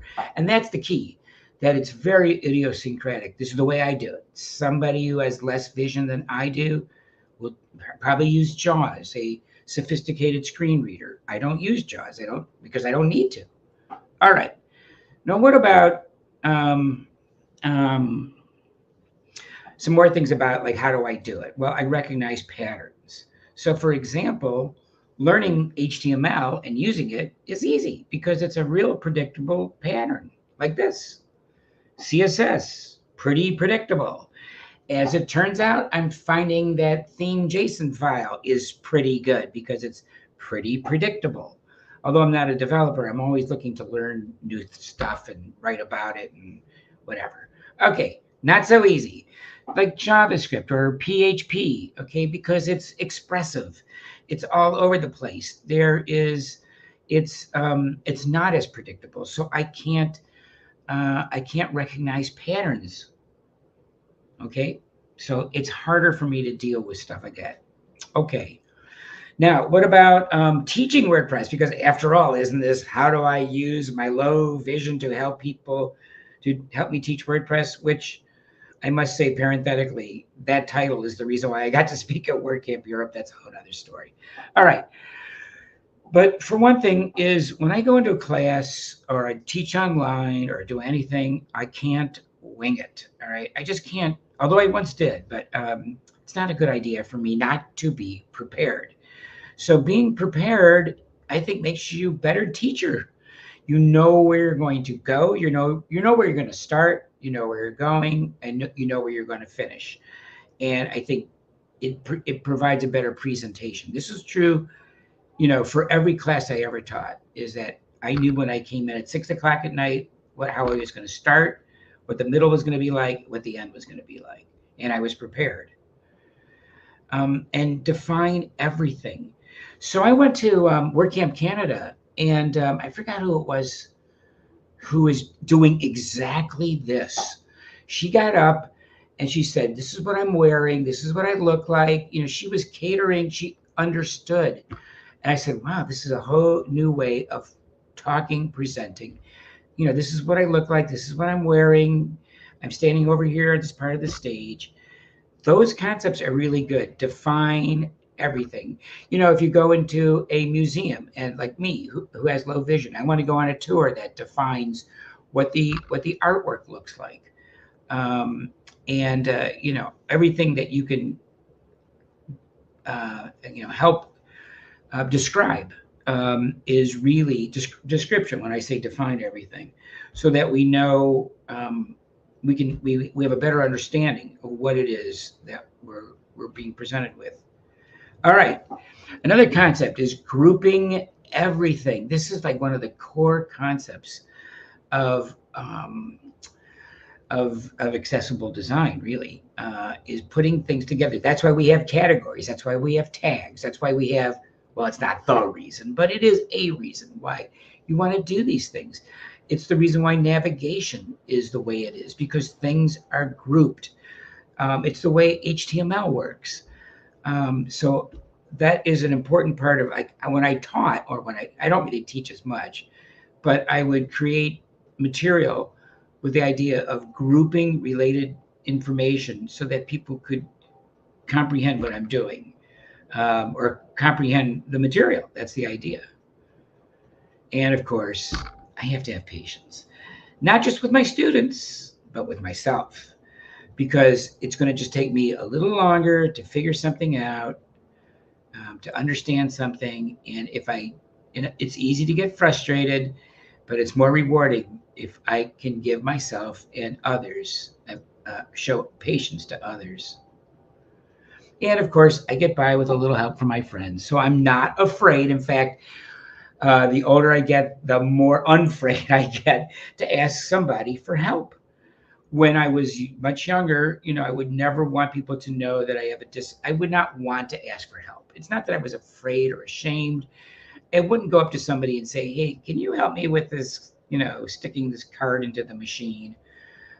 Today, the problem I see with these cards is that every device is different. So do I tap this? Do I insert it? Do I do this? It drives me nuts. So that's all unpredictables, and that causes the problem. But anyway, I'm not afraid to ask, "Hey, can you help me with this kiosk? I don't understand how something works." And I think that's it. But I always have to get my first grandson into the picture here. He's much older now. He's about 4.5, he's about 3. He's about 4. Anyway, Low Vision is my very own app. And in fact, I have come to realize it's not just an app. Believe it or not, this will sound strange, but it's a gift. And of course, I would have never thought of that a long time ago, but I've come to realize it has opened doors. It has given me opportunities. It has made me think and do things that there is no way without this little gift I would have had the chance to do. For example, I probably wouldn't be here right now without this. So here's a little quiz, all right, or little things that speaking of, having it's not a quiz, but the 3 things that having visually impaired or being visually impaired is good. Okay, you can get to speak at WordCamp Europe. That I've said already. You don't see junk food in the grocery store, so everything's kind of blurry. So you're not tempted to buy all that junk food, and that's good. And of course, this is the best one of all. You don't see anybody getting old. So I don't see myself. I don't see anybody. I actually do, but it's not.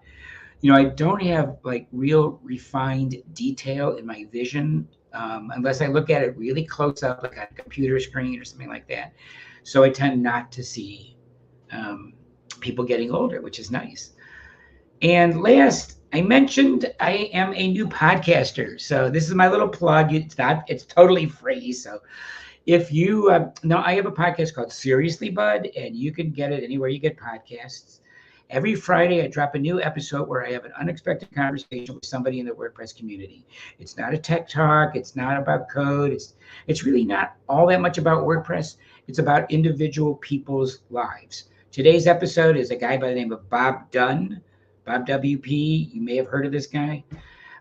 Michelle's been on my show. So many other people have been on my show. Although I've only had 20 episodes, I will continue doing it because I love to do it and because I want to give people the opportunity to speak to people in the WordPress community about their own lives beyond what we know about them through WordPress. And with that, my friends, that's it. I'm open for questions. Oh, if you want to contact me, I know I didn't even put up my email address. It's bud@joyofwp. That's my business, joyofwp.com. So with that, if there's any questions, yes. I hope you all heard me. That's why, I just realized, geez, I hope they're hearing me. Yep, your audio is great. I do have a question from. All right, hold on. Let me get my, okay, so here I am. Yeah. It looks like from Bobby B. He says, what does a typical work day look like for you as you work with clients with your low vision? Oh, what a great question. Oh my God. This is like I could have paid you to ask me this question because I think it's interesting, although it's probably not all that much different than a lot of people. So, I'm older and I come from more of a years ago, it used to be 9 to 5, weekends were weekends, Monday through Friday, it was when you work, that kind of stuff. No more. I don't have a division anymore, for better or worse, or very little between weekdays and weekends. Now, that's not really good, I guess, but that's the way it is.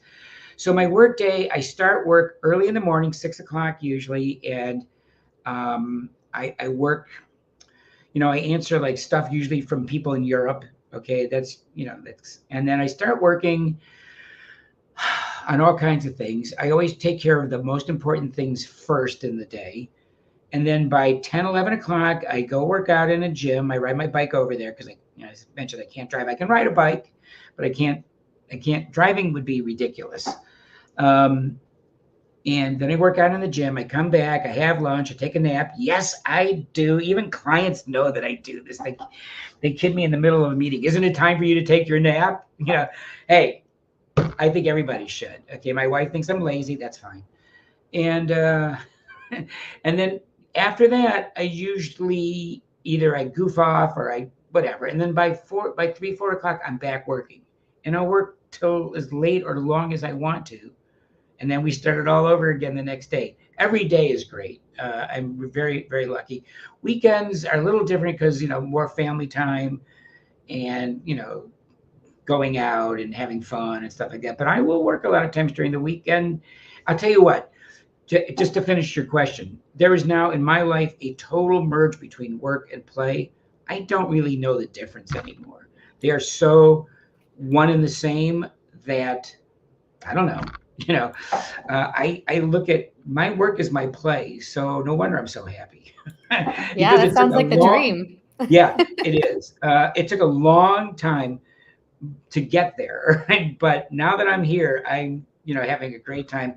And I'm very fortunate because, you know, I get to work with people that I love, that are my clients and friends and all that kind of stuff. I mean, come on. I mean, how lucky do you get? So Yeah.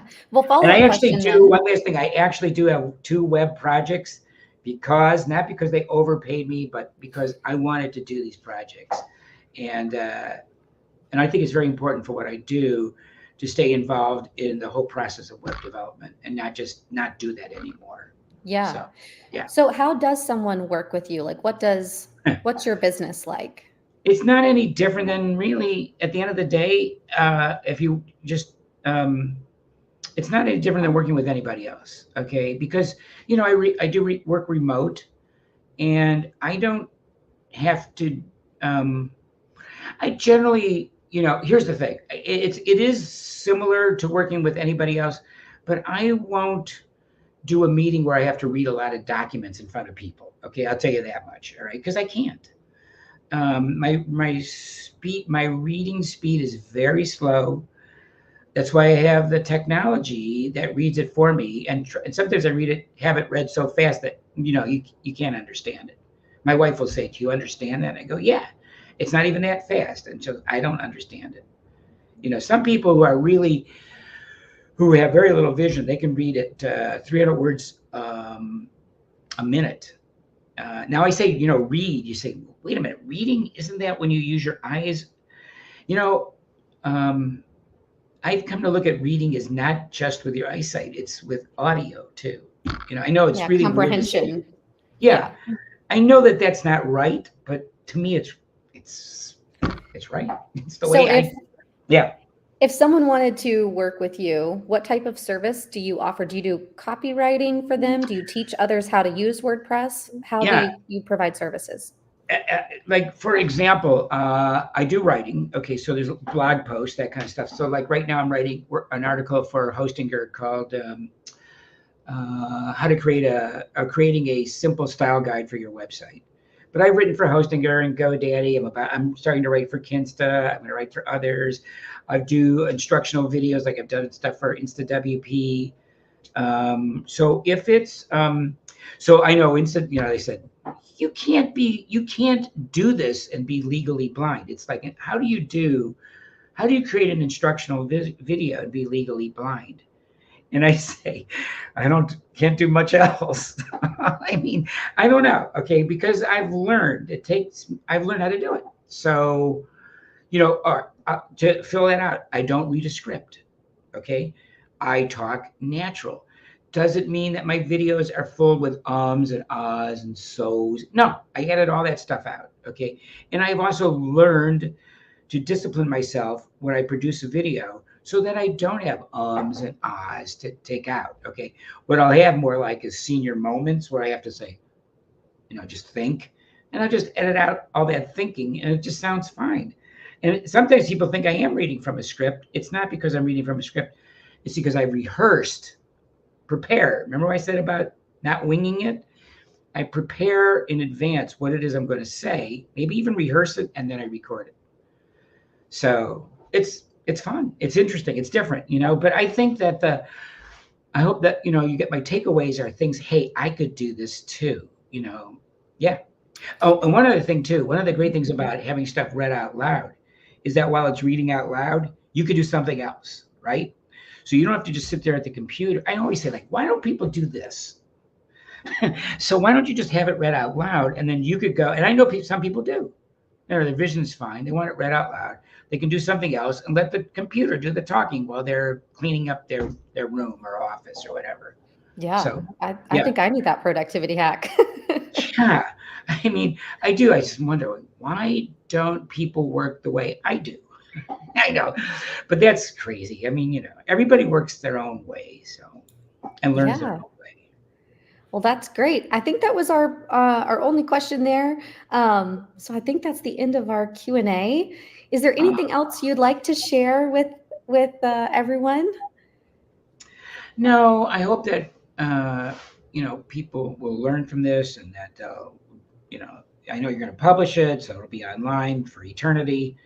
And like I say, that we shouldn't really think, you know, I know we think about people who are disabled, but many of them who have lived with their disabilities for a long time have come to look at this as a gift, which is very strange, even to say and to admit.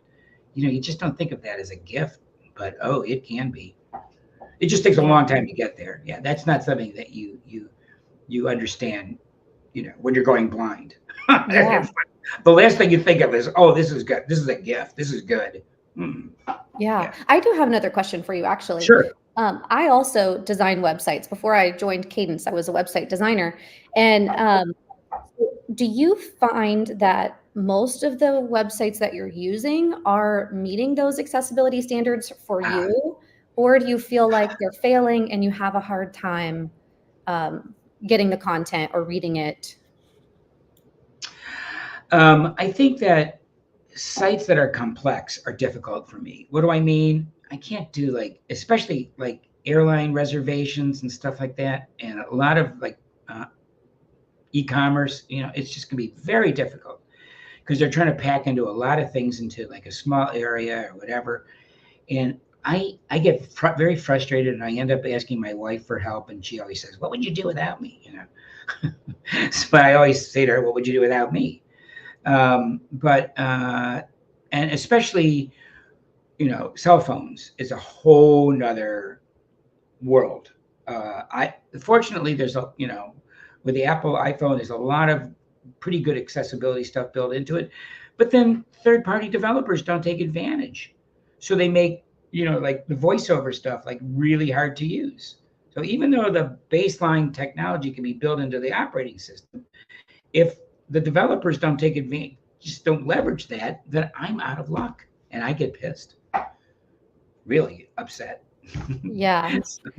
There was a recent report that was done by, I think it was Equalize Digital, Amber Hines, and she did an accessibility assessment, and Cadence was #1 in that entire group. So I know that Cadence still has a long way to go with accessibility, and it's really easy for users to kind of mess up the accessibility standards when they're implementing their own designs. But at least we're heading in the right direction at Cadence, and I hope that we're able to build more accessible websites so that you can have an easier time navigating and enjoying all of the content online as well with your low vision.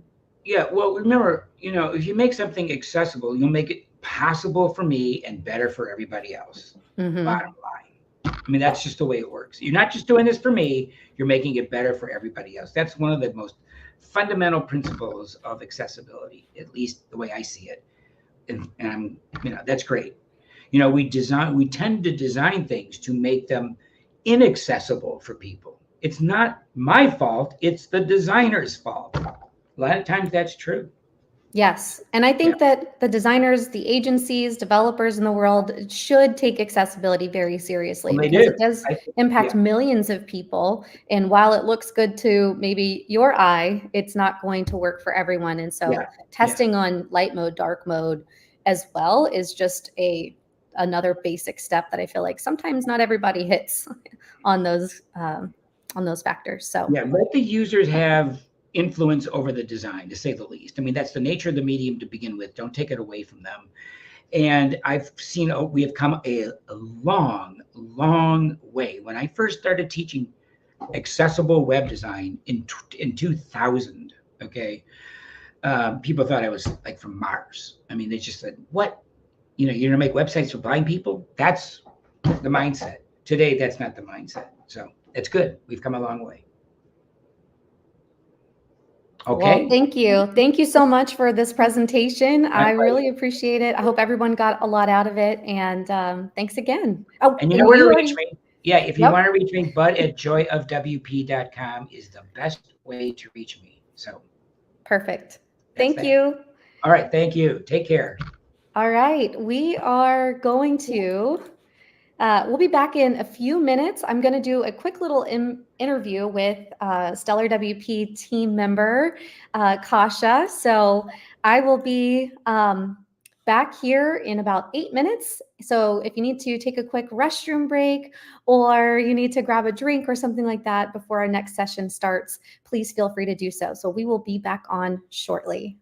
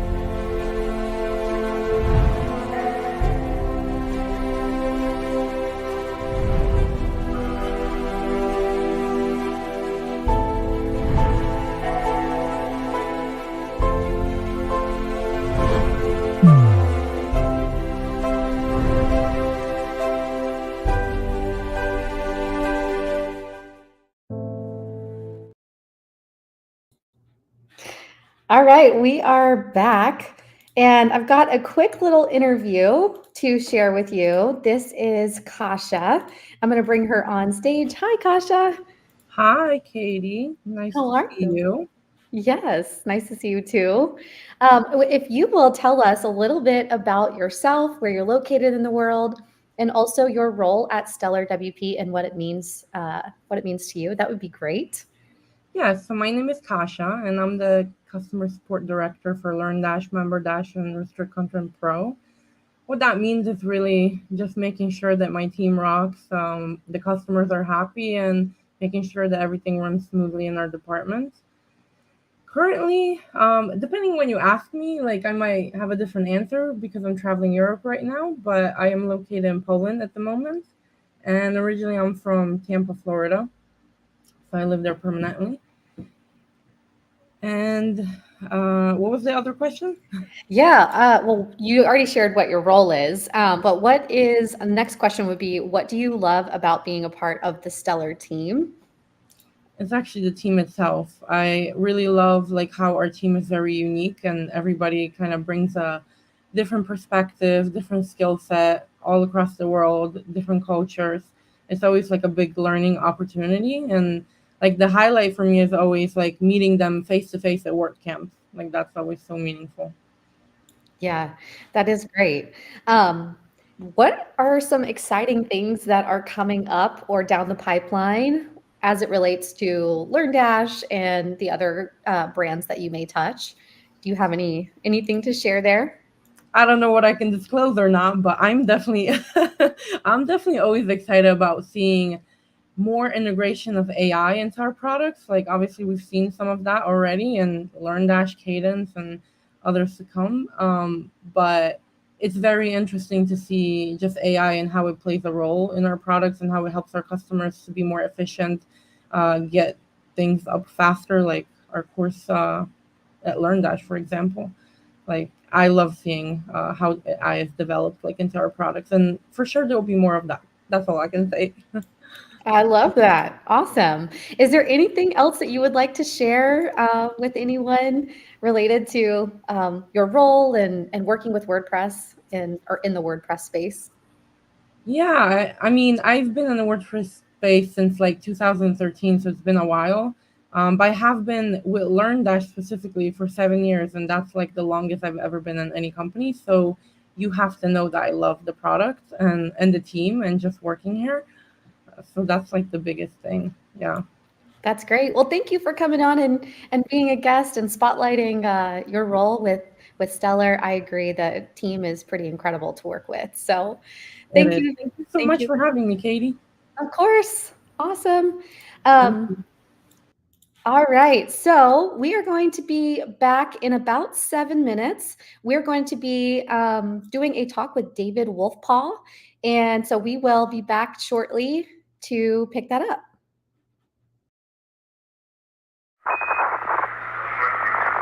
Partly cloudy in the evening, becoming cloudy overnight. Low around 55 degrees. 24 got you out there.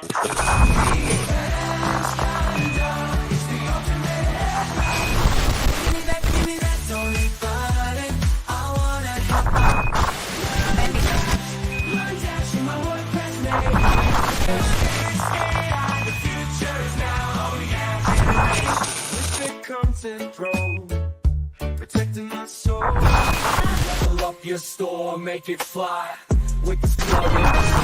Start your journey, I'll save your goal. With a simple click, you can run your restaurant. Building connections, powering dreams in the vast world of WordPress. Partly cloudy in the evening, becoming cloudy overnight. Low around 55 degrees. 24 got you out there.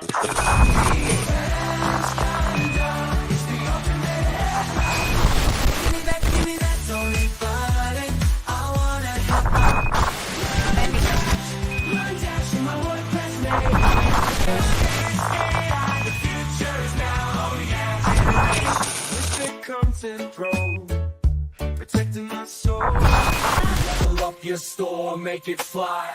With this plugin, I'll save your goal. With a simple click, you can run your restaurant. Building connections, powering dreams in the vast world of WordPress. Partly cloudy in the evening, becoming cloudy overnight. Low around 55 degrees. 24, got you out there.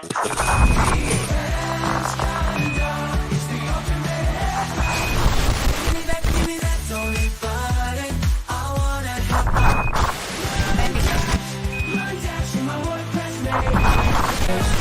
AI, the future is now on the edge. With the content pro, protecting my soul. Level up your store, make it fly. With this plugin, I'll save your goal. With a simple click, you can run your restaurant. Building connections, powering dreams in the vast world of WordPress.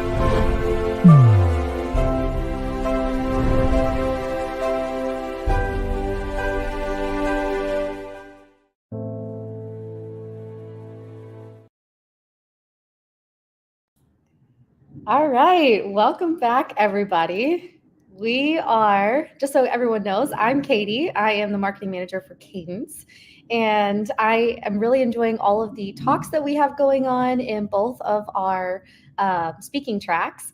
So that you know, if you guys are joining us live for the first time, we are running 2 tracks at the same time. There's track 1, we are in track 2, and we are recording every session, and we will have those posted next week for you to watch and rewatch. And we also have a hallway track for networking and speaking with our speakers at the Stellar WP team. The link for that is on our schedule page at the bottom, so check that out if you'd like to. Our next presenter is David Wolfpaw. David, they, them, is a professional web developer focused on WordPress theme and plugin development. They emphasize helping small businesses, providing ongoing maintenance and support, and educating users through their service, Fix Up Fox. David is a partner in the SiteGround WordPress Ambassador Program, and David's talk is titled Monetizing Your Passion, WordPress for Content Creators. David says, I am a proponent for art of art's sake, but late capitalism almost demands that you turn your passion into profit. In this talk, we'll explore a variety of monetization strategies tailored for content creators, from affiliate marketing and selling digital products to setting up membership sites and managing sponsored content. Learn how to seamlessly integrate these revenue streams into your WordPress site, optimize your site for monetization, and engage with your audience. Whether you're a blogger, an artist, or an educator, we'll share practical tips and tools to monetize your content effectively and sustainably. Join us to transform your creative endeavors into a thriving online business. Let's bring them on. Hi, David. Thank you very much for having me. Hello. I can't hear you.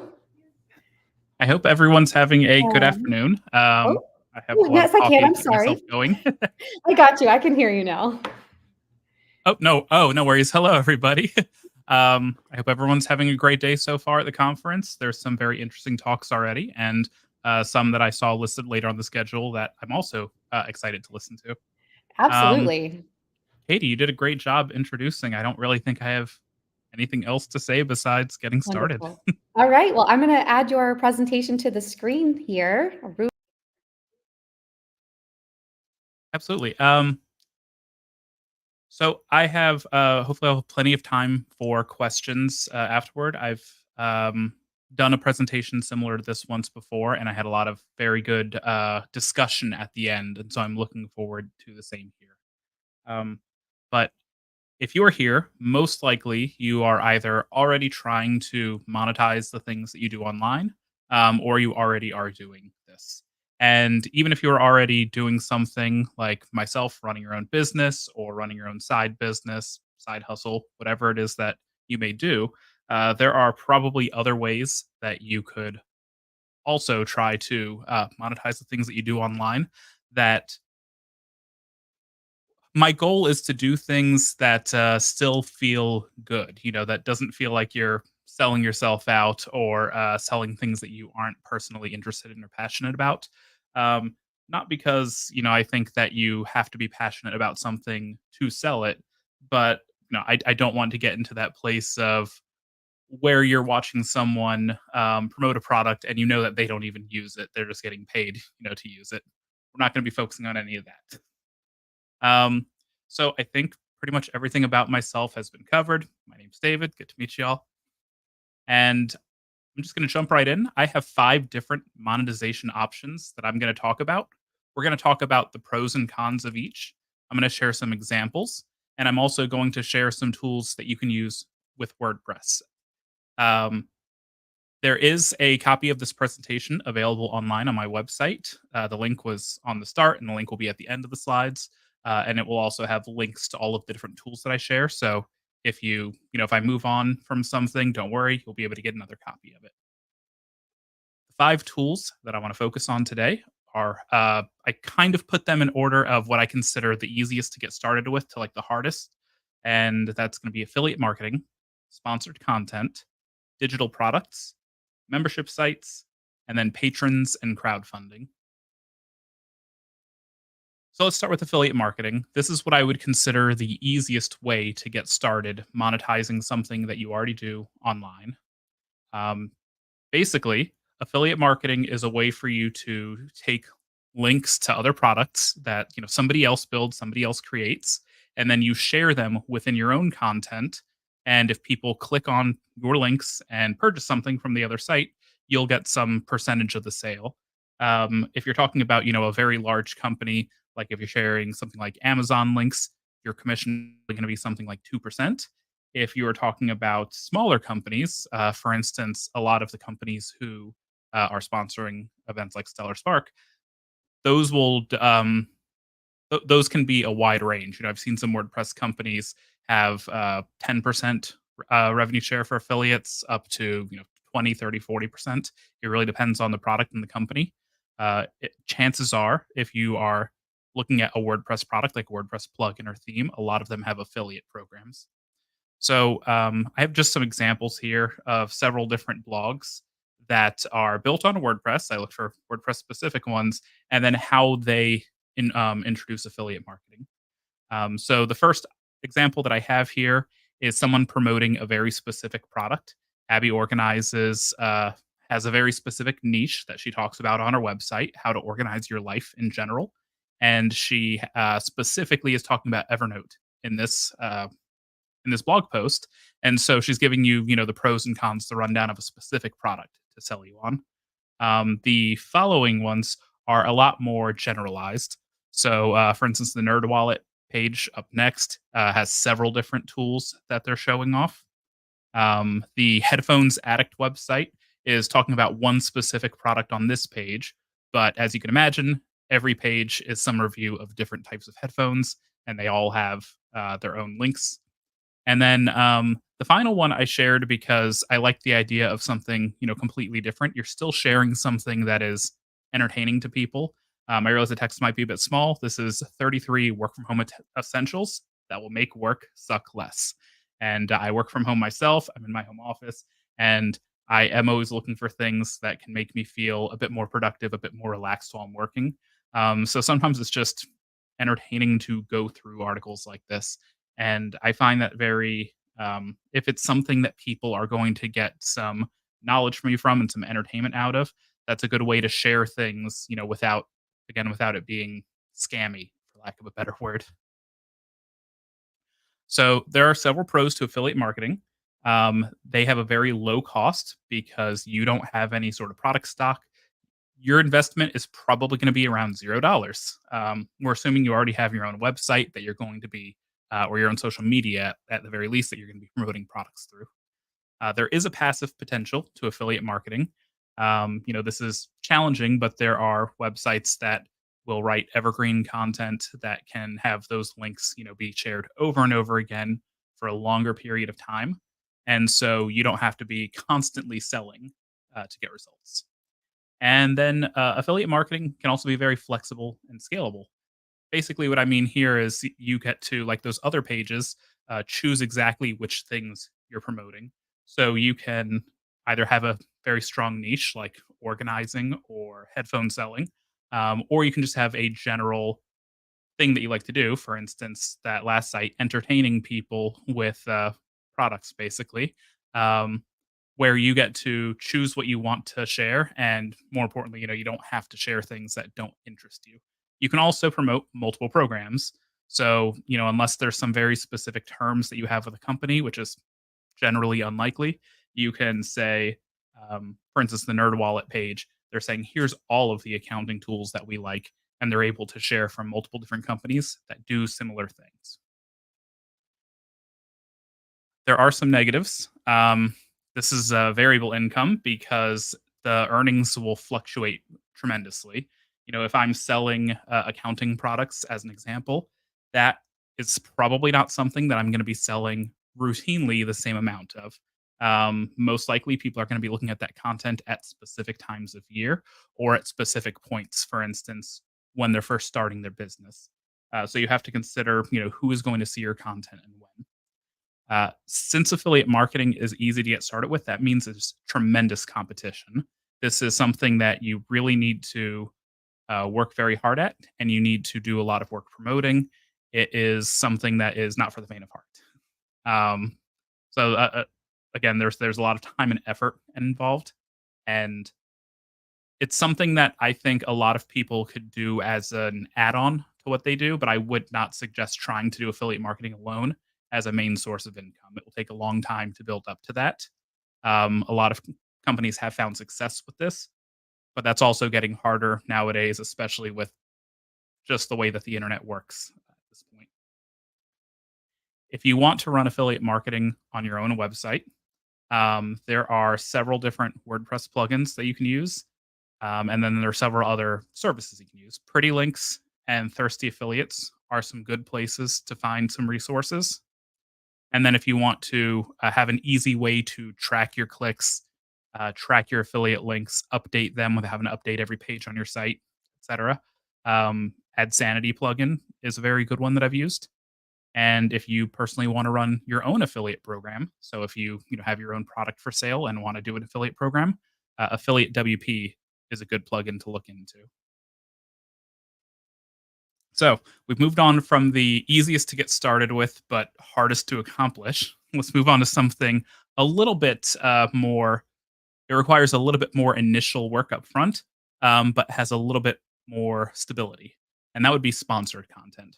So the difference between affiliate marketing and sponsored content is that when you're doing an affiliate marketing, you are most likely promoting the product on your own in order to get sales or in order to share info with people. So you can say, here are the things that I like. Here's my affiliate link. When you're doing sponsored content, normally the company that you're working with will dictate a bit of what you should be talking about, what kind of messaging that they want to have, what they do and don't want you to say, how they want you to share things, etc. And they also normally have some sort of requirements on, we need people with this much of an audience. We expect this much to come out of it. So what I'm giving here are 3 different types of examples. The first is a newsletter, Morning Brew. It's a very popular newsletter that will regularly have sponsors for individual newsletters. So the example here, I highlighted in purple here. That's what those are. The first one is from a company that is sponsoring the entire newsletter. And then a little bit further down in the newsletter, there's information about that company. The next one, the BuzzFeed page, there is note of it on the page that at the top of the page that this is a sponsored post. So while they are doing something entertaining, BuzzFeed listicles and GIF filled pages and everything, it is basically here to sell Lowe's, the company. And then it can also be via social media. I like this example here at the end of Tums promoting Hot Ones, the hot sauce show, because I think that it's a good pairing for those two companies. But again, they make it very clear that it's being promoted by Tums. So some of the pros of sponsored content, especially versus affiliate marketing, are that you get direct revenue. You're going to be paid directly from the sponsor, which means you either have some sort of rate worked out with them, such as a certain amount of money per number of impressions or number of clicks, or you get paid just for running the program. They might say, "We'll pay you X amount of dollars to write this post and publish it," or something like that. Basically, you already have a much better idea of how much money you're going to make than if you are just hoping people click on a link. I also think that things like sponsored content are great for building relationships. You can build ongoing relationships with sponsors that can turn into things later on. You can make longer term deals with them, work with other companies that they work with, find different ways to get involved. So, for example, it was mentioned that I am part of the SiteGround Ambassador program. That's something where I have an ongoing relationship with that hosting company that I work with, but don't directly work for. And so it's great that we get to keep working year after year on things to, new ways to promote services. And then hopefully you're going to earn audience trust. What I mean by that is if you are sharing good content, like, your sponsored content fits your brand, you're able to earn the trust of your audience that says, not only do I talk about, in my case, not only do I talk about web hosting, but this company is already paying me, trusts me enough, that I'm going to share good things. And so hopefully you can trust me more that I know what I'm talking about and, that I'm not just making things up. Of course, there are negatives to sponsored content as well. I don't want people to think that I'm only promoting goods and services that I just am getting paid for. I personally make sure that it's things that I use and things that I enjoy using. So there are a lot of companies that, I've had discussions with and decided not to work with because I just don't feel like I could confidently basically sell the product if I'm not doing the work. You do have to do a lot of legal disclosures online for sponsored content. There are specific guidelines and regulations. This is going to change where you live. It's going to change what you're doing, and it's going to change what platforms you're using. And then, again, this takes a lot of time to do this work. But not only do you have to do the work that you did for affiliate marketing, now you also have to take time for your sponsor approvals. You have to take time and effort for doing negotiations with them.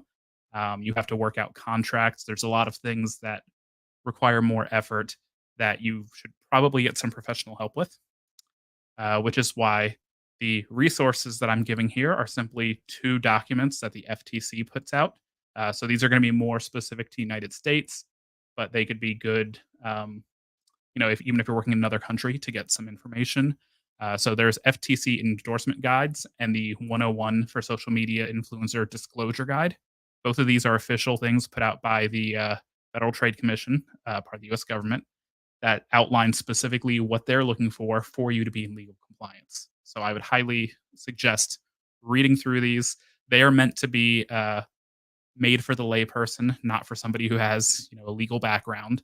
They are made to say in clear terms, here's the things that you need to do, here's what doesn't work for us. So you've been selling other people's products through sponsored content and affiliate marketing. Now let's talk about digital products.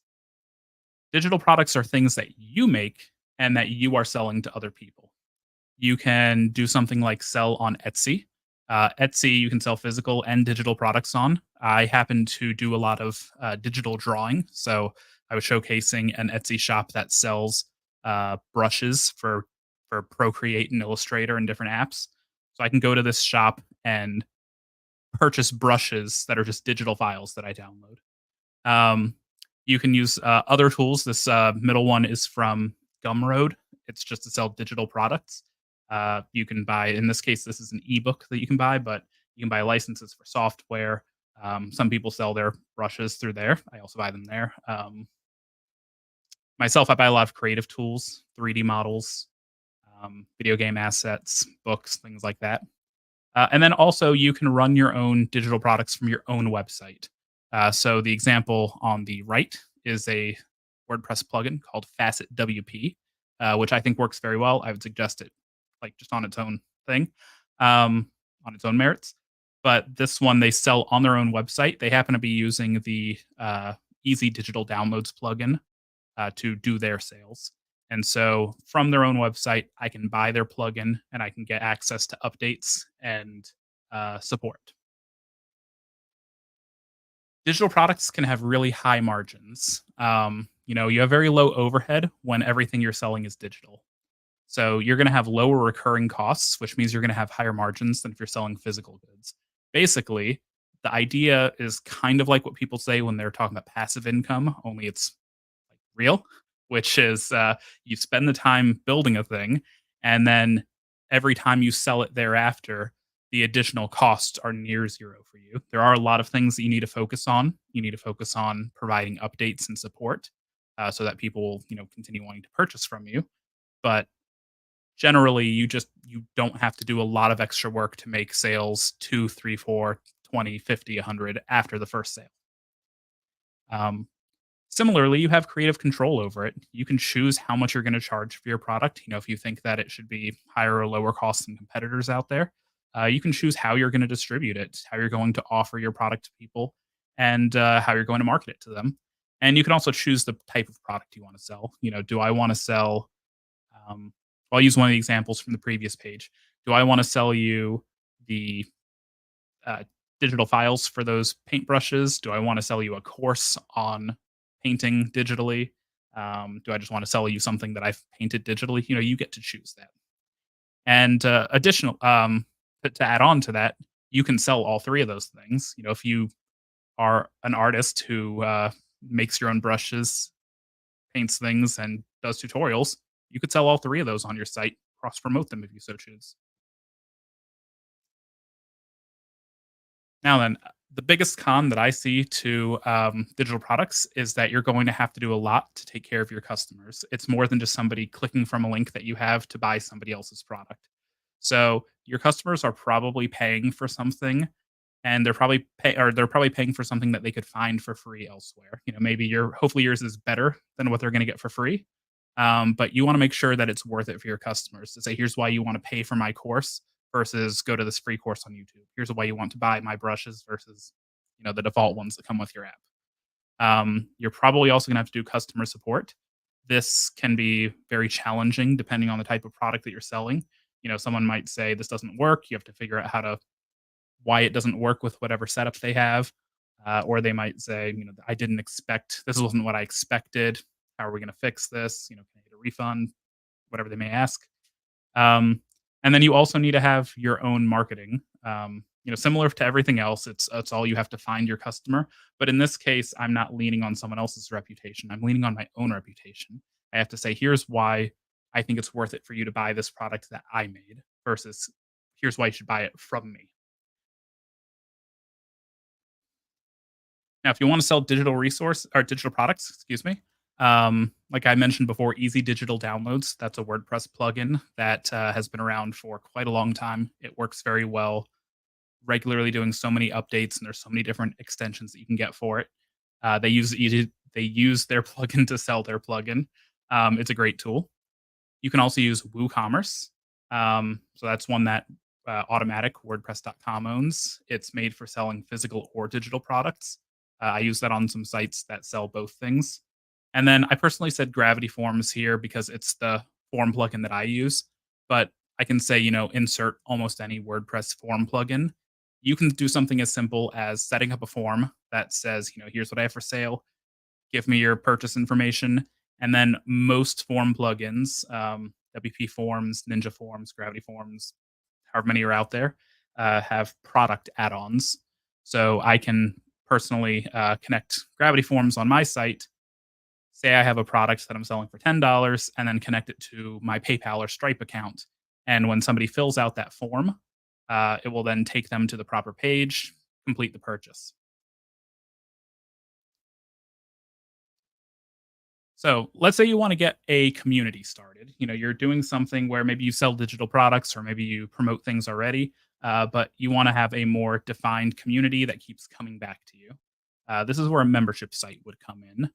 This is something that I also have some experience with, both for myself and with building for others, where usually you have some sort of niche topic that people want to get more information about, or they want to network with, or there's something, hopefully you have some sort of unique value proposition to say, here's why my membership site is worth it for you.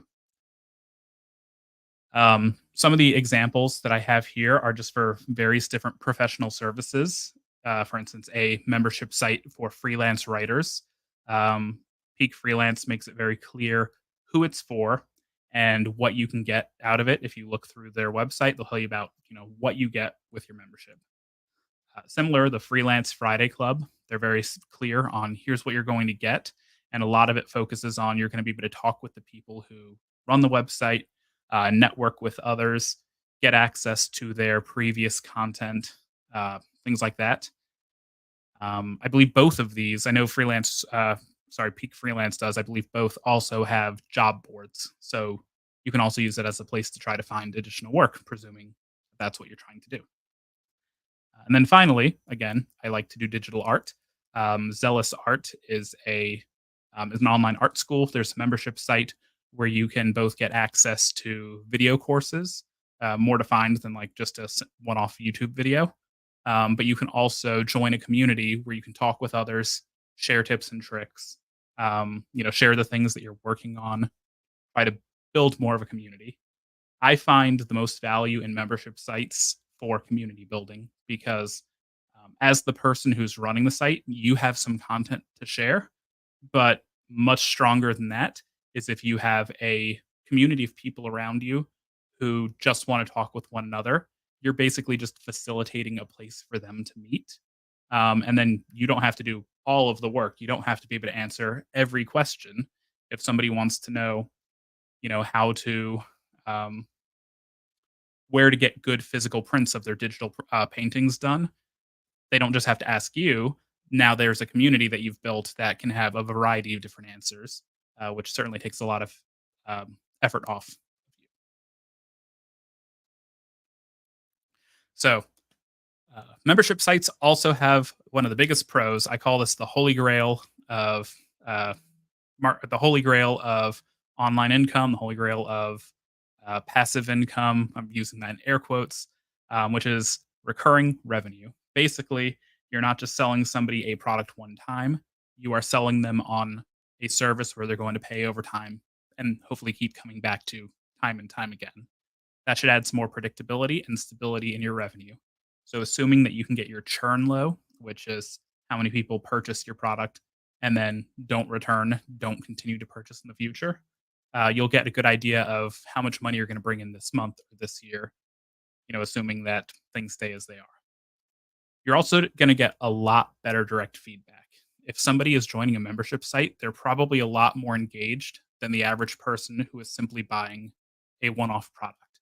So you're able to get feedback from your community very quickly on, what things do you like, what things do you not like, what would you like to see more of, etc. And another thing that I find very valuable with a membership site is building brand authority. When you are running this community, whatever it is that your membership site is about, that can give you some increased visibility, increased credibility, increased trust. Basically, people are going to look to you when they are thinking about whatever it is that your community is for.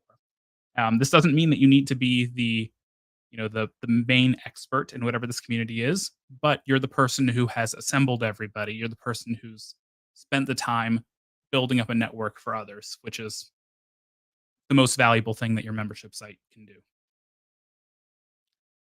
Membership sites do require a bit more technical setup than your average website, just because even though there's tools out there to make it easier, there are so many things that you need to manage. You need to manage all of your content. You need to manage the community itself, moderate your communities.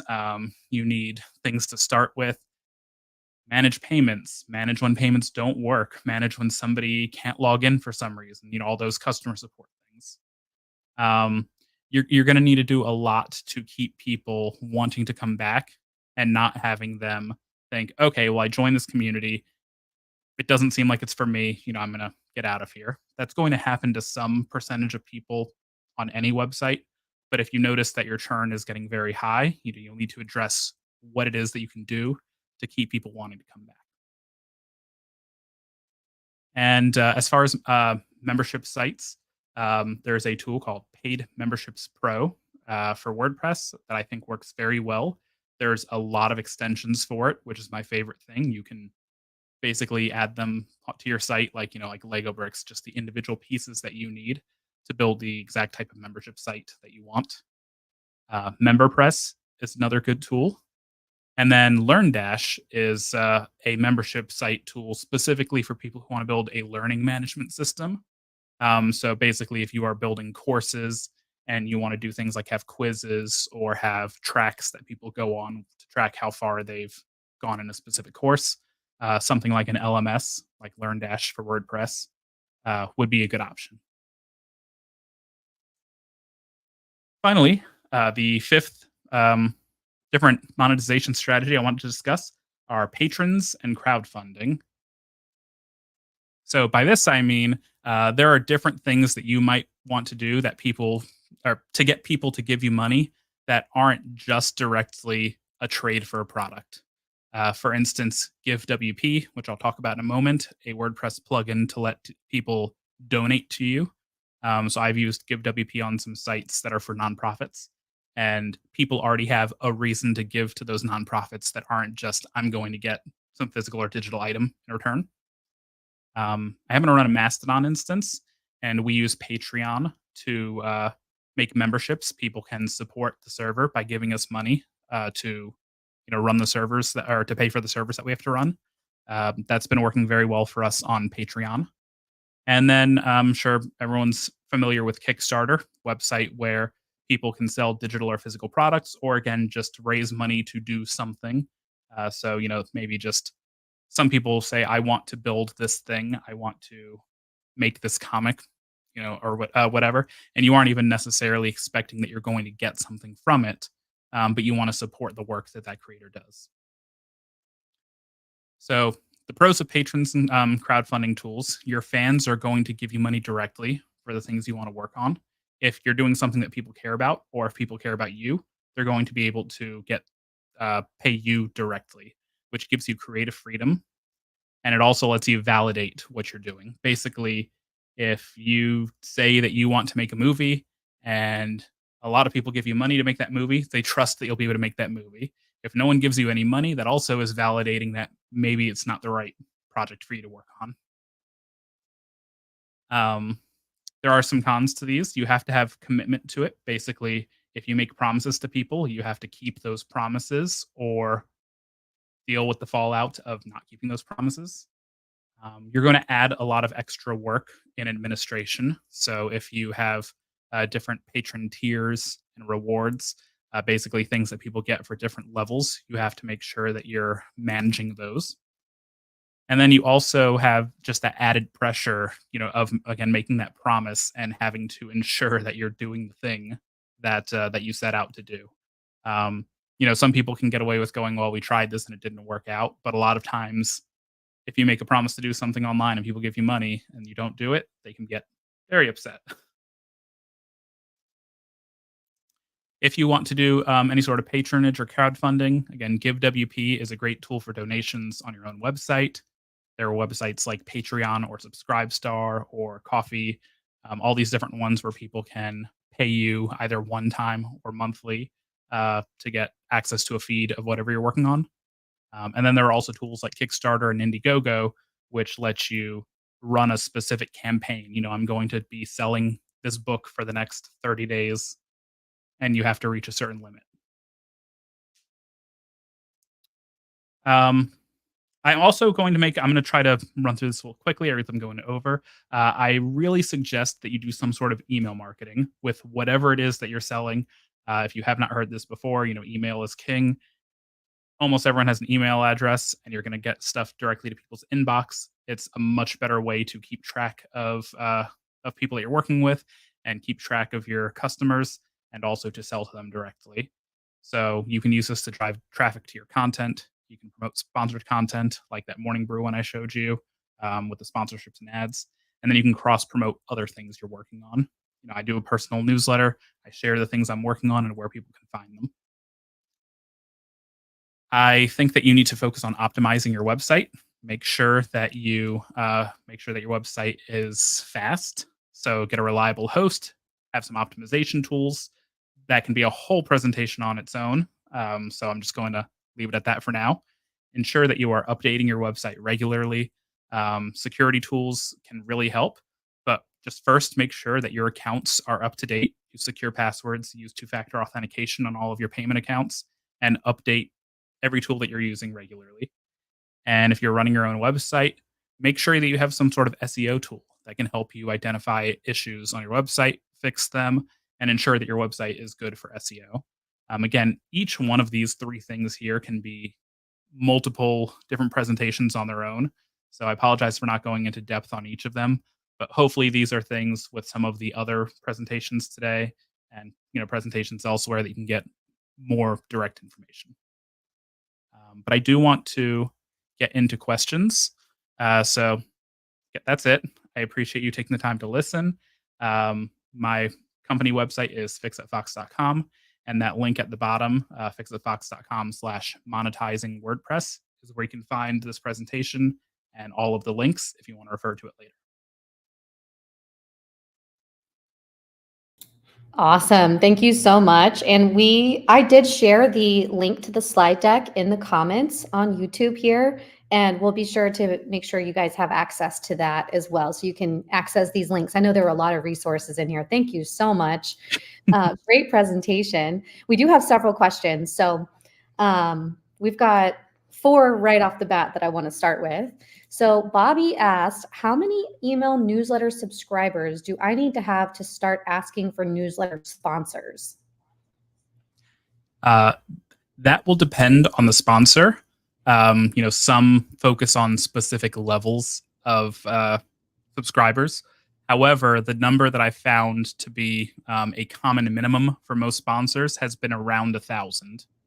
Okay, so kind of that 1,000 minimum threshold, and then most companies. I would say so. I mean, I know that some companies will work with smaller because, if you have a very specific niche. As an example, let's say you're running a membership site and, you have a newsletter to go along with it, and you have 500 members, and those members are there for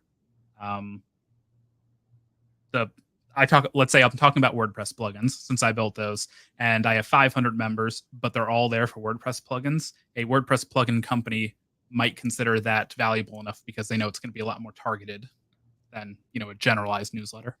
Yeah, it could also depend on engagement. Like if you have a giant list, but 1%'s opening versus a small list and 60%'s opening, the company might care more about Absolutely. the smaller one. Okay. Awesome. And make sure that you have some sort of analytics set up so that, sponsors will often ask you, what is your open rate? What is your click-through rate? Make sure you have that available. Pretty much every email marketing tool has that as an option. Yeah, that's great. In keeping with the conversation about affiliate marketing, Adventure Protection says, David, can you provide guidelines on affiliate payout levels for small businesses getting started with lower cost products, like under $50? And how do you make it worthwhile for affiliates? Yeah. With the cost, with the price of those products, that would be challenging because I might say challenging as in, even if I were to say I'm going to give you a 10% cut, that's, $5 or less. So the first thing I would suggest is to make it as simple as possible for someone to get started and get paid out. I am thinking about the Amazon model for this, even though I know it's a very large company. Basically, besides the fact that they'll, give you a revenue split for anything they purchase when they use your affiliate link. The program is easy to sign up for. It's easy to connect your account to, and you just have to, make a custom link, which you can do while you're shopping on Amazon. If you're logged in, and then paste it in your content. What I mean to say is they've streamlined it to the point almost as easy as they can. Yeah. So that's what I would focus on, is making it easy. So how do you know if it's like 10%, 20%, 30% commission rate that you would want to give for those lower price points? That's an excellent question. I suppose for myself, as somebody who is offering the affiliate program, I would have to consider what my overhead is and what I would deem, acceptable for sales. Chances are most of us don't have a lot of money to burn where we can lose money on each sale or, break even on each sale. So if I'm offering a $50 product that, I calculate cost me $30 to produce, then if I give somebody a $20, 20% commission on it, 40% commission, that would be wiping out all of the profits that I have. So yeah, that's going to be more specific to the product and specific to your needs, but I would just make sure that it's actually worthwhile for you.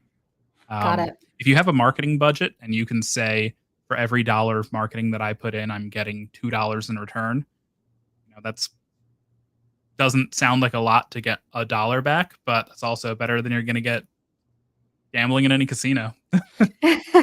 That's true. Okay, Bobby has another question. What's the difference between the SiteGround affiliate program versus the ambassador program? I thought the ambassador program was a fancy name for affiliate. No, in this case, and I just did that because, again, I want to respect the fact that SiteGround does do sponsor content with me. Their ambassador program is a specific program with a specific group of people who promote their products. It's a very specific program. So yeah, it's completely separate of their affiliate program, which I have used before as well. But it's more of I have been using their products for about a dozen years now. And so at one point they trusted that I would be a better person to sell people on the idea of it than just, random affiliate link. Yeah. So I'm not making money. Oh, sorry. No, you go ahead. Oh, I was just gonna say, I'm not making money getting people to buy SiteGround. I'm making money by talking about how great they are, which I do think is the case. Got it. Okay. So if someone were wanting to join an affiliate program, is that like the first entry point? And then depending on your performance levels within that affiliate program, whether it's for SiteGround or some other company, is that how someone might rise to the ambassador kind of level? Or is it not performance based? So this one's not performance based. I don't know if I could answer that for other companies, But I will say that companies do keep note of that. There will be companies that I think that's something that generally you need to be a bit more proactive. By that, I mean, the company is hopefully tracking how many sales they get from you. And, if you can be a bit more proactive and say, like, I've done this much promotion for your company before we had any sort of special arrangement. Here are the things that I could do beyond just having a link that people can go to if we have some further agreement. Got it. Okay, one more question from Adventure Protection again.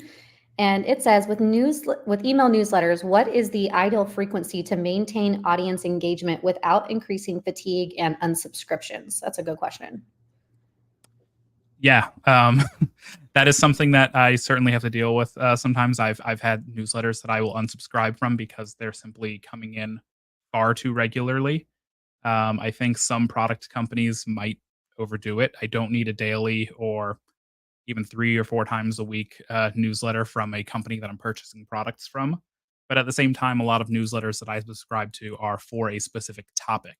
So I'm not subscribing to the um, buy my plugin newsletter, but I do subscribe to several here's WordPress news newsletters, and then they are able to organically put in, sponsored links to WordPress plugins as an example.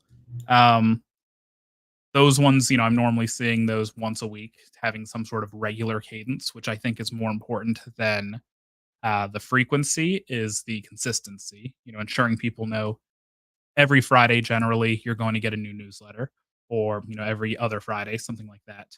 Um, I think a lot worse than having a bad frequency is just having inconsistency. This week, I send out 3 newsletters, and then I forget for a month, and I send one out in a month. Yeah, it sounds like value is the key. Don't just sell 24/7. You want to make sure that you're adding value. Is that right? Absolutely. I think all of us who've purchased something online have accidentally purchased from a company that just assumes you want to be on their mailing list by buying from them. And then suddenly you start getting multiple emails a week reminding you of the product that you already purchased or different versions of the product that you already purchased. Oh yeah, so email segmentation is also key, and maybe is something that beginner marketers may or may not have set up if they're going to sell that digital product that you mentioned, and then maybe even have an affiliate program through one of those plugins you mentioned. The segmentation is one way that you can kind of lose track of people if you don't have any, right? Absolutely. That's a good point. I didn't think to bring that up, but no, I absolutely agree. Making sure that you are reaching the right people. I think it's always better to talk to 100 people where, half of them will be receptive than talk to 1,000 people and, 1% of them will be receptive because you're not hitting the right audience. Yeah, this has been so great. I think those are all of our questions from the audience. But is there anything else that you want to share with us? Oh, wait, we did get one more question. Sorry, let me pull this one up. Okay, Adventure Protection said one more time, what are your thoughts on a preset drip newsletter that everyone gets on set intervals versus a real-time weekly newsletter? Those are going to serve different markets, is how I treat them. I think preset drip newsletters can be great. So the idea of a drip newsletter is that everybody who signs up for the newsletter is going to get the same content on some specific schedule that you set, but they're not going to all get it at the same time.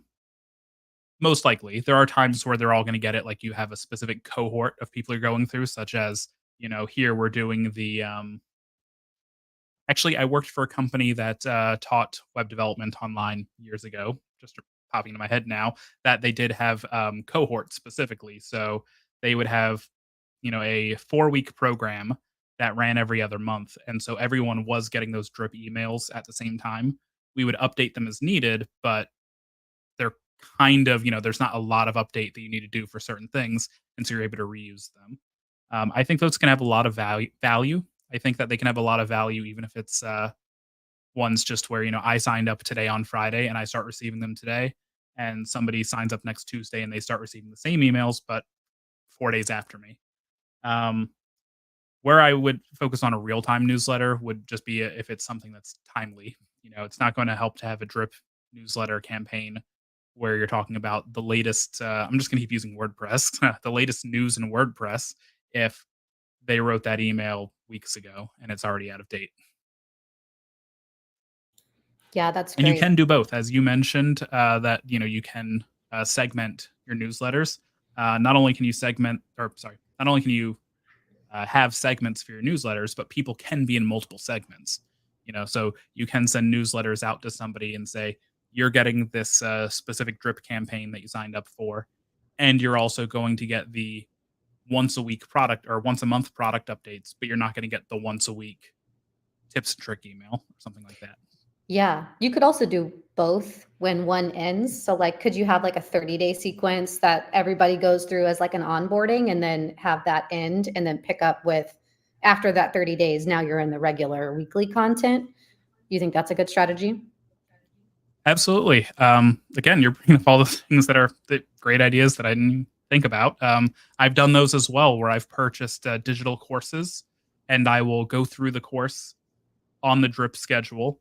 But then after I'm done with that drip schedule, I'll be moved into the bucket for whatever ongoing updates that company has. And so I'm getting the same. Again, I'm getting the same content that somebody else got last month, but I'm not getting the content the new updates that they got last month. I'm only getting them after I complete the drip this month. That's something that I think can do very well for cross promotion and for reminding people when you have new things. It's a lot easier to sell to somebody that you've already sold to than to find a new customer. Yeah, that's very true. Well, thank you so much, David. This has been a extremely helpful presentation. One more question that I just want to know, if you could only pick one of the 5 methods that you shared today to make money online, which one is your favorite method? My favorite is the patronage model. Okay. Not because I mean, certainly some of the other ones, like I said, are a lot harder to do. And something like patronage, there's no way that's going to be, even close to being passive. But I like having a strong connection with other people around me. I like having community and trust. And so for the online communities that I'm part of, example that I subscribe to several different podcasts. Subscribe to their like Patreons and stuff, and they include access to Discords.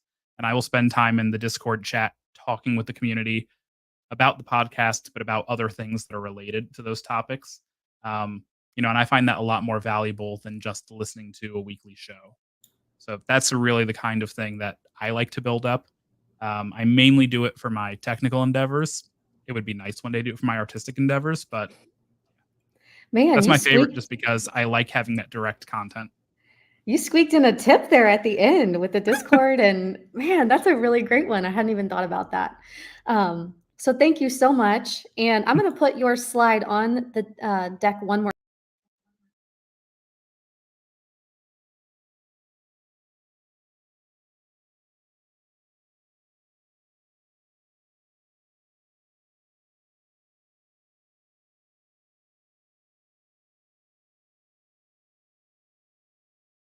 Sorry, I felt like it got okay. There you are. Disappeared. Okay, awesome. Well, thank you so much. I really appreciate you taking the time to share your knowledge with everyone. It was so helpful. We are going to bring on one of our stellar employees as well. So Jason Adams, I'm going to do a quick interview with him. Thank you, David, again. And Thank you so much. We'll see you around. All right, let me bring on Jason. Hi, Jason. Hey, how you doing?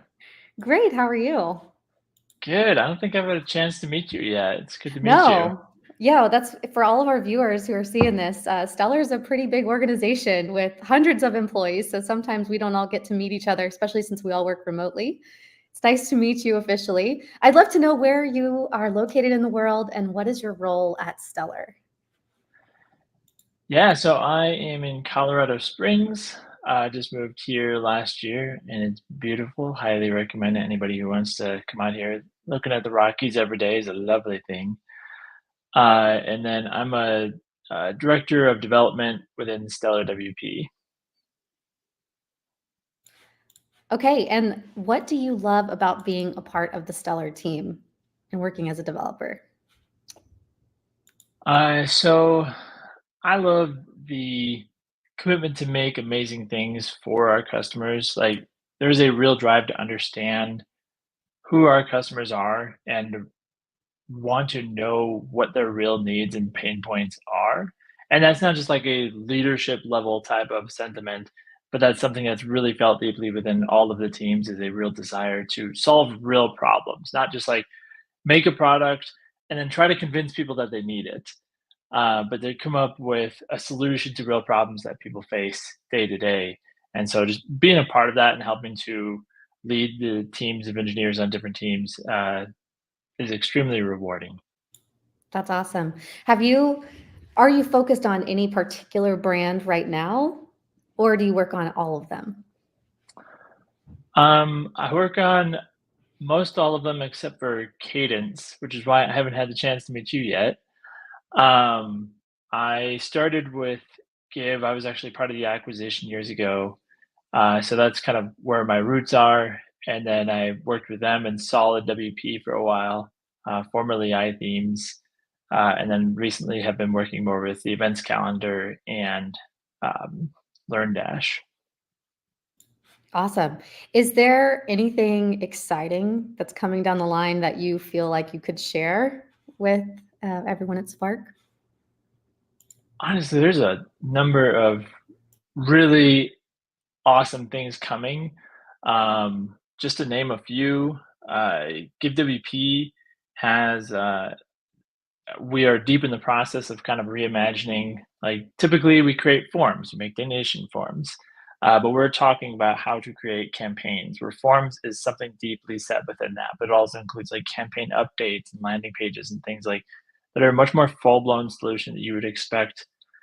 And there's a lot of work going into how we can make that as amazing as it can be. On the Solid WP side, we're now in a beta phase for next gen backup. So for those who know, like there was Backup Buddy, which was an iThemes product, been around for many, many years, and needs have changed of how backups can and should work. And so next gen backups, we're just calling it next gen, Solid Backups is going to be coming out. And it's not just like a nicer version, it is a complete ground up rethought approach to backups that was developed with speed and reliability in the forefront of our minds. So really amazing product coming out that's in beta now. And then on the TEC team, the seating and charting product that's being worked on over there to deal with like theater seating and being able to set up that sort of events looks amazing. And I'm really excited for people to get the chance to get their hands on it. Yeah, I recently saw a demo of that. That's really cool. And it's super cool. It's even more cool that you were part of the team that's actually like building it from the ground up. So I admire all of the developers in Stellar and honestly all over WordPress. It's pretty impressive what you guys get to do. Is there anything else you'd like to share before I send you off? No, thank you so much for doing this. I'm really excited and grateful to everybody who has come and be a part of Stellar Spark. I just want to really encourage everybody, like, please reach out. Like, we genuinely want to hear from people. That is not something we just say. That is a real, genuine desire of ours. I've been on the hallway track before this. I'll be on the hallway track for a while after this.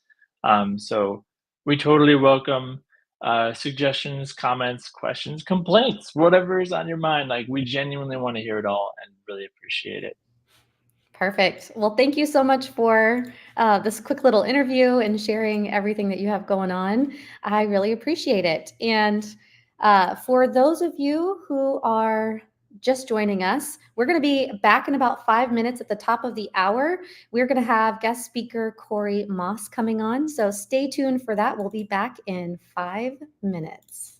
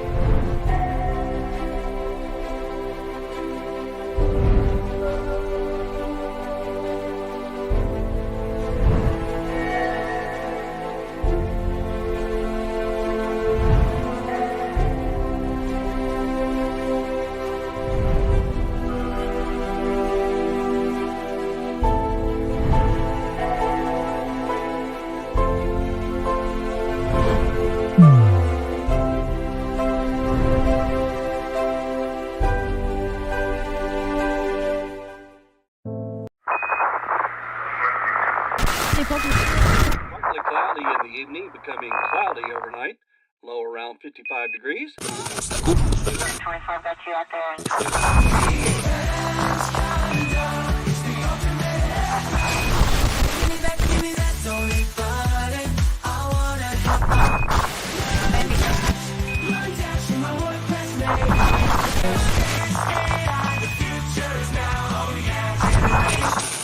Content grow, protecting my soul. Level up your store, make it fly.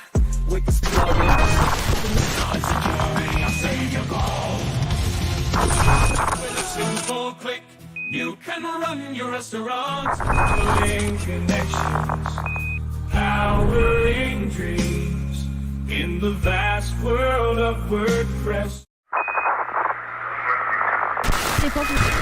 Partly cloudy in the evening, becoming cloudy overnight, low around 55 degrees. 25 got you out there.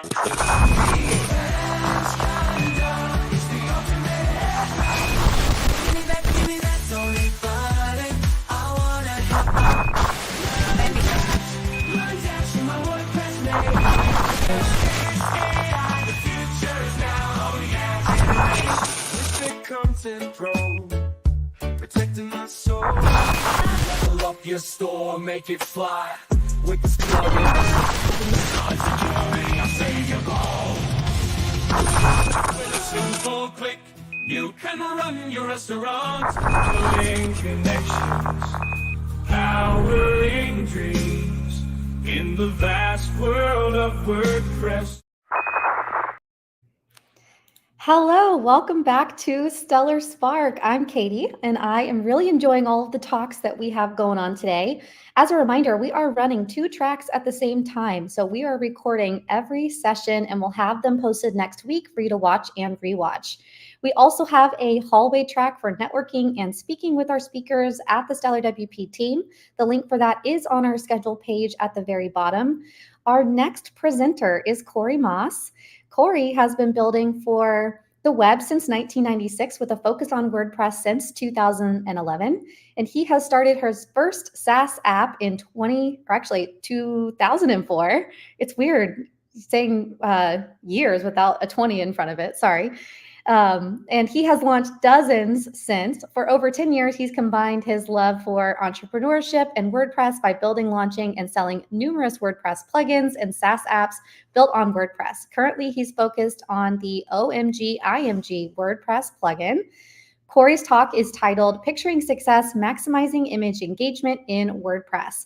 Discover how relevant and compelling images can boost views by 94% and significantly improve retention, SEO, and clicks on your site, blog, or WooCommerce store. We'll cover topics like file formats, optimal image sizes, mobile considerations, compression techniques, and the best tools for the job. And when we're done, you'll know how to create the perfect images for your WordPress website. Let's bring him on. Welcome, Corey. Hello, hello. Hi, Corey. Thanks so much for being here. Where are you located in the world? Up in New Hampshire in the northeast of the United States. Wonderful. Awesome. Okay, well, I'm going to bring on your slide deck and I'm going to let you take it away. I'm excited to learn. Great. Thanks. So hello, everybody. I'm Corey. Presenting today, as Katie said, how to use images online and specifically in your WordPress site. How best to use images, how images are used, and how to get the most out of them to get the most success out of your website, because we all like success. Yay, success. As she mentioned, my name is Corey Moss. I live currently in a small city called Claremont in the state of New Hampshire in the northeast of the United States, where it has been 90 plus degrees Fahrenheit every day. Thankfully, the heat has finally broken. So for once, you're not going to be seeing sweat dripping from my head here. Like she said, I've been building websites since the 90s. I forgot that I actually gave specific years, which kind of dates myself. But you know, I've been around the internet for a very long time, and WordPress for about 13 years. But way back in the day, there was, and I consider myself mostly a developer now, but way back in the 90s, it wasn't so common to have somebody just be a developer. Most of us were making websites start to finish, and I actually started as a designer. I love photography. I love graphic design and that kind of thing, and so that in part led me to building my newest plugin starting last year, called OMG IMG. I promise, not a pitch for OMG IMG, although you'll be seeing my t-shirt the whole time. So constant reminder, but I will only mention the plugin twice throughout this talk. Mostly we're going to be primarily focused on talking about images online. Hopefully you stand to learn a lot. So let's start at the very beginning. Not only what makes a good image, but what are images, right? What are images, broadly speaking?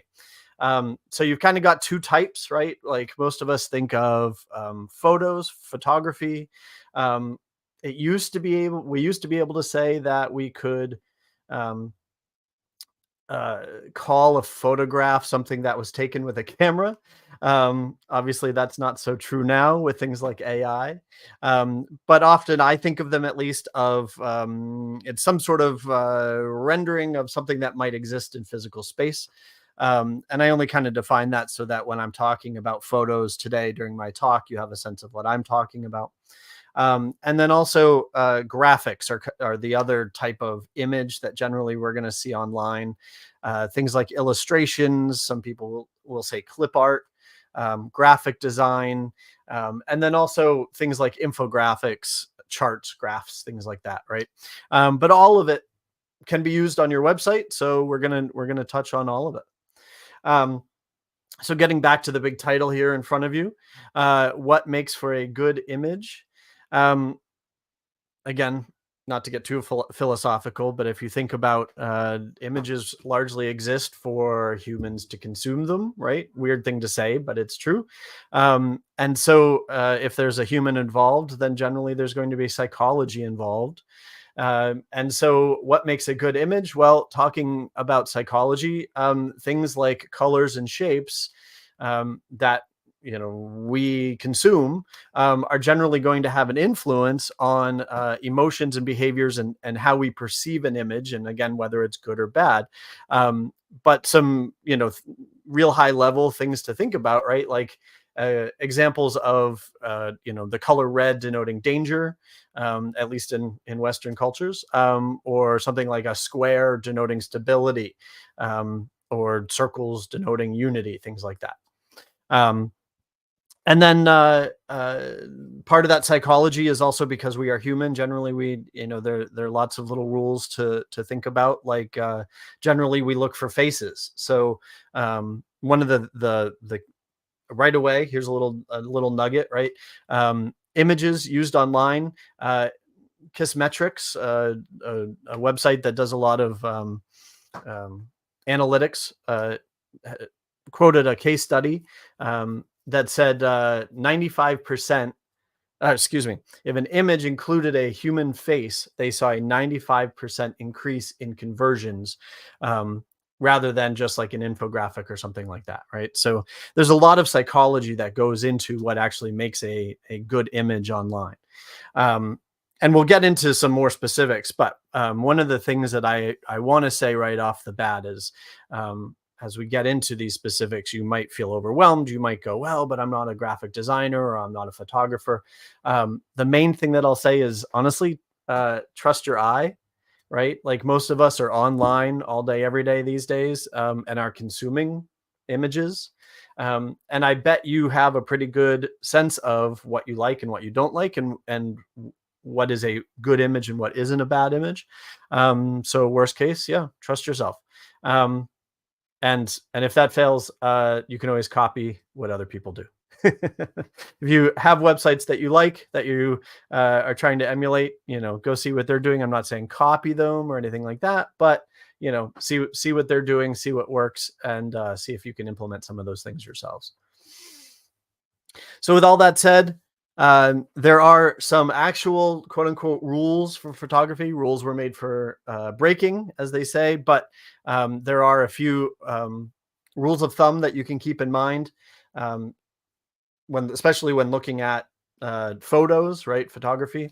There's a thing called the rule of thirds. If you check out the image that I've got here on the left, an easy way to think of this: divide whatever you're looking at, right? Divide the frame you're looking at into a grid of 9 equal rectangles, and place the thing that you're most trying to focus on, the primary elements of that photo, either on the lines or at the intersection. So in an example of a picture I took of a flower in my garden, put the flower in the top left intersection. Pretty easy to do, easy to remember. Another easy trick is symmetry. So if you look at the adorable picture I have of my dog on the left, most of us are trained to do this anyway. If you're taking a picture of your niece in front of a fountain or whatever, you put her right in the middle. So symmetry is an easy way to get a compositionally good photograph most of the time. Look for balance between the elements in your photo. Either through perfect symmetry, or I couldn't find a good example, but like if you've got light and dark, to kind of create a sense of symmetry in a photograph. Another couple, I've got 2 more for you. One more is called leading lines, where you use natural lines to lead the viewer's eye towards the subject that you're trying to focus on. So here's a picture I took in my neighborhood recently of a rainbow, right? And naturally the road leading away from and even the power lines, which we're kind of trained not to see, bring your eye to that distance, right? So this helps sort of create a sense of energy, dynamicness to the photograph, and generally it's compelling to humans. And the last one, kind of doubling up here, that same middle example has got depth.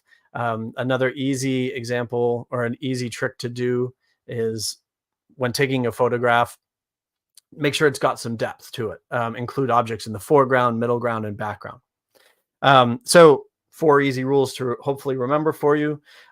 Worst case, the one rule that I want to leave everybody with, because it has definitely bitten me in the butt before, is watch your background. When you're taking pictures or you're selecting pictures, before you put them on your website, pay attention to what is in the background, to make sure that, one, it's not detracting from whatever it is you're trying to convey with your photograph, or too cluttered or anything like that, but also make sure there's nobody photobombing, no political signs that you don't want present, anything like that. So if nothing else, always take a look at the background of your photos before you post them online.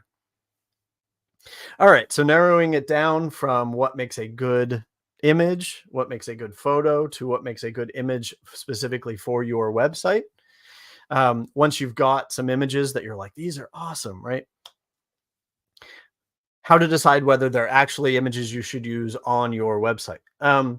So you want to think about whether these images convey a message or evoke an emotion, or stimulate action based on where you're trying to put them on your website, right? So if you're adding it to a blog post, or if you're adding it to your landing page, does it convey the message that you want? Does it convey the emotion that you want? Are you trying to get people excited? Are you trying to get people calm? Are you trying to get people to click? So these are all things to consider when picking the final image that you're going to put up online. A lot of the time, I like to think of it in the context of, does it help move the story along? And you might say, well, I'm creating a landing page where I'm selling widgets, or I've got a blog post where I'm showing some code or whatever, right? But still, analogously, you're trying to tell a story. You're trying to get people to click. You're trying to sell people something. You're trying to get your words across, right? And so does this image help convey, or I keep using that word. Does it help move the story along, right? Generally, for me, I think that for websites, images should stand on their own. And the other thing to make sure is that they're going to be evergreen, unless you've got a website where you're changing images all the time, right? It's not a bad thing to assume that this content might still be online in 5 years. 5 years feels like a very long time on the internet, but especially if it's like a blog post, you want it to be online for a long time. So you want your images to be evergreen. You don't generally want to use a meme. A meme might not make sense in a couple of years. And then I guess depending on what level of professionalism or the kind of language you want to convey on your website and whatnot. But generally, I try to stay away from GIFs. Yes, I pronounce them GIFs, or emojis. But you do you, right? You know the tone, the vibe, the language, your audience that you're trying to reach. So do what's best for them. But I do encourage you to think, again, big picture. How are these images going to be perceived in 5 years? And if my scrappy little business right now blows up to be a huge enterprise, am I still going to want this image somewhere on my website or archived along with my website? So a general easy way to summarize this is why are you adding this image to this particular spot on your website? And does it contribute to the goal of the website? And sometimes we don't want to be so, corporate, so project management-y. But I still think it's important to think about like, why am I creating this content and how is this image contributing to it? Having said all that, when in doubt, the other thing to pay attention to anyway is trends that you're going to see on other websites, right? I include this in part just because I think it's always fascinating to see some of the image trends that you are seeing online when browsing lots of different websites like I do throughout the day. Especially because I am a product of the 80s and 90s. I think it's pretty funny, weird, circular, that a lot of 90s graphics have been coming back, along with fashion, which you may be seeing worn by people around you. I keep seeing graphic images that are these very abstract people, like the character in the middle here, very sort of bulbous, less literal humans, which is, I think, is an interesting take on what I said earlier about including human faces. And then the other trend that I keep seeing is these sort of fun, lighthearted, squiggly lines, even on pages where it's just text, but obviously in an attempt to add some sort of graphic element. I keep seeing these, bright colored shapes and stuff like that. So, a few random trends that I've noticed, but I think it's important that in the context of what makes a good image for your website, take a look at what other people are doing, see if it makes sense for you, see if there are trends that you want to fit into, but also are there trends that you want to go completely the opposite direction of? It might be an easy way to stand out. This might be the entire reason that you are currently attending my talk. So maybe I should have put this at the end, but where to find images online, I should have called this where to find good images online. So the first thing that I want to say, honestly, is we live in a day and age where you can create them yourselves, either using a tool like Canva that has lots of clip art, or there are many other tools. They're all escaping me at the moment. But also we all walk around with pretty amazing cameras in our pockets, right? So if you're so inclined to show a photograph, to, again, convey a message or to contribute to the content that you're putting on your website, take a picture, take your own picture, if you decide that you can't capture the subject that you want for your photograph, obviously most of us have heard of stock photography. Some of this costs money. There are places like websites that are very popular: Shutterstock, iStock, Adobe, Getty Images. These are all pretty popular stock photography websites, but most of them you're going to pay for. Okay. And then now in this day and age, again, I listed them up here because I have a feeling that a lot of people want this list in particular.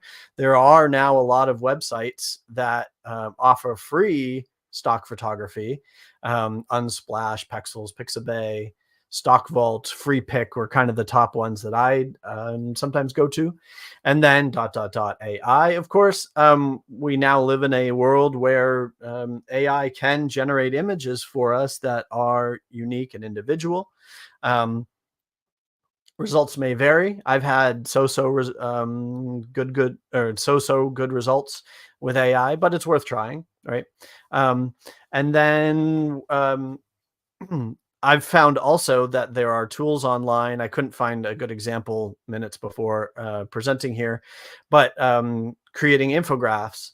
The other thing that you can do actually is create, if you've got charts or graphs or tables that you want to show to make a point, take a screenshot, right? Like just open them in Google Docs or Microsoft Office, whatever you've got visuals in, take a screenshot and add that to your website. The one thing that I want to stress here, however, is not to forget about copyright and licensing. Whether the images are free or you pay for them, if you did not create them, you want to make sure that you have legal right to use them. So just a word to the wise, because I have seen people get sued over this kind of thing. Don't just go do a Google image search and right click and say copy and then insert it into your website. You can definitely get in trouble for that. Okay, so now we know what a good image is. We know what makes a good image online. We know where to find good images. Some of you might be saying, well, I write 1,500 word, 15,000 word blog posts. It's exhausting. It's time consuming. The last thing that I want to do is go find an image, especially when what I'm writing is the most important thing. And that might be true. But there's a number of reasons why I can't stress enough that it is necessary to add images, even if you're writing the next best-selling novel. Couple of key things to think about are SEO, if you want to be found, if you want Google to find you, and subsequently other people to find you and to read those words that you're writing. Images are going to be an important part of this.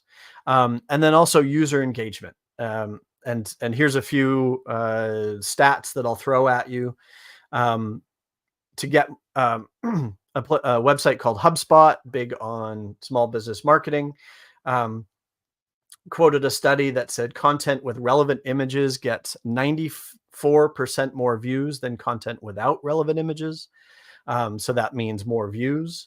A guy named John Medina, very smart gentleman, quoted a study saying, if you hear a piece of information, 3 days later, you'll remember about 10% of it.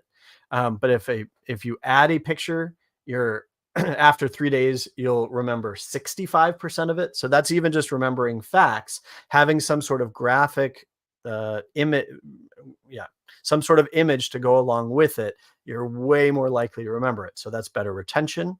BuzzSumo, another really good online resource for this kind of stuff, quoted a study: articles with an image every 75 to 100 words, which sounds maybe a little high, but it receives double the social media shares of an article with fewer images. So that's more shares. And then if you're doing e-commerce or in general trying to sell something, Visual Website Optimizer, another really good website that I go to read their blog posts. They quoted a case study that saw a 40% increase in conversions when a product page is redesigned to feature fewer, larger images, right? So a few big, good images, even if, again, it's scattered throughout a wall of text, you're going to get more views, you're going to get better retention, you're going to get more shares. And if this is your goal, you're going to get more sales. So crucial. Let's talk about how WordPress itself uses images. Obviously, your mileage may vary here because different websites are set up very, very differently. Some people have websites that feature lots of images. WordPress out of the box features some images. Just kind of depends on the theme, depends on how you're using the website, stuff like that, right? But if you've created any sort of post, a page in WordPress, there's a thing called the featured image, right? And generally speaking, that's the number one, it's meant to be the number one image attached to any piece of content. And so it often, if you're looking at a blog post, it's often the big piece at the top. If you're looking at a homepage, some people might call it the hero section, right? It'll be the hero image. And then, and the other place that it's often used that I have seen is often overlooked is WordPress calls them archive pages, but often if you've got a blog, right, you'll see a single blog post, but somewhere there is a page that has all of your blog posts stacked one on top of the other, or it might be masonry layout, right, side by side, but it's those featured images that are going to show next to each of those posts or on top of them. Sometimes they're the only thing that's shown. So that's pretty crucial. I've actually seen blog posts where you go to a single story, they don't show the featured image, but in order to get people to come to that story to read, they're going to show that image like on the homepage in a grid, that kind of thing. So, so don't discount all of the places that a featured image might be used. Also, the other thing that we're talking about is, let's say, a blog post or throughout a page, what we're going to call in-content images. So images throughout, like most stories, news stories, we think about, every few paragraphs at least, there's going to be some sort of photo. And then the other primary place that modern WordPress websites use images are what's called Open Graph. And I'm going to get into that a lot in a minute. But the takeaway for my point here is, even if you don't show featured images on your site, make sure that you at least think about adding one. Make sure that, because, well, a couple of things. One, again, Open Graph. So if somebody shares your website or web page, usually it's the featured image that's going to get shown. And you never know what you're going to do down the road is the other thing I want to point out. I've started websites before that were nothing but text. But down the road, due to all of the points that I'm hopefully making successfully during this talk, saying that I decided that I needed to change my layout and add images. And boy, I was sorry that I hadn't already attached a featured image to every one of the posts that I'd created. So what makes good featured images and in-content images? I've touched on some of this stuff, but just kind of to reiterate, make sure that it's relevant to the page that it's on. A lot of people will write a story and then they'll go, well, I need a picture of a smiling face or a person sitting at a computer working hard, stock photograph, because Corey said I needed an image. Well, at least give it a little thought to try to make it more context relevant than that. The other things you want to make sure your image has, make sure it's high quality. You don't want fuzzy. Fuzzy looks unprofessional and generally isn't going to convey the information that you want. Make sure the image is simple and helps move your story along. Another thing to make sure of is that the image is unique. Remember that if you are using stock photography, a lot of times, lots of people are going to be downloading those same images.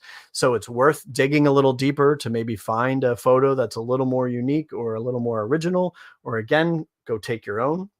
You do want to make sure that the image is consistent with your branding and site design. So if every one of your blog posts has a nice picture of humans interacting, hesitate to write one that suddenly has a cartoon, right? It's going to stand out. Maybe you want it to stand out, and so do it intentionally, but just be careful about doing something completely different.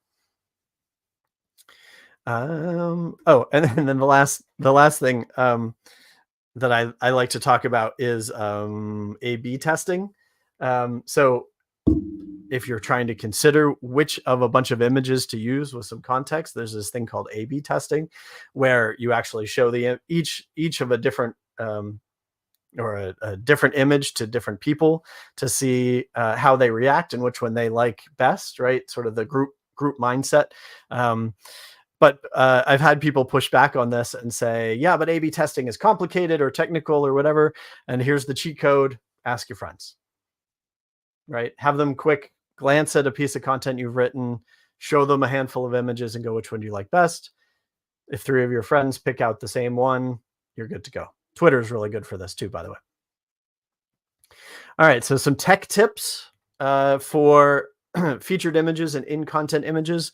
Unfortunately, some of these add extra steps, a little extra time, but again, I promise it's worth it.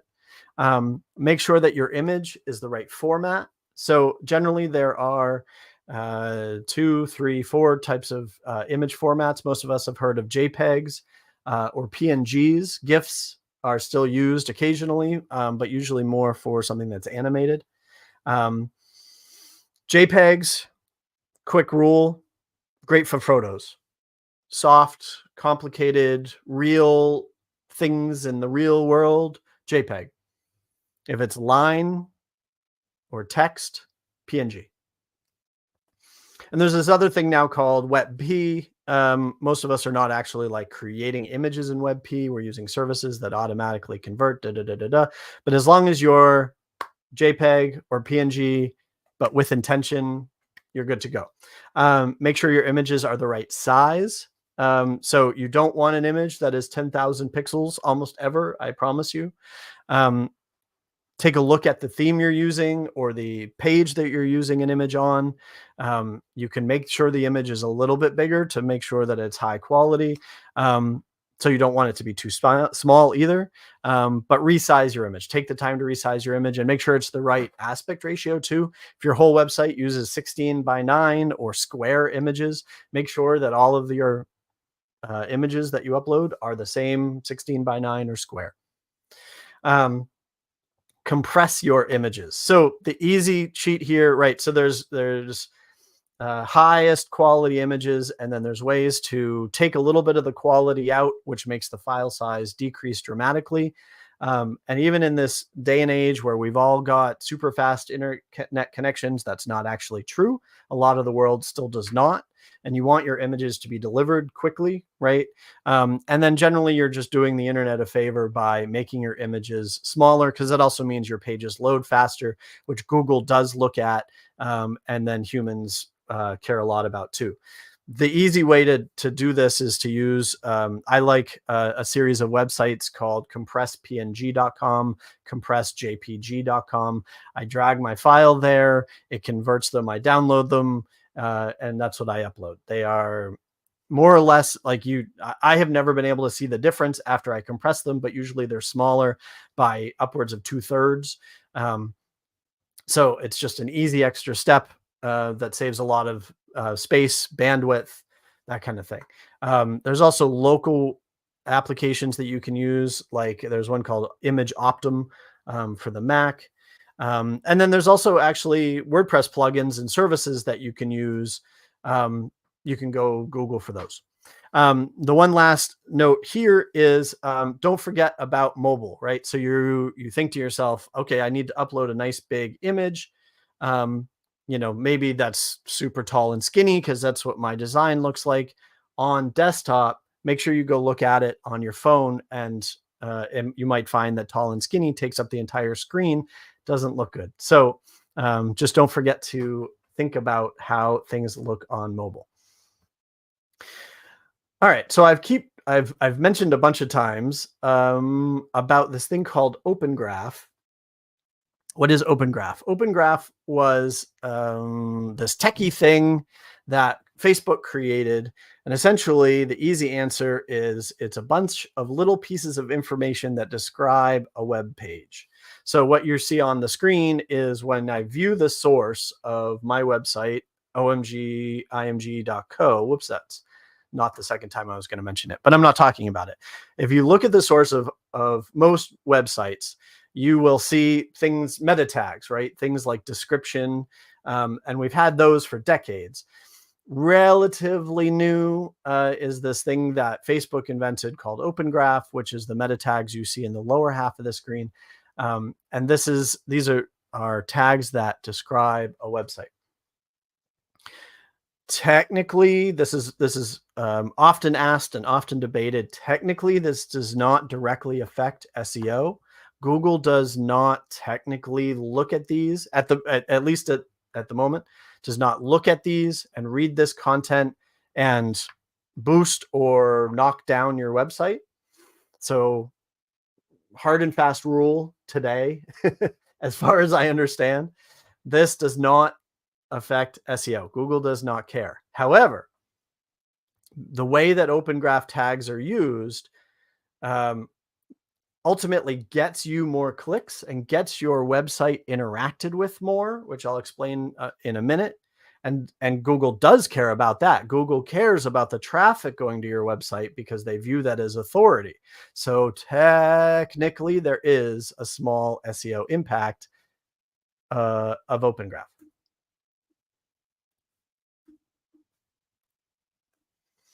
So then within Open Graph, what are Open Graph images? This is why we're here. This is what people see, and most of you have experienced this, and maybe some of you haven't even thought about where this comes from. But when somebody shares your website on Twitter, on LinkedIn, on Facebook, on Pinterest, often a little summary of your website comes up with an image. That is an Open Graph image. Often it is the same, if we're talking about a WordPress blog post, often it is the same image as your featured image. And a lot of people just assume that they are one and the same. And sometimes they are, but they don't have to be. We'll talk about that more in a second. But high level, what are Open Graph images? Open Graph images are how you are perceived pretty much anytime you're shared on the internet, which is huge because in this day and age, a lot of us get more traffic and more attention on socials than on our actual website. All right, so what makes a good Open Graph image? Again, a lot of the time, the same image is used for both the featured image and the Open Graph image. And here's why. If you install an SEO plugin, Yoast or Squirrely or Rank Math or any of them, almost all of them will default to using the featured image as the Open Graph image. But almost all of them have a place where you can set a separate Open Graph image. And here's why you need to do that. It should be different. What you see in front of you on my slide here is on the left, a default image, right? If you go to a blog post where I wrote an article about the mountain that I climbed, seeing the mountain and then seeing my title, the mountain I climbed, and then reading about it, you get it. There's context. You're like, this is the mountain that he climbed. There's the picture, right? But if somebody shares that article and you see, as it's shared on, in this case, LinkedIn on the left, what is the context of that picture of the mountain? You have no idea. You squint and you go, oh, the title might be the mountain that Corey climbed, but like it's hard to read, it's vague, and most importantly, Twitter changed this year and no longer shows the title of the article or any other information. It's just the image. So using a plugin like OMG IMG, there's my little plug, but you can also use tools like Canva or Photoshop. It's so crucial now to add information to an image and use that as a dedicated Open Graph image. So here's an example on the right that I used OMG IMG to create, taking that same mountain picture. I shouldn't have said the mountain I climbed. Let's pretend the article is about why your featured images matter. I've superimposed the title. I've added a quote. I've added a link. And so now somebody scrolling at 2 a.m. on Twitter, on LinkedIn, whatever, is going to see that image, but they're going to have context. And that's crucial in this day and age if you're trying to get people to click through to your website. So that is, to me, the most important thing of what makes a good Open Graph image. Tech tips for Open Graph images. You'll have heard some of this before. Make sure it's in the right format. Depending on who's using it, Facebook, Twitter, LinkedIn, what have you, they might convert it to their own fanciness, but it's still better for you to upload the right format. So JPEG if it's a photo, PNG if it's a graphic. Something that is crucial here is in the Facebook standard of Open Graph, they declared that images need to be 1200 by 630, and subsequently LinkedIn and Pinterest count on the image being that size. So make sure that you resize it to 1200 pixels by 630 pixels. I created a neat little website called crop.express that makes this really easy, but you can also use Photoshop or any other image software. Crop.express is free, by the way. So that's not a plug. That's just a tip. I just happened to make the website. Again, make sure you compress your images. The internet will thank you. And then the one funny quirk to this is Twitter always having to be different. Oh, excuse me, X. They made their own Open Graph standard called the Twitter card. They actually declared that their images should be 800 by 418 pixels, just to be different. But the truth is if you upload an Open Graph image, they will still consume it and show it correctly. So it saves you an extra step. I'm over by 5 minutes, so I apologize for hurrying, but here we are at the final success declaration of everything that we have learned in this half an hour. What are the high level takeaways? Compelling images, beautiful, amazing, interesting images that are optimized for the web, compress them, resize them, what have you, and make sure that they are optimized for your website. Make sure that they are contextually relevant, beautiful, whatever that means, right? Maybe include your branded colors, all that kind of stuff, but make sure that they make sense in the context where you put them on your website.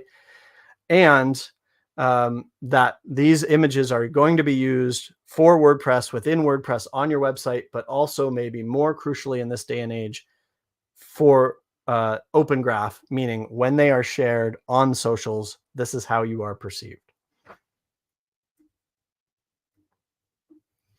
Woohoo for picturing success. I am once again Corey Moss. Thank you very much for listening to me for the last half hour. If you want to get in touch, I'm always just on email, and I'm happy to accept personal emails. So you can email me at corey@omgimg.co. And then I am also very active on Twitter at Corey Moss. Thank you for listening. I'm left here alone now. Here comes Katie. Thank you for an amazing presentation. I do have one question in the comments that I wanted to ask. So this is from Unfathomable. And this person says, how can the compression services offer the service for free? What do they do with the images we upload? Do you know? It depends on the service. Most of them don't care, right? They offer a thing. So what I mean is they don't care about your image. They're not trying to steal your image. Maybe some of them are. I obviously can't speak for all of them. The way that like compress.png and compress.jpeg.com, compress.png.com make money. If you go to that page, you'll see it. It's chock full of ads. That's how they make their money. I don't care. I want them to stay online, so I'm happy for them to show me ads. I actually messaged the developer at one point and said, can I pay you money? And ideally, can I pay you money to not show me ads? And they wrote back and said, nope, there's no amount of money you could pay me that's worth more than the revenue we get from our ads. And I'm like, great, then keep showing me ads and I will keep using your service for free. But again, I think most of them don't care what your images are. And they certainly don't want to steal them because they certainly don't want to store them because storage costs money. Thank you for answering that question. Those are all of the ones from the audience, but I am curious. What do you think is the number one mistake that people are making with their images if you kind of had to boil it down to like one thing? The point I made about not creating a separate, unique open graph image, I think is killing a lot of people. That's dramatic, but is preventing a lot of people from getting the most out of their websites, right? In this day and age, again, there are not a lot of us who are blogging for the sake of blogging and don't care if nobody reads it. Like, generally, we're contributing content to the internet because we want people to consume it. And the way that the word gets spread in this day and age, there are ads and there are billboards still and things like that, but almost primarily, right, it's about sharing and it's about getting people to share. So if somebody lands on your blog post, it's all about getting them to click, send this to Twitter or send this to Facebook, or copy the URL and paste it into Twitter or Facebook or whatever. And that's where that crucial open graph image shows up. And again, especially on Twitter, where there is no title, there is no author, they do show a little URL, but it's just the domain. So there's no context. So if you haven't added context to your image and your image doesn't naturally convey context, then you're shooting yourself in the foot. You're leaving so much value on the table, to totally mix a metaphor. Yeah, that's great. That's definitely something. Well, are there SEO plugins and things like that that will kind of handle the open graph thing for you? Or do you have to use a plugin like the one that you create, OMG IMG? So OMG IMG is for creating those images. And the plugin will, at a very simple level, make sure that you have open graph tags. It's actually better used with a Yoast, a Rank Math, a Squirrely, whatever, right? But what I found is that almost all those plugins do a great job of taking contextual information from a specific page and putting that in the text. But unless you go and create an image and then click the button and upload the specific image for that page, they're going to show one image for the entire site. So, excuse me, it'll be the logo for your site, but the text will say, how to optimize images, or, buy now because we're having a sale, but the image always looks the same. Whereas what you want ideally is an image that says, here's how to optimize images, or here's the sale that we're having, right? When somebody shares. So creating a separate image for each page is not included in most of these plugins, and specifically where OMG IMG comes into play. Got it.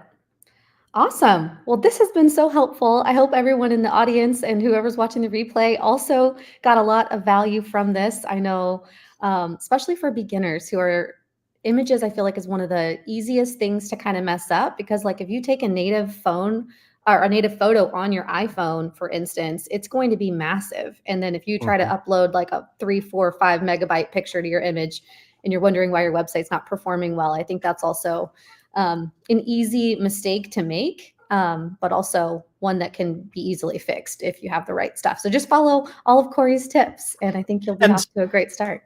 And I want to emphasize, like, I try to touch on a lot of things and I try to go in depth a little bit, but most of these things can be boiled down to a few quick steps that you can do once you've got the software, you've got the bookmarks of the compression, websites, and basically you can build a good habit. It's just, 4 more check boxes to tick off before you hit publish. It doesn't have to be a big deal.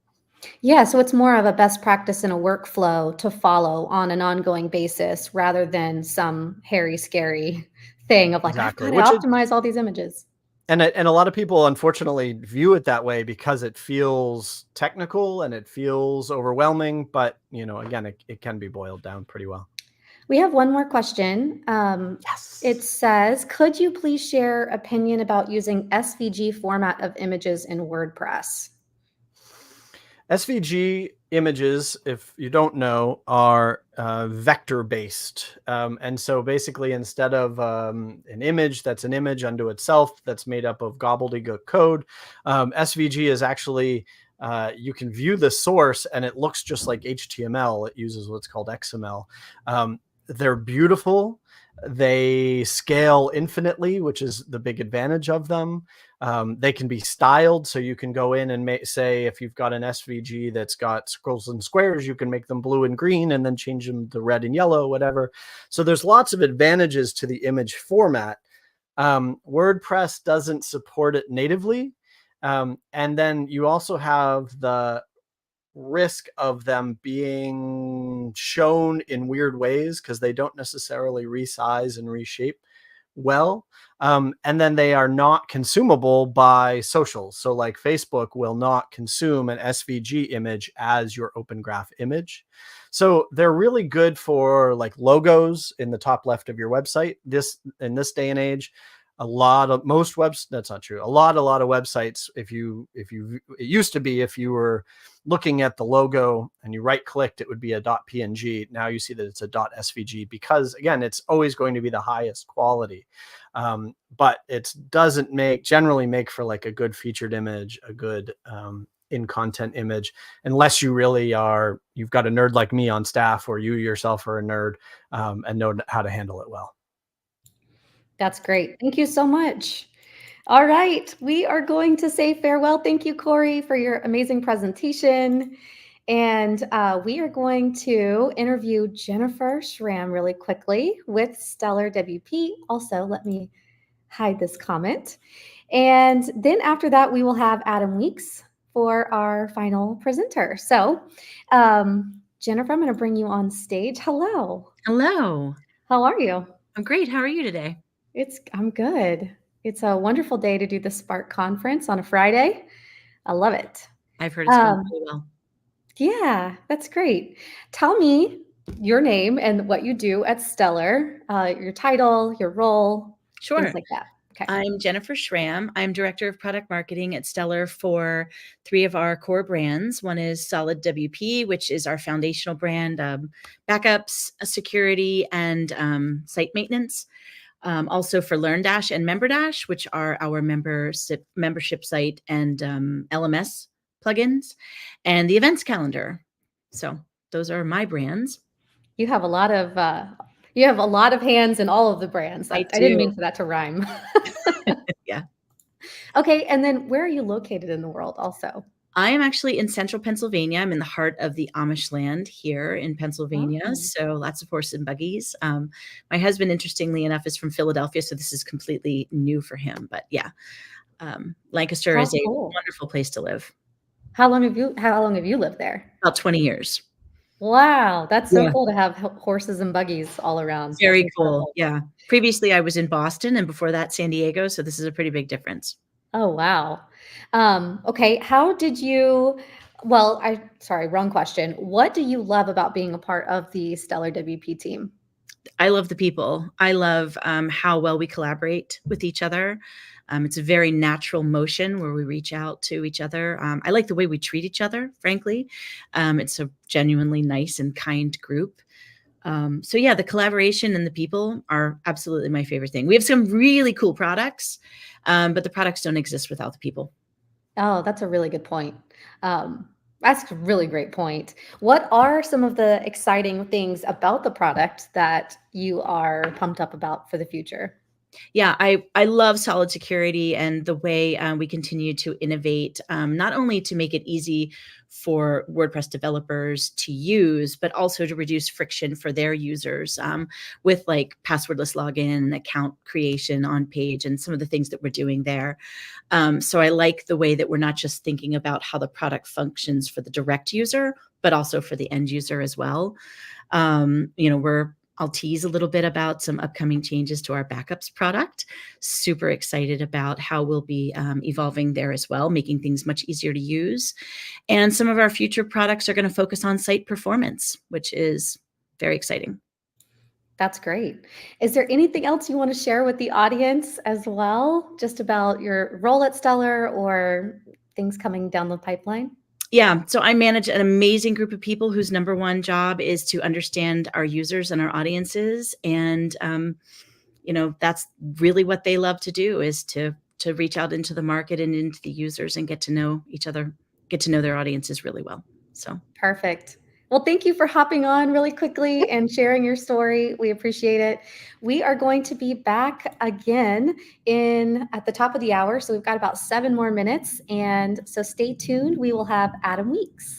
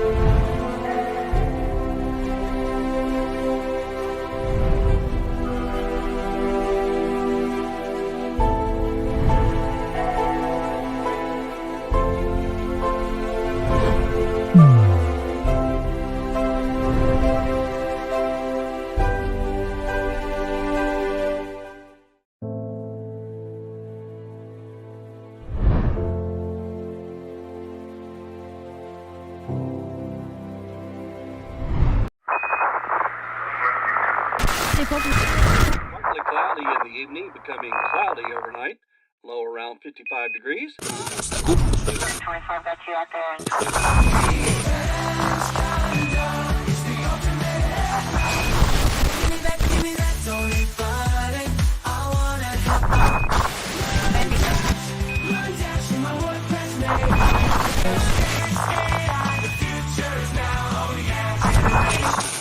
Content Pro, protecting my soul. Level up your store, make it fly with this plugin.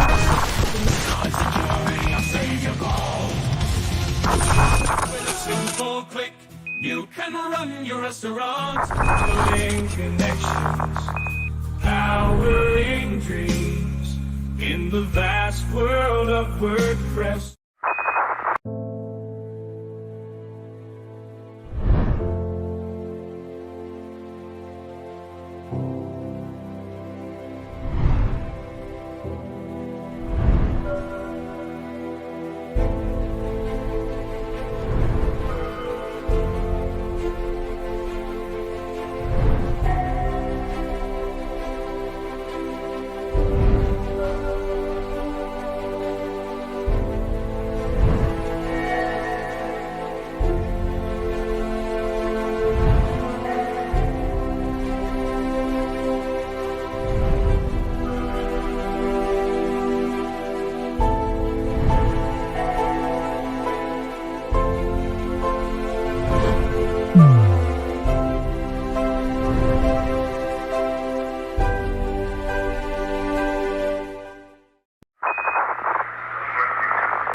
Partly cloudy in the evening, becoming cloudy overnight.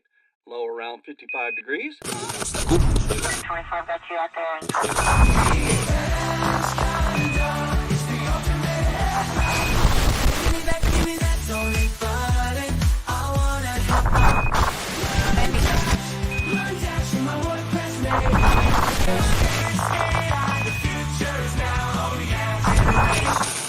Content Pro, protecting my soul. Level up your store, make it fly with this plugin.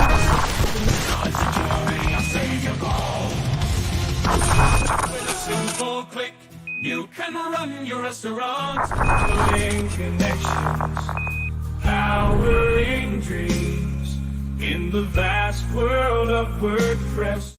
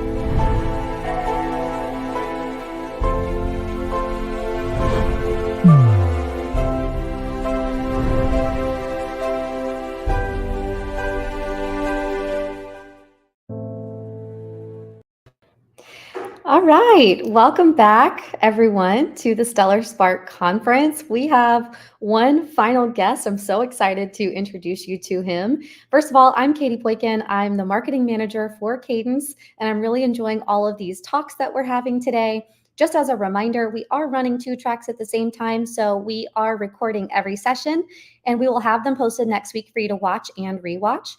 We also have a hallway track for networking and speaking with our speakers at this and the Stellar WP team. And the link for that is on our schedule page at the very bottom. If you are on the live as well, we've been dropping those links as well in the comments.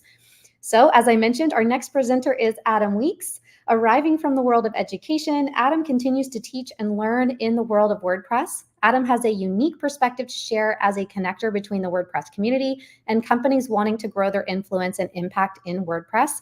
Oh, and drones. Adam likes to fly drones as well. Adam's talk is titled Credibility Marketing. You have spent money on Google and Facebook ads, written all the blogs, created the content, and done everything possible to increase your SEO. But what comes next? How do you continue to grow? The answer is the answer is credibility marketing. It's one thing to say how great your company is. Hint, nobody cares when you do that. But it's another thing when a trusted personality does it for you. In this talk, we'll go over 5 ways to leverage the audiences of others and to use credibility marketing to grow your business. So without further ado, let's bring on Adam Weeks. Hello, Adam. Hello, Miss Katie. It is so nice to meet you. Nice to meet you too. Where are you located in the world? Well, I am in the Northern Hemisphere on the continent of North America in the United States, California, and if you are really specific, in between Tahoe and Sacramento, there's a little town called Auburn. If you're driving up to Tahoe, you could come and visit me there. Got it. Perfect. Yeah, I'm kind of in the West too. I'm in the Phoenix area. So I'm sure I could drive and it wouldn't be too far from you. Not too far. Awesome. Well, without further ado, I'll bring up your slide deck here and let you jump into credibility marketing. I'm really excited to learn as well. So here we go. Here's your presentation.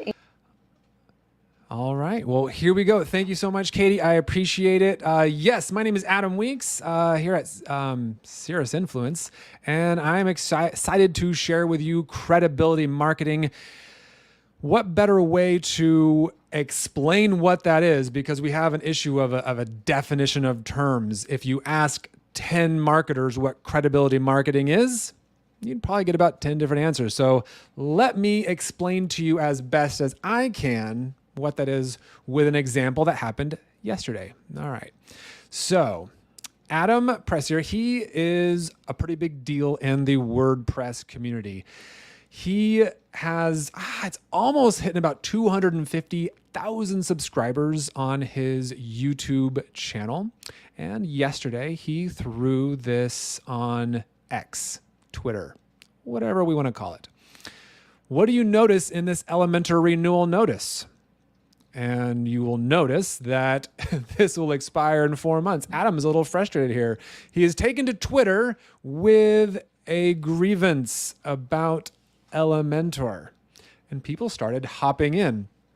Currently, when I took this screenshot yesterday, it was at 779 views. I think it's gotten well over 800, maybe 1,000 by now. Who knows?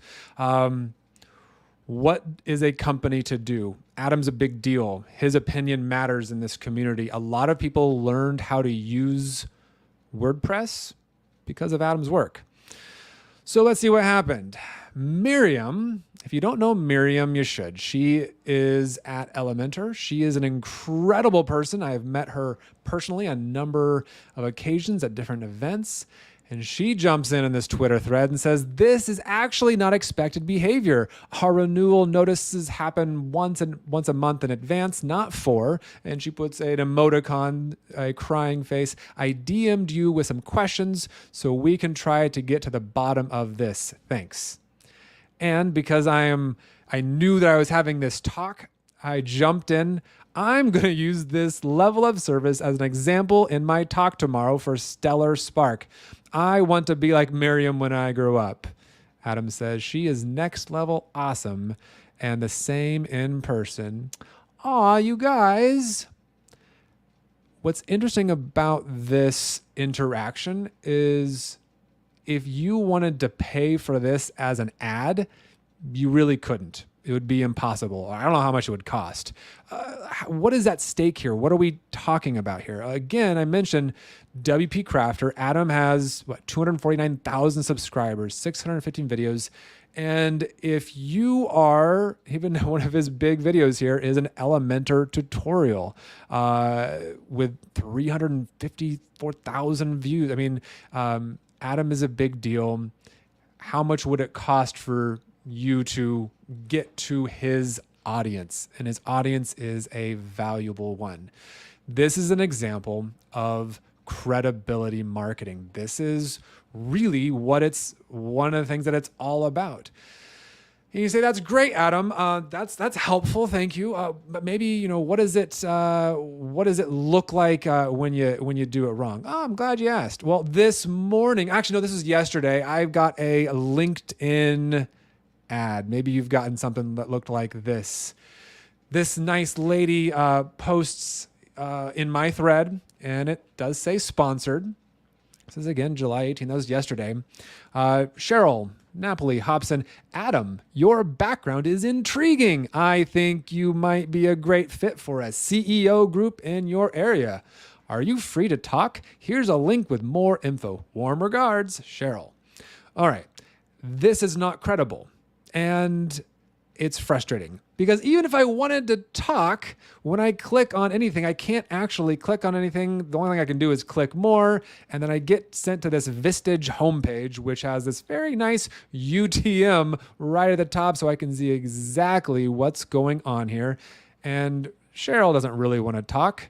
This is a bot or something else, and it's sending me to a form to fill out. Because I was doing this talk and I was digging a little bit more, I hopped in and figured out what is this Vistage, and it turns out I'm sure it has been successful for many people, but this thing's about $10,000 to maybe $15,000 a year for people to join this CEO group. Cheryl clearly does not know who I am and does not think my background is intriguing. This is a bad example of marketing and is not credible. And just because I'm a glutton for punishment, one more example I got this morning, a text message. Want to make $2,000 to $50,000 every day? Send yes to join our exclusive blockchain group. You can see I did not do that and I reported junk very quickly. This does not work. Actually, I want to be clear. It's not that this stuff doesn't work, because this company, Vistage, I assume that they're very successful. They have a budget to do this kind of stuff. Essentially, what I am saying is that I implore you to not grow your business in this shady way. It's not going to work over time. And if I ever come in contact with Vistage or anybody else like this, I'm unlikely to recommend them or do business with them. And one thing I do want to note, this interaction with Miriam and Elementor, at this moment, I did not purchase Elementor. I don't know if anybody else who saw this thread also purchased Elementor because of what Miriam did. She did amazing work, but it wasn't a sales pitch. And the likelihood that I need Elementor at the moment where I see this interaction is 0.00, very small. But over time, the brand that she is working to grow, Elementor, is growing, and I now trust Elementor that much more because of people like Miriam. She is authentic, and she is growing her credibility for her company. All right. So where do we start, Adam? It's good stuff. Yeah, we need to do this. Where do we start? Well, know thyself. This nice big word here, introspection, is where we're getting started here. What is introspection?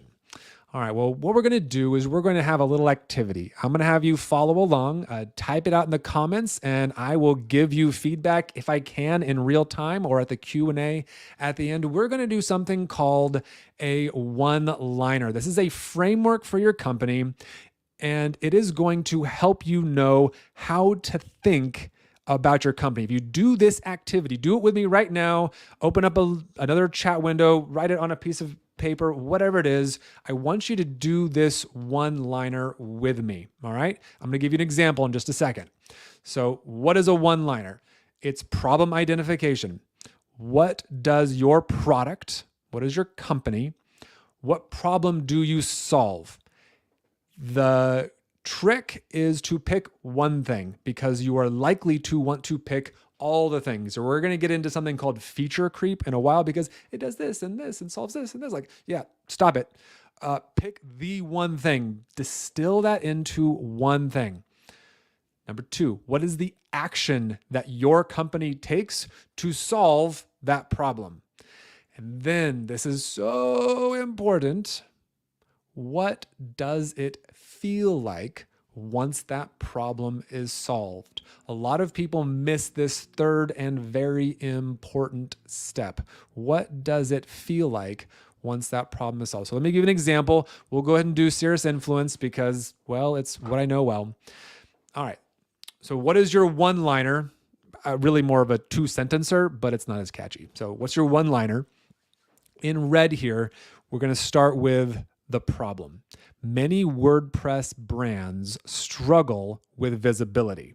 So what I'm saying here is I'm trying to find empathy. I'm trying to find common ground. There's a good chance that someone that I'm speaking to, that I'm sharing about Cirrus Influence, understands this as a struggle. Yeah, it's decentralized. It's all over the world. How does anybody see my company? So I'm going to start with empathy. I get you. We work with WordPress influencers to help brands get seen. Let's keep it simple. Maybe you don't like the word influencers. Maybe it's content creators. You can work with this. It's not that once you have this one-liner, it has to be exactly this, but you will get better at it, more familiar with it. So in blue here, we have the thing that you do to solve that problem. And then in green, last but not least, and actually most importantly, how's it going to feel? What's it going to do so that they can grow their business efficiently, effectively? We can add different words. We can play with different things. Don't get stuck in there. But this is what I want you to do now. If you can type this in the chat, it's a good activity. Get it wrong, and we'll workshop it there. But type it in the chat. write it down for your own. If you do this, you will have this introspection that I'm talking about, and it will force you to help you understand how people are going to think about your company, about your business in a positive way. All right. So let's keep going here. Let's talk a little bit more about introspection. You need to know what your differentiators are. How are you different than other companies that are doing similar things? What makes you special? Again, we got to know thyself. What's special about me? You need to know that. I'm not even talking about telling others about it yet. Just how are you different?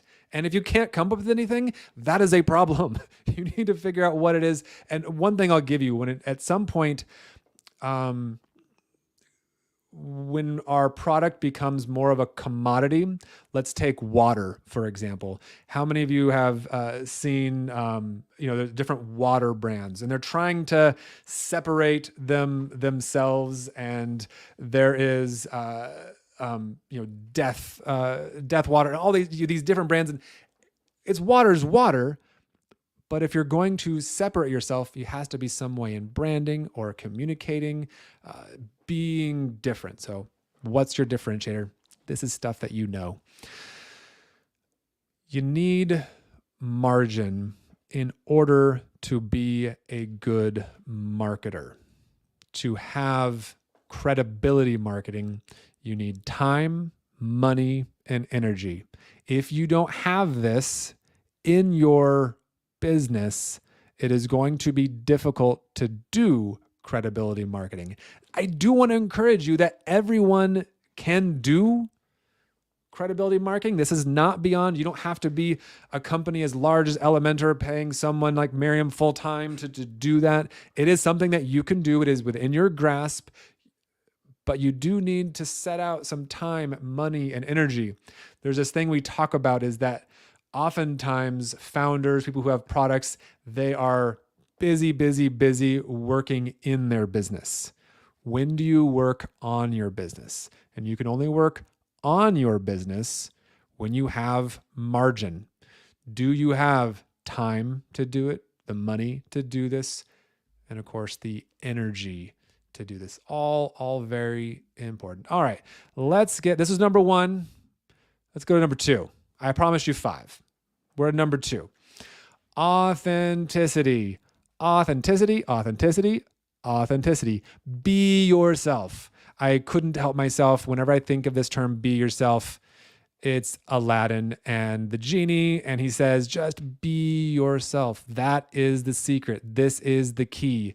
You gotta be yourself. You can't be someone else. Don't try to be something that you're not. People will see through it. It doesn't work. It's every time. Be yourself. All right. So you got to be real.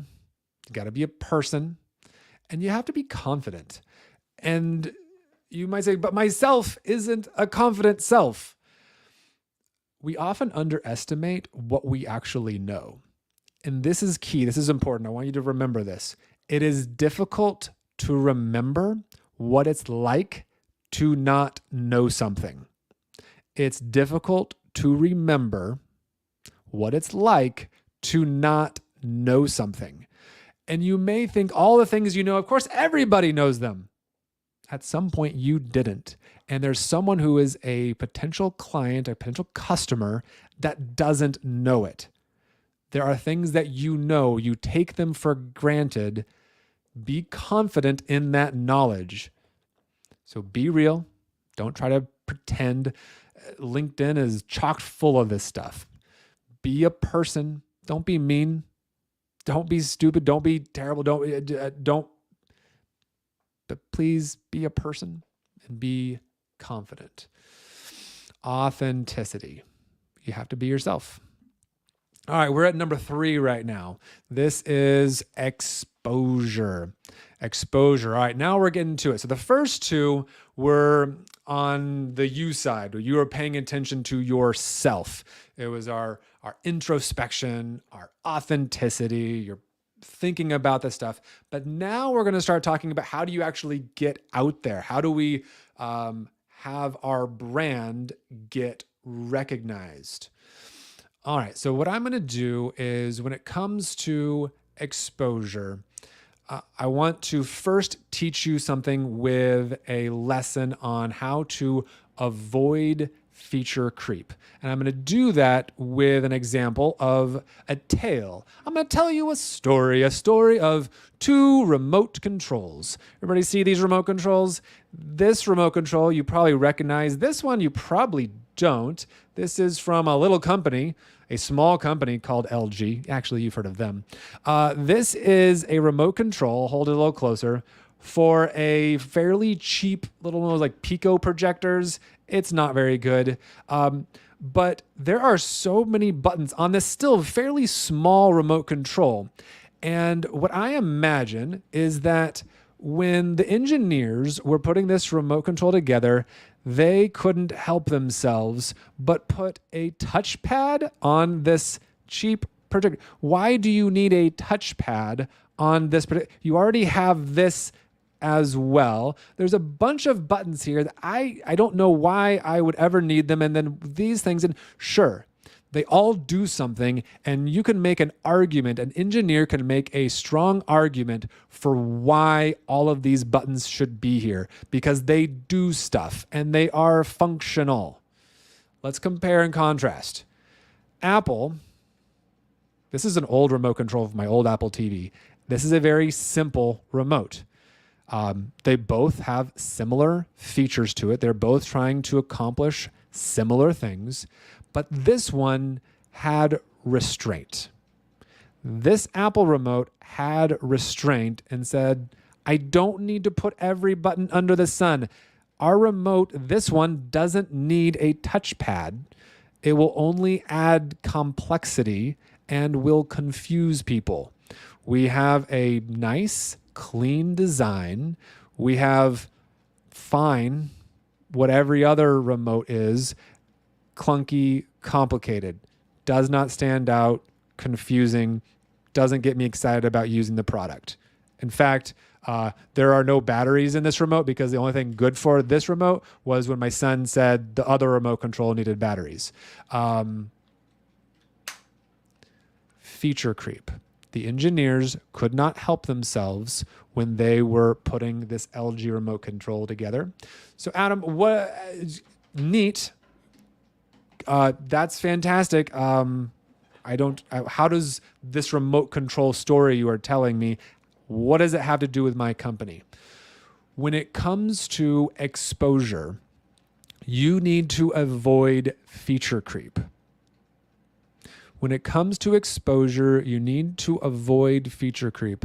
We tend to we have this moment where we're going to tell people about our product or about the thing we do, and we're going to say it does this.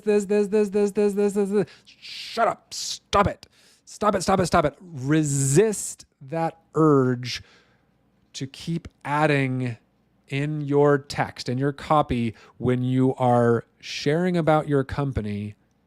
Avoid this very strong desire to share everything that your product or your company does. Distill it down into one thing. And the beautiful part of this, if you said, hey, my product does 15 things really well, perfect. You now have 15 pieces of content, 15 separate pieces of content. Do not try and cram everything that you do. But it's great, isn't it? We know it's your baby. You made it yourself. Pick one problem to solve per exposure opportunity and then zip it. Stop.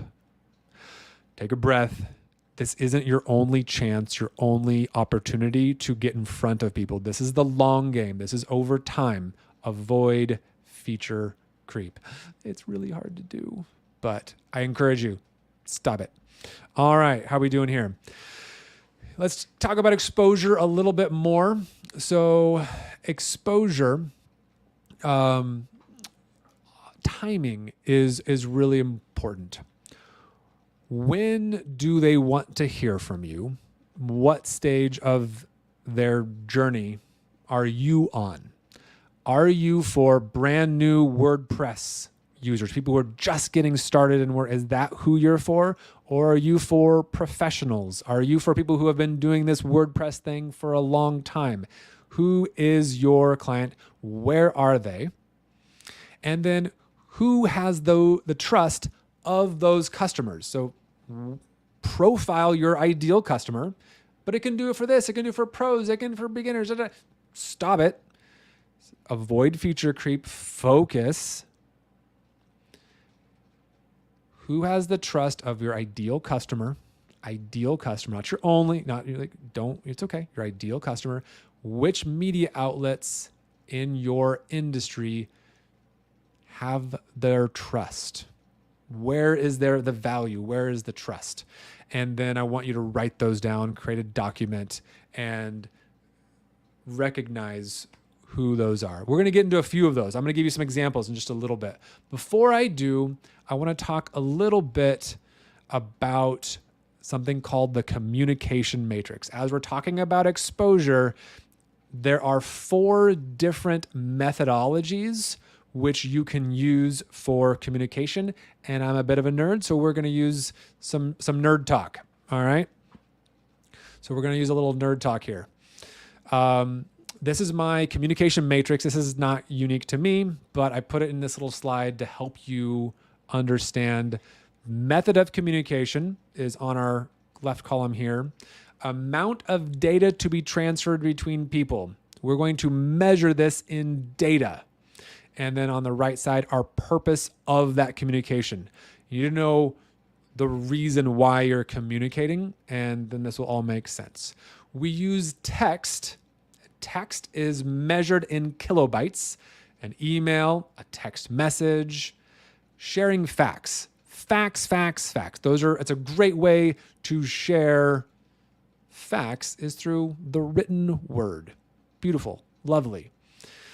But what happens when you need for people to gain clarification? Audio is a great way to do that. Podcasts, phone calls, megabytes of information are transferred via audio files. When you want someone to gain clarification about your message, audio is an excellent medium. When you want people to have an understanding, when you want to create understanding with someone, video is hard to beat. That's what we're doing right now. I have something somewhat complex to share with you. I could have done a credibility marketing blog. That would have been good. I could have done this on, simply a podcast only. That would have been good as well. But video, I'm able to show you pictures. You're able to see my face. We're able to interact a little bit more over video, and gigabytes are at this moment being shared across the internet over video. And that is to help. I want you to have an understanding of credibility marketing. And then in person is always best. When you want connection, finding common ground. When you are trying to build a friendship, a relationship, terabytes are shared between people when they are in person. And that's really, really important. I'm going to get to events and the reason why we encourage events in a little bit, but it is essentially that is how are you not a cold call? How do you avoid having to do a cold call, a cold email, a cold outreach? It's because you know them. You met them in person. They're able to build a friendship, and you do that in person, which can be difficult when we're talking about WordPress that is all over the world, and we are in a decentralized ecosystem. That's why we encourage in-person events.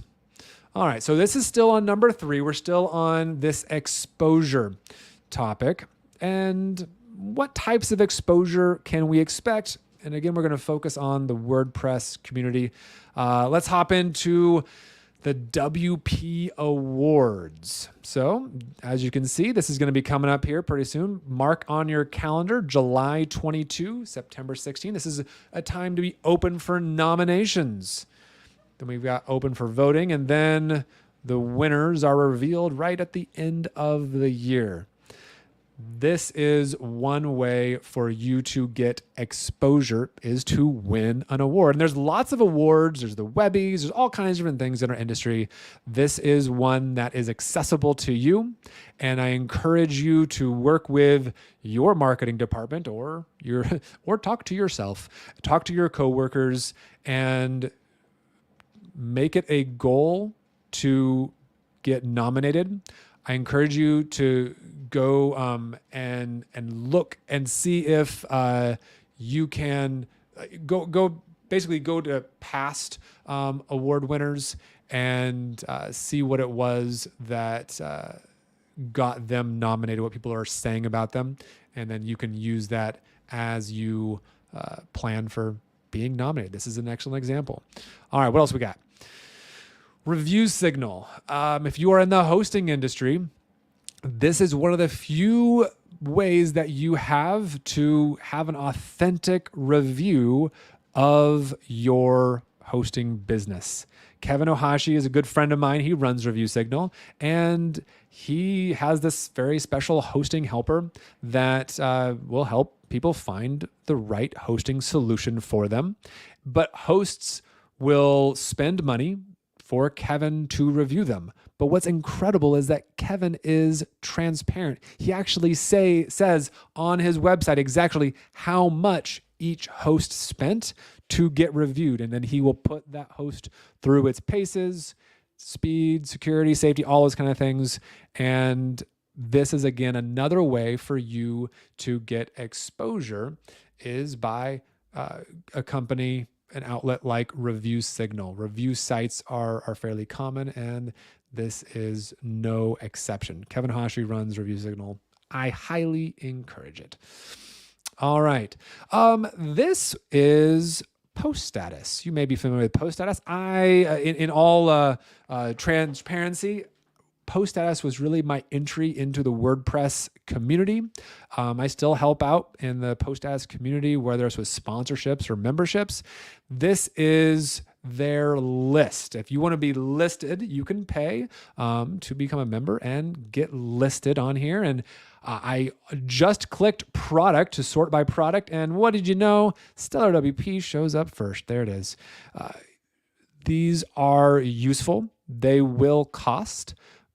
And there are lots of places out there to do that. This is the way that you can get on post status. If you're not familiar with post status, get familiar.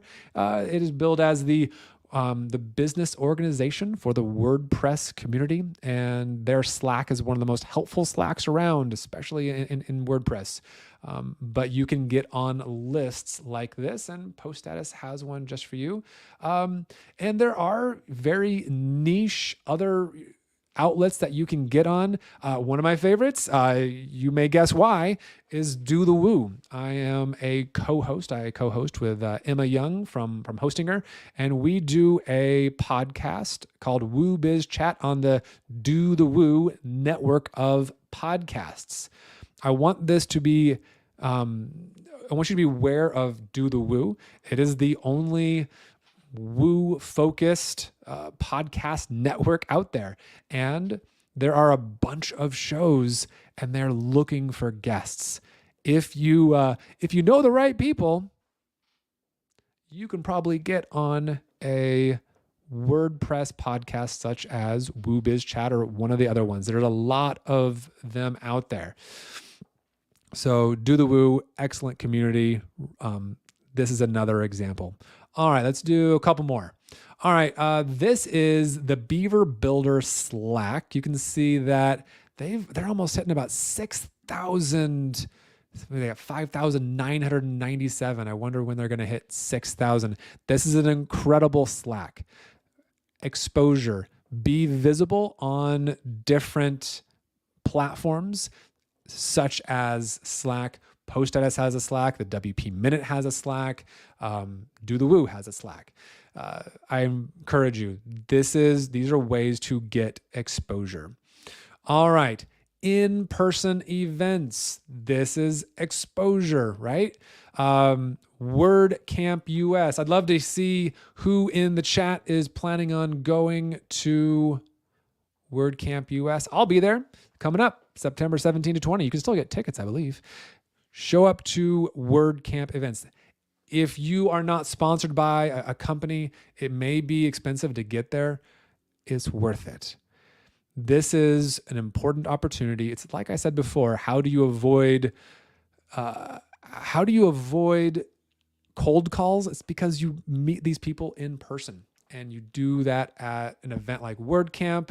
CloudFest is another one of my favorite events. That's in Germany, but they also have a US CloudFest.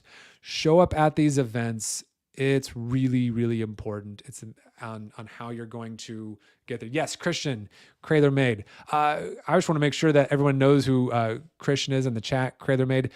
He is one of my favorite WordPress YouTubers, and he's doing incredible work. And he's the kind of guy that, will work with you, will talk with you about getting exposure. And it's really cool to see the work that Christian is doing, but he's there in the chat. And Crayler Made is a really good WordPress channel. And what was really impressive to me about Christian is, I'm going to talk about Christian for a second, is that he is showing up to these events. He's one of the few WordPresser, YouTubers that is going to these events. I met him at WordCamp US, and then we met again at CloudFest in Germany, and then again at CloudFest US in Austin. And he's showing up, getting to know the community. And his content is very much, for those entry-level people coming into WordPress. Christian has taught people how to use WordPress, and he has credibility with that audience. Again, one more just thing about Crayler Made and Christian is that I was working with him on a project, and the client said, "Hey, would be willing to pay Christian money to promote something." And Christian was like, that's probably not a good fit for my audience. And when Christian came back with that answer, his credibility with me and with the client I was working for went through the roof, because I could see that Christian wasn't going to sell out. He was going to value his audience and not try to promote something that really wasn't going to be relevant to them. As you are working with creators and influencers, make sure, and I'm going to talk about this in a little bit, make sure you know their audience, get to know their audience, and never ask them to promote something that doesn't match their audience. All right, so this is in person.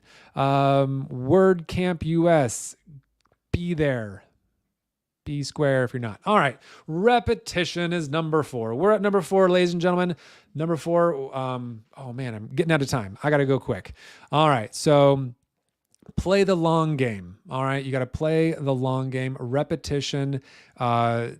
You have to know, you need that time, money, and energy that is required to do this over the long term. Repetition, repetition, repetition. And it's over time. Credibility marketing is something that's going to be over time. All right. Number 5 is also repetition. No, seriously, this is going to take a while. I put it as 4 and 5, repetition. We joke that, we talk about 7 to 17 times.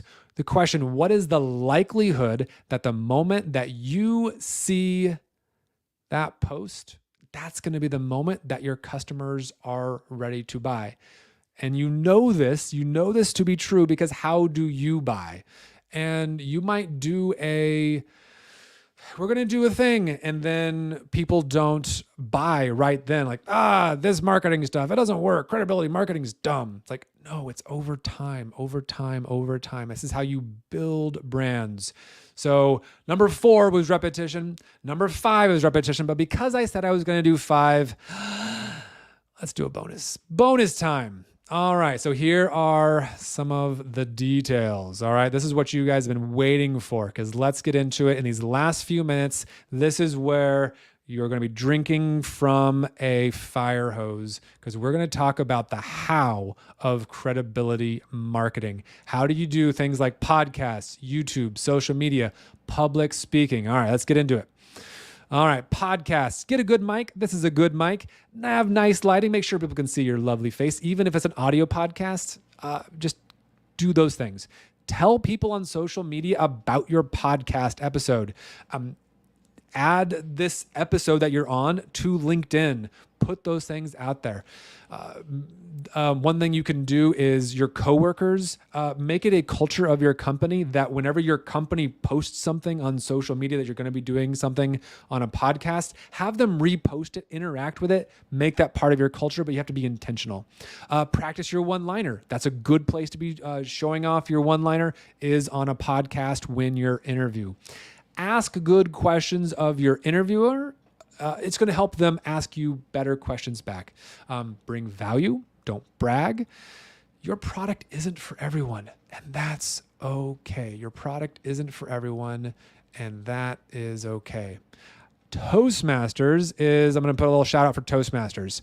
I am a member of the Placer's Gold Club. You can go on the Toastmasters website and become a member. It's not that expensive, and it's a really good way to help you communicate and be more confident in your public speaking. It's a really good investment. I am not, other than just being a member, they're not paying me to say this. Go to Toastmasters. All right. YouTube. Search for YouTube content. How? In the way that your potential customers will be searching for YouTube. So what types of keywords, if they were looking for you, what is that? Identify those creators, subscribe and interact with their content authentically. It's not a place for you to sell your stuff. Just ask them good questions, engage. Reach out to those creators on the various platforms and interact with them there. So if you see a YouTuber, talk with them on Twitter, just like I was doing with Adam Pressier. That is a way to work on YouTube. All right, social media.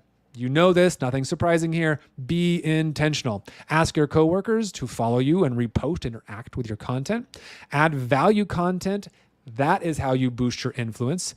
Pay attention to the people that are doing it right. Who are you a fan of? Who do you really like? And then interact with those posts. Ideally, those are people who are also in this community. Public speaking. Number one, say yes, just do it. Go to the events, show up, make friends with the speakers. Here's a little bit of meta. I've been thinking about this talk for months. I've been nervous about it for weeks and terrified of it today. If you said Adam Weeks is someone that I would like to know more about, if you get on social media and you say a nice thing about my talk, I am going to be super excited. People don't do that as often as they should. And it's a quick shortcut to getting connected, even with big CEOs of big companies. If there's someone who is doing something after their talk, comment on that YouTube video, comment on that podcast, and you will get their attention. All right. Make sure you subscribe to event newsletters so you'll know when the speaker calls are going out. And WP Speakers. My friend Michelle Frechette has created this incredible resource called WP Speakers. I have my little profile here, and it's an excellent thing that you can do to share with others. People can find you on WP Speakers. So that has to do with, getting out there. All right. Get to know the WordPress media. I have an even longer list of this if you want to come and talk to me. There are so many cool people doing cool things in WordPress that are teaching, that are building community.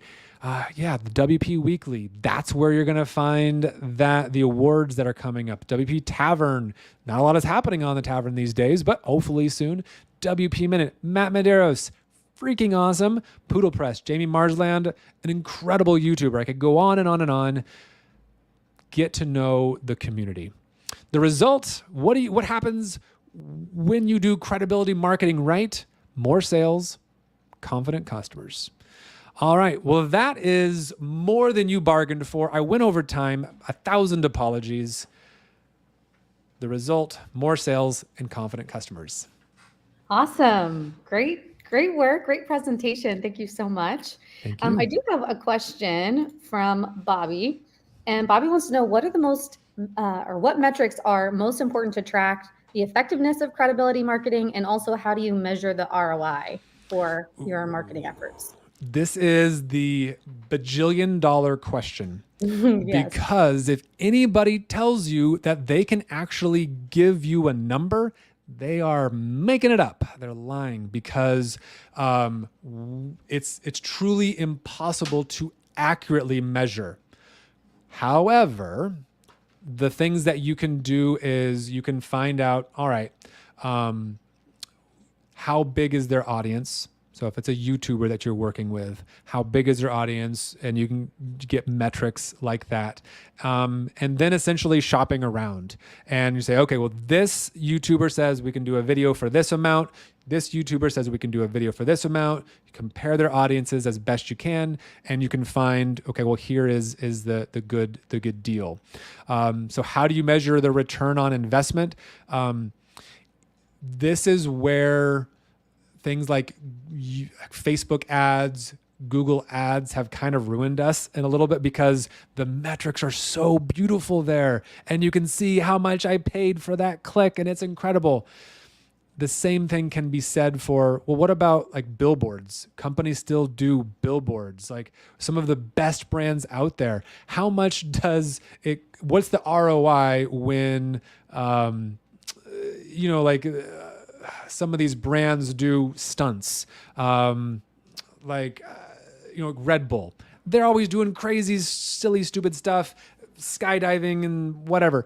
What's the ROI on that? It works over time. The best way you can measure it is that year over year, are you growing? And it is not the only thing you should be doing. It is a mix of your branding.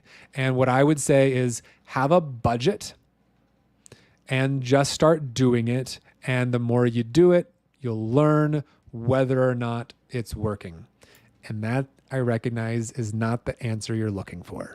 No, I think that's very helpful, because sometimes the marketing activities that you do aren't necessarily trackable.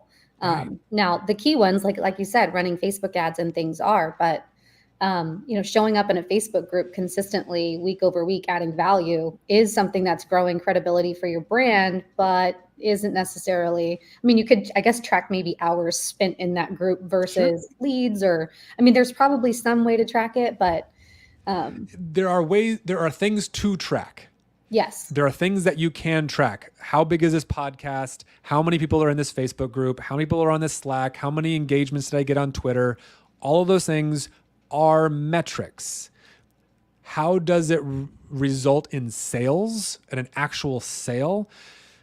The reason why you intrinsically know that you can't accurately do that is if you think about your own sales, like when you buy something, that's how you know. Is like you don't necessarily buy the first time you see someone post about it on Twitter. But when you positively over time, then it becomes effective. That's great. So do you primarily work with businesses, or do you work with more smaller, like YouTubers, or who is your ideal client that you work with? Absolutely. So I make it my job to become friends with the people, the content creators in WordPress, and to build out those relationships. And I try to make it easy on them to get content, because content creators need two things. They need content, which companies have.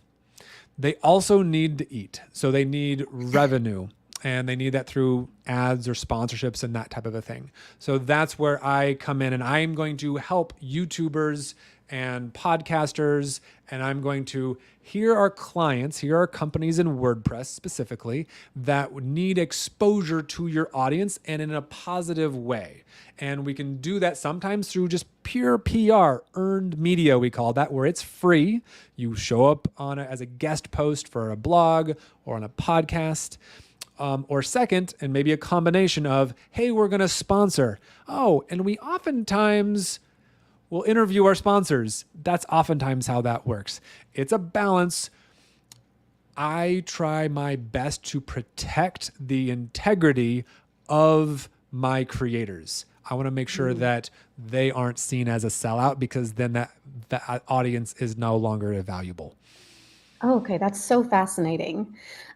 If someone were an up and coming creator, maybe they are starting a YouTube channel or something like that, and they want to get connected with these bigger companies in WordPress, what are the, I don't know, maybe top 1 or 2 things they should be doing in order to get noticed by brands? So there's the free stuff, is, you know, and it's kind of what we were talking about is, it's going, one, recognize that it's going to take a long time, and it's going to take effort, but it's kind of what we were talking about. Show up on podcasts, be visible on social media, bring value, talk at, public speaking.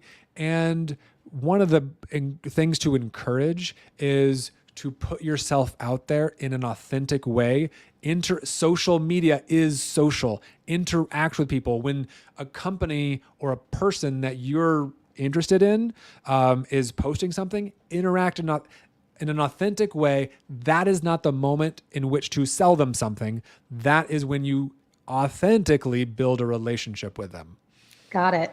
Okay, I have a funny scenario that recently happened, and I'd love your take on it. So Sure. we recently posted or listed our house for sale, and I can't tell you the amount of realtors that came out of the woodworks in my DMs. And I Yeah. got one DM that was like, "Hey, I haven't talked to this person since 2019." And they were like, "Hey, I see you're moving, and here's my information. Give me full phone number, email address, like everything. I would love to help sell your home." And this person didn't even bother to ask, like, "Hey, do you already have a realtor?" Or like, Yeah. ask those like relationship building Yeah. questions before making the sale. What is your take on that as it relates to Yeah. credibility marketing? Exactly. I think it goes back to be a person first. Yeah. It's don't jump so quick to the sell. Jump first to get to know the person. It was like when I first started, I got that LinkedIn message. "We're impressed by your background." Like, you don't know my background. You're a bot. I have no credibility for you. But if I post something, if I'm on a podcast, start a conversation with me. And then maybe that might work. So in the case of the realtor, yeah, it was a big turnoff for you because you don't even know who I am. You're jumping the gun. Slow down, realtor. Ask me one question. And that's another big takeaway. If you're doing an email, ask one question, get a response, and then you can begin a dialogue. Don't say, "And I'm good at this, I can do this, I can do this." Ask a question. "Are you looking for another realtor?" Yeah, And wait then for the shut up. response. Totally. Yeah, as you were talking about the credibility stuff at the beginning, some people in the comments were saying cold messages like that never work, and a bunch of other things. So I figured I would Right. ask you that question about the realtor. Yep, But this good has one. been great. Any other tips to share last minute? I think just know your audience, and kind of, again, that ROI question, you can best answer that by understanding your own buying and recognize there needs to be some education that it's going to be difficult to measure, but over time it works, and there are ways that you can check. For instance, if you post something today and it gets a certain amount of engagement, and then a month from now it's getting the same amount of engagement, a month from then you're not increasing the amount of engagement you're getting on social, then you know that you're off base and you're missing something. So those are ways to track, are you growing and improving? And your ROI isn't going to be able to say, yes, this month worked. It's, what's our ROI over the course of a year, 2 years? It's a long game. That's great. Yeah, I think marketing for most people is a long game. And I think Yeah. that you just have to have patience, Yeah. and be And it's a consistent, difference show up. between like advertising and brand building. Yes. Those are different activities. I'm not saying to, advertise. That those companies that advertise, it does work to some degree. It absolutely does. Because they are growing. I mean, just with my example of LG, like LG is a big company. It's not to say that if you do that stuff, you can't grow, but Apple is clearly a much more valuable. There's a lot of variables, but in that example, yeah, be authentic. It's over time and it will work. Well, thank you again, Adam. This was really helpful. I really appreciate it. That wraps up all of our sessions here at Spark. So thank you guys again for attending today. All of the sessions have been recorded and will be available next week after some editing. I hope you all enjoy your weekend. And again, check out the hallway as well. There's a link in the description if you want to be able to hang out with some of our past speakers. And thank you guys again. We'll talk soon.